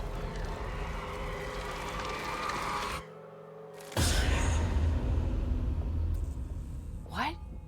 There was a dead body in here. Did I just imagine that?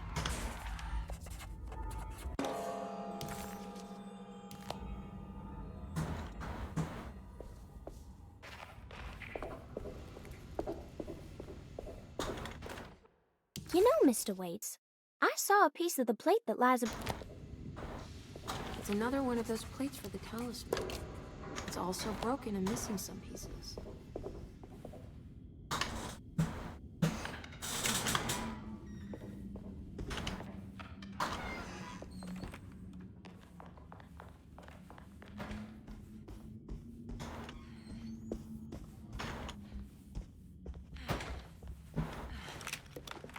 It's wet shut. It worked.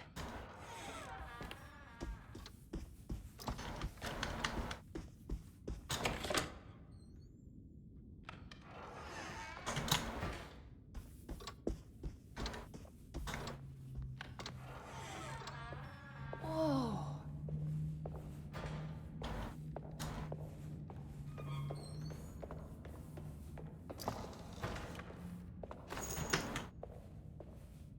This is normally where you would run into... This is where Edward would run into them.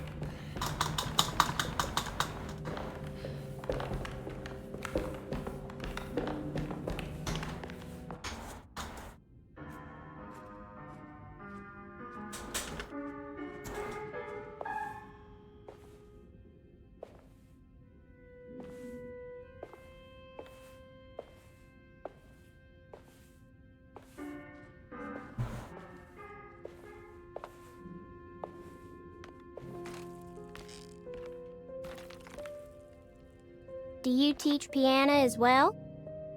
Huh? You're a governess. Did you teach those cloying Casino kids how to play the piano? How do you know about that? Just because grown-ups don't notice children doesn't mean we don't notice you. Yes. I taught them some piano. Are you any good at it? Not good enough to play a broken one. It fell from the attic. Brought half the ceiling down. It was Jeremy's fault, wasn't it? Nobody knows what happened. But you're not wrong.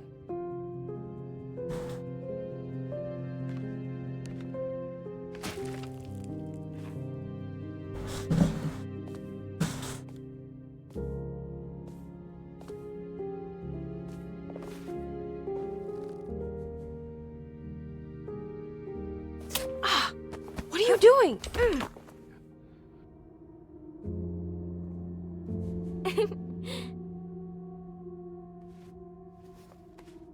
I'm gonna go now. See you around. Okay. Child just attempted fucking drugging.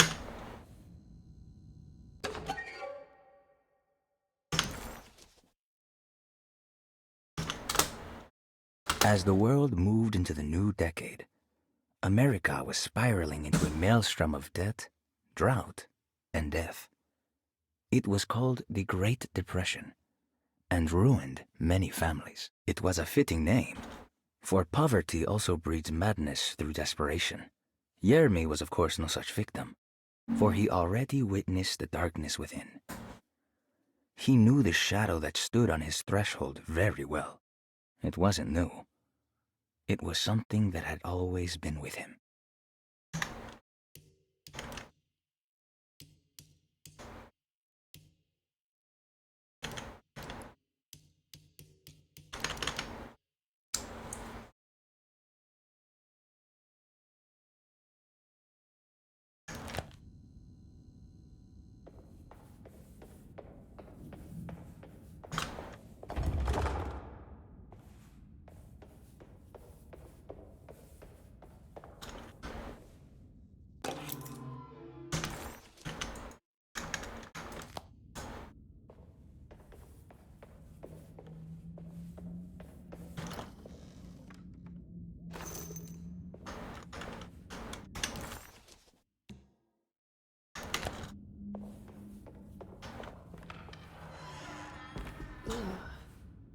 There's more of that unsettling rot. On the commonplace of evil.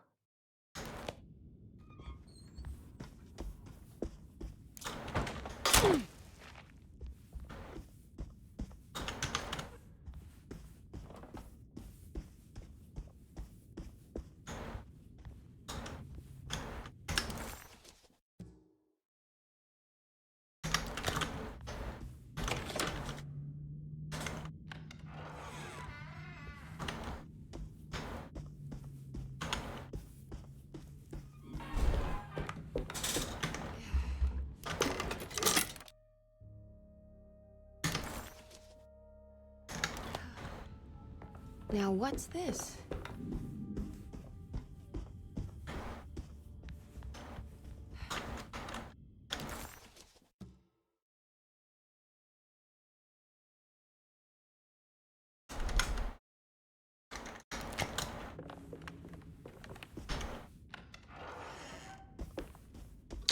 Time to move on to the shitting room.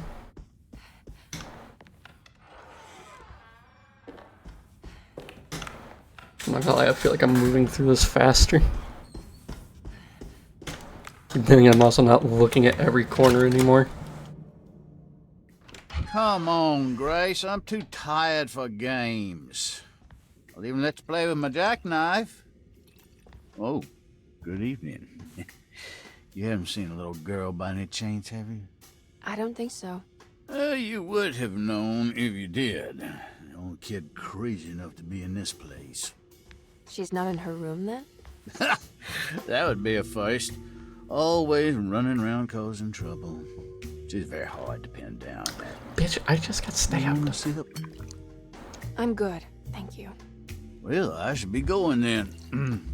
Unless there's anything you need from me. I just want to find my uncle before anything happens to him. Oh, don't worry, miss. He'll show up. He is much too lily-livered to kill himself. Why would he? It's his greatest ambition, didn't you know? Take care now.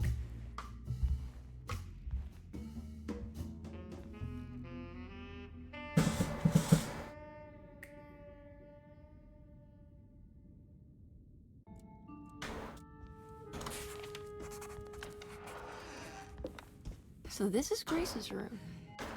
Don't you worry, Grace. Go play your game, bleat and bellow with the others. I won't be jealous. There will be more masquerades. However, I would love it if you would finish my mask for the feast. With love, Ruth. Cute.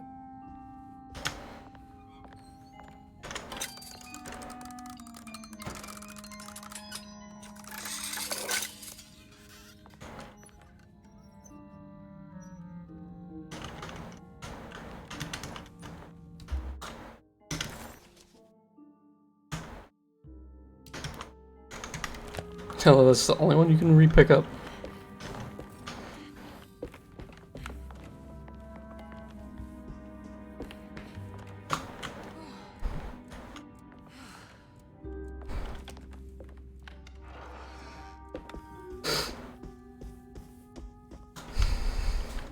Ain't nobody in this place fucking normal.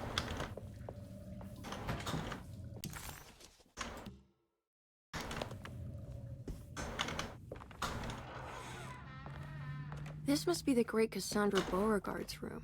I'm not sure what I expected. Maybe something more extravagant?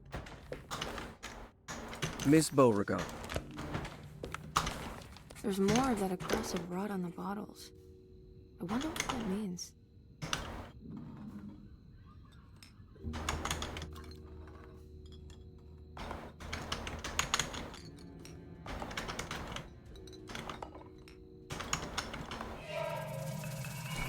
The rot made the shape of a snake.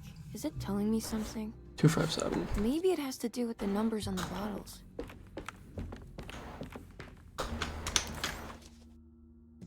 The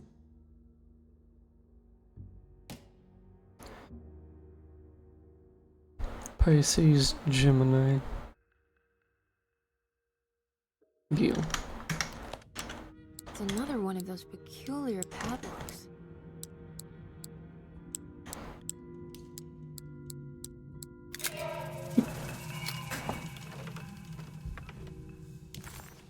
It's another piece of broken plate.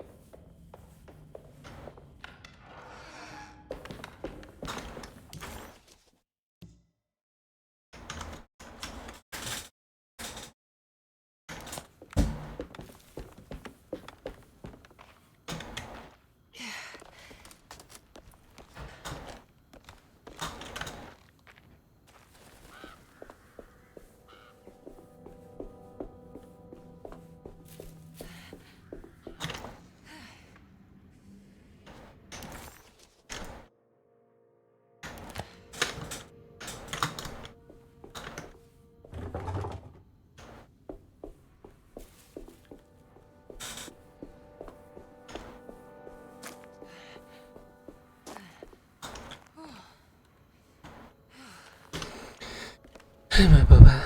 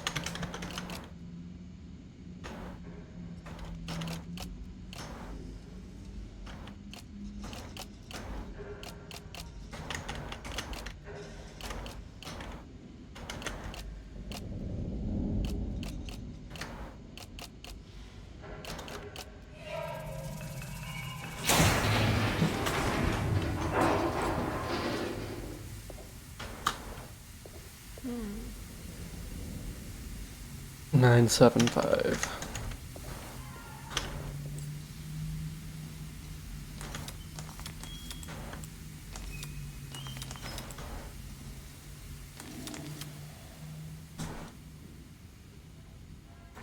The talisman is showing another room. Something is open.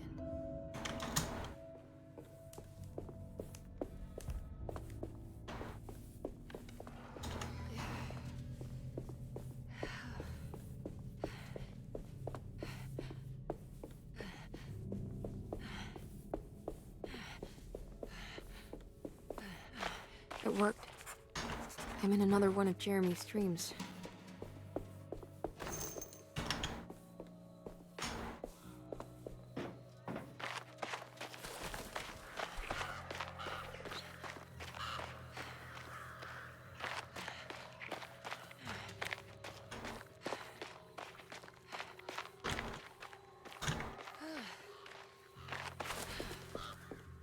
It's been a while since I visited the family tomb.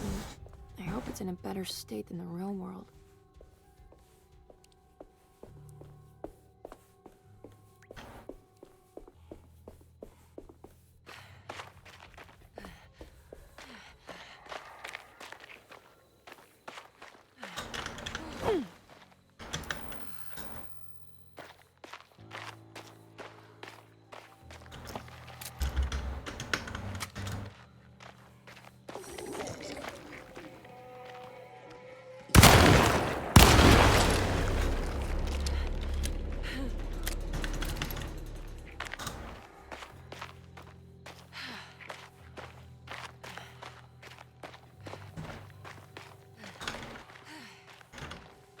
What's that? There's something missing. What's this?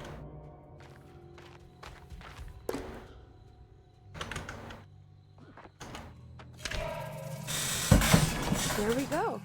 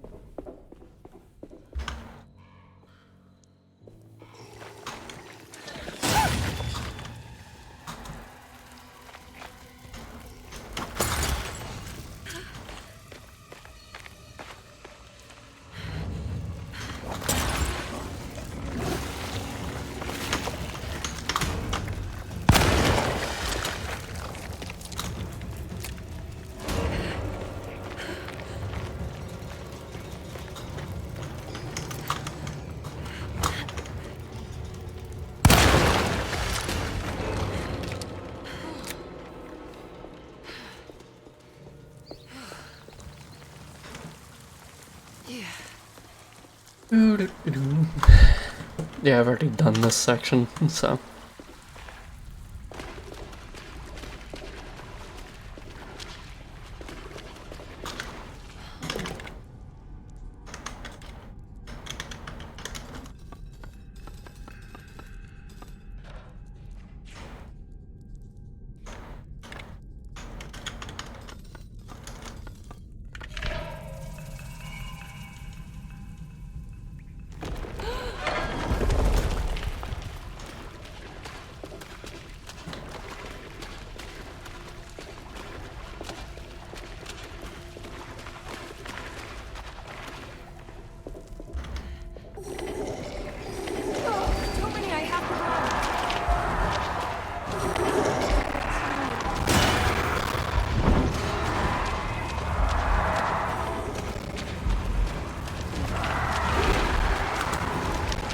Get ducked, bitch.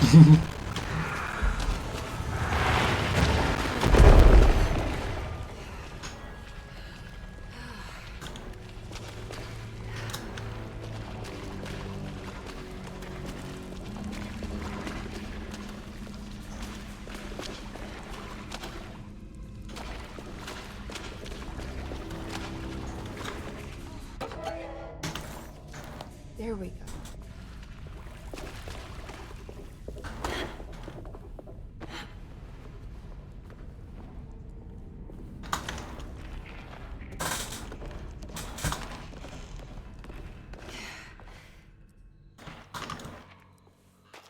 I made it out.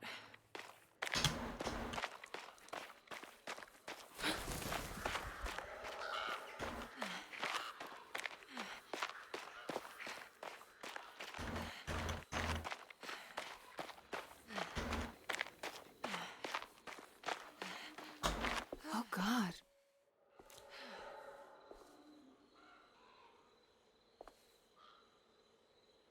There's Cassandra. She fucking dead.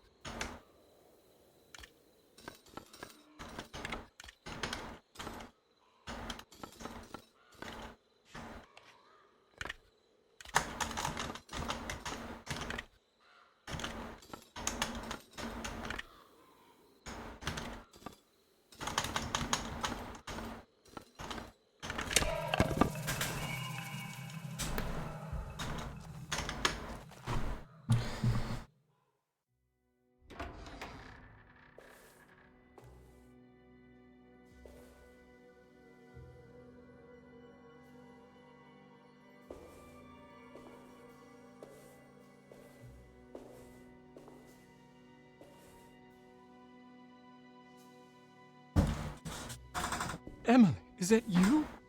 Jeremy. What are you doing here? Well, you sounded so miserable in your letter. I've come to take you away from here. I can't believe I made such a foolish mistake. All I wanted was for you to stay away. What do you mean? Bargain with the Dark Man. A pact to keep New Orleans safe with my own life as tribute. The Dark Man isn't real, Jeremy. There is nothing he can do to hurt you. How do you think any of this is happening? How do you still not trust my words? Fine. Then let me help. Don't be foolish. He will bury you next to me in his sunken temple for an eternity. I don't care. I'll find a way. I have my own talisman, and I know about Tarawea. Oh, wait, don't speak.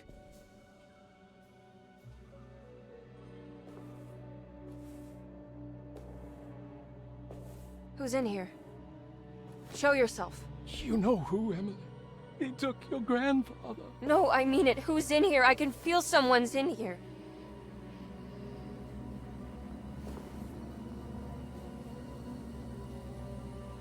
Emily!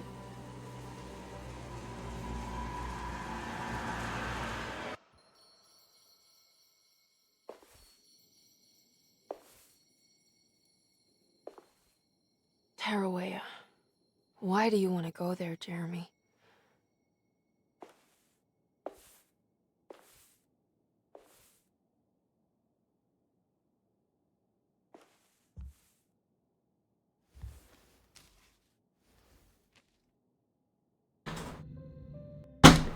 It's sillier than the first time.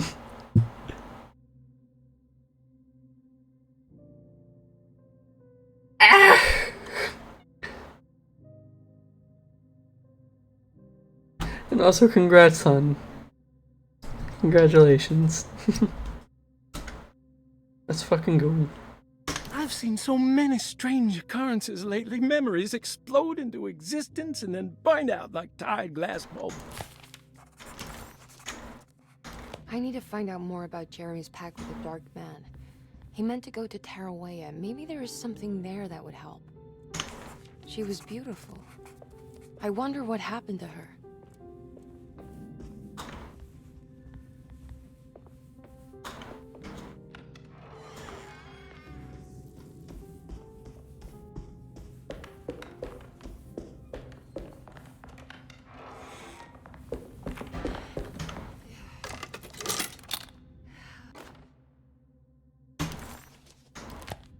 It's a telescope lens. Oh, why would he lock it in here?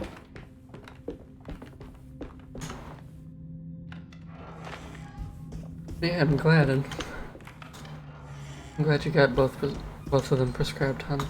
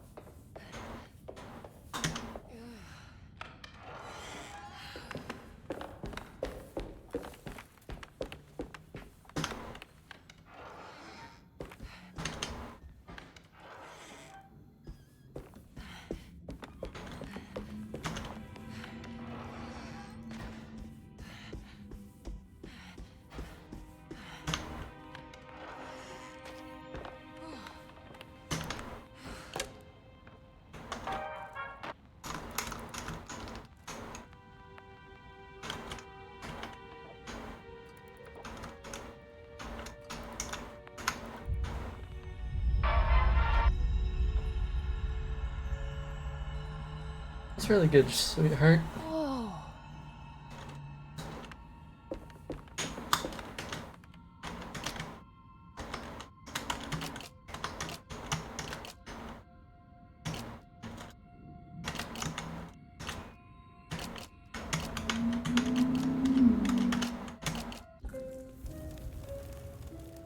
Force zone. Wait, what's going on? It's entering the numbers by itself? Okay, great, so where is that? The room with the rock.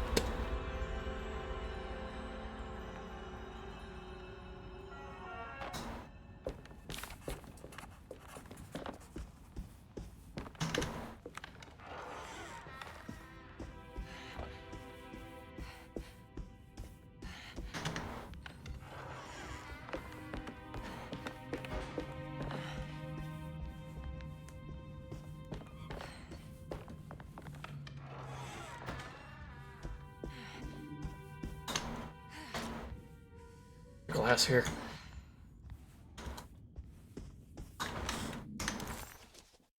Was this dream of... Still in chapter 2.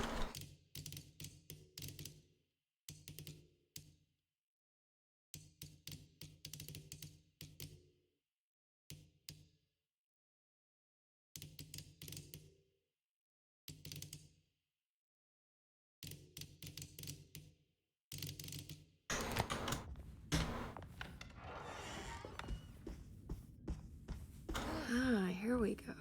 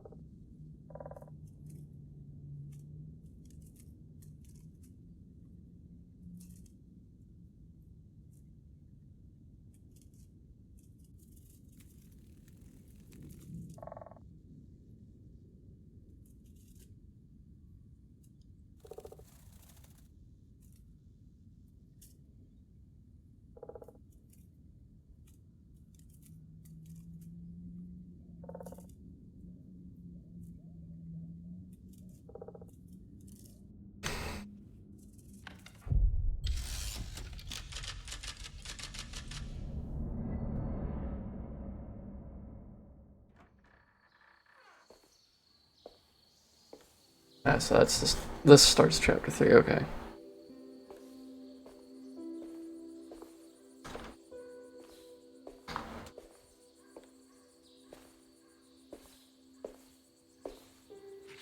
You should not have come, Emily. How do you know my name? Have we met? In a manner of speaking. As a manifestation of Yermi's deepest desires, I am to you unfamiliar. Yet I know of you. Are you Jeremy? Is that what you're saying? I am only his subconscious thoughts. I cannot speak for his totality. How come you have a Spanish accent? And what is this place? Is this Tarawea? This is indeed the fabled convent of Tarawea, where Yermi goes to find peace during his sessions with Dr. Gray. It's all fantasy then. Based on the things he has read and seen. And that includes you. Yes. My name is Juan Luis Jorge. Yermi once read a book of mine. It stuck with him. Can you help me break the pact with the Dark Man so we can leave Derceto? Yermi doesn't want you to. He wants to honor his word to the Dark Man. Why? What's the point? I don't understand what the pact is for. The people of Derceto are calling upon evil to enter this world. Your uncle offered his soul to the Dark Man to contain this disaster. What? No, that doesn't make any sense. The pact will be fulfilled at dawn. As the sun rises, Yermi will forever be entombed in his sunken desert temple. As promised, the Dark Man shall quarantine and starve the evil inside Derceto. What about all the patients and the staff? They will not stand a chance. That's unacceptable. How could Jeremy agree to this? Desperation, of course. Yermi did not choose martyrdom lightly. Well, nothing is lost yet. I'm sure I can find a way to break the pact and save Jeremy. And hopefully the people at Derceto. What even is this evil you're talking about? I don't know much. I think some nightmarish entity from the bayou. I'll just have to deal with that later. First, I have to get Jeremy out of his deal. What? Did you run out of arguments? You're actually quite inspiring, Miss Emily. If we put Yermi's feelings aside, I would have to say I agree with you. Really? You might just be able to save the old man from himself. I think you should take a look in the convent library. Try to find the truth about Yermi's relationship with the Dark Man. Okay. You should know that you won't be alone in those grand halls. The Dark Man has been reading those books for years. He's here? You'll have to be very careful. Of course. I can be careful. Good luck, Miss Emily.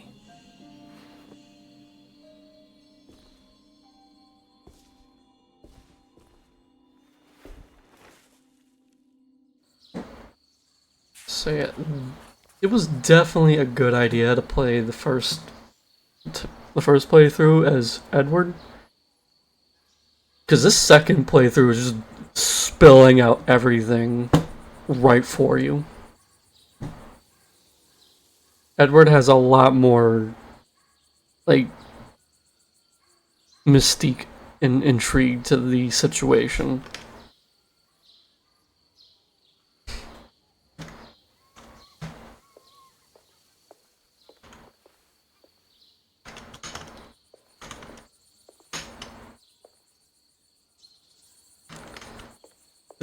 This makes it clear that the Dark Man isn't a full-blown antagonist. He's just collecting a debt to save people.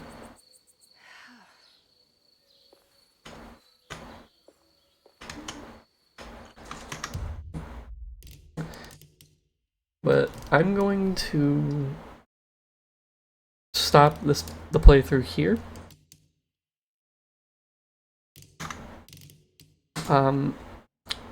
I'm just gonna show off what the original Alone in the Dark looked like.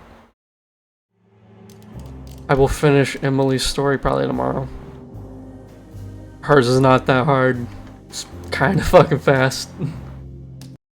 So Since I'm not collecting all the other collectibles and shit.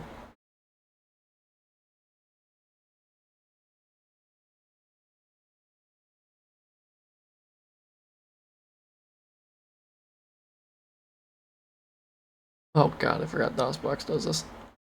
Eight.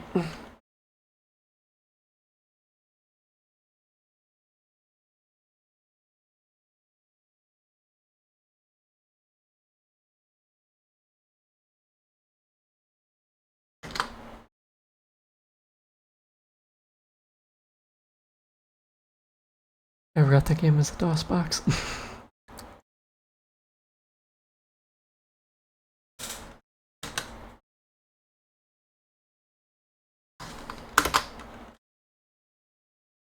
I've lost all screen.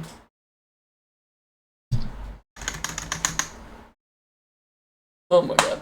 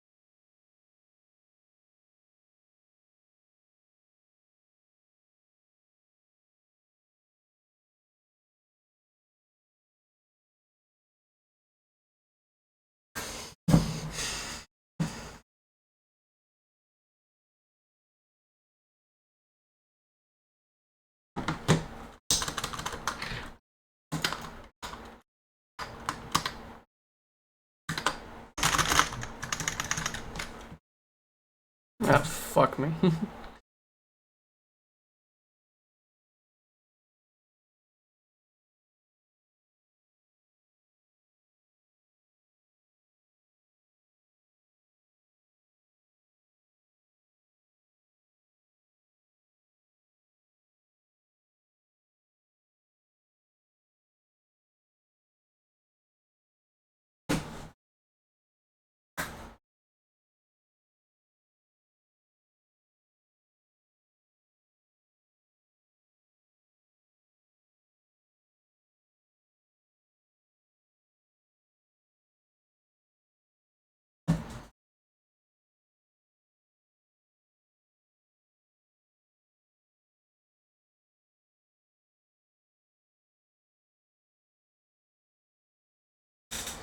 We're done, chat. I can't see.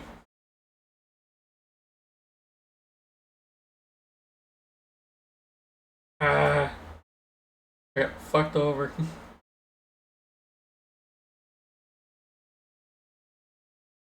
So I won't be able to show you.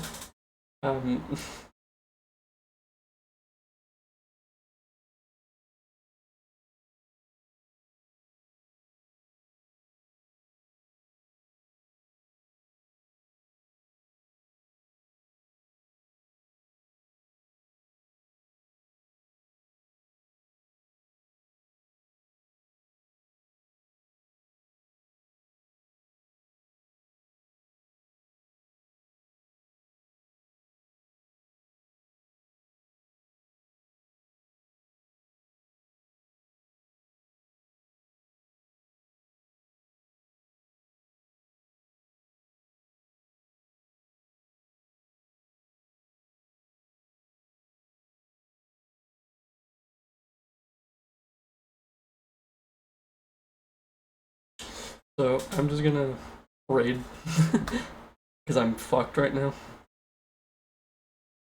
We're gonna raid Primal the Furry. They are playing Fallout New Vegas. I gotta restart my PC because I'm not getting anything back. I hope y'all have a wonderful time over there. I'll see you tomorrow. Bye.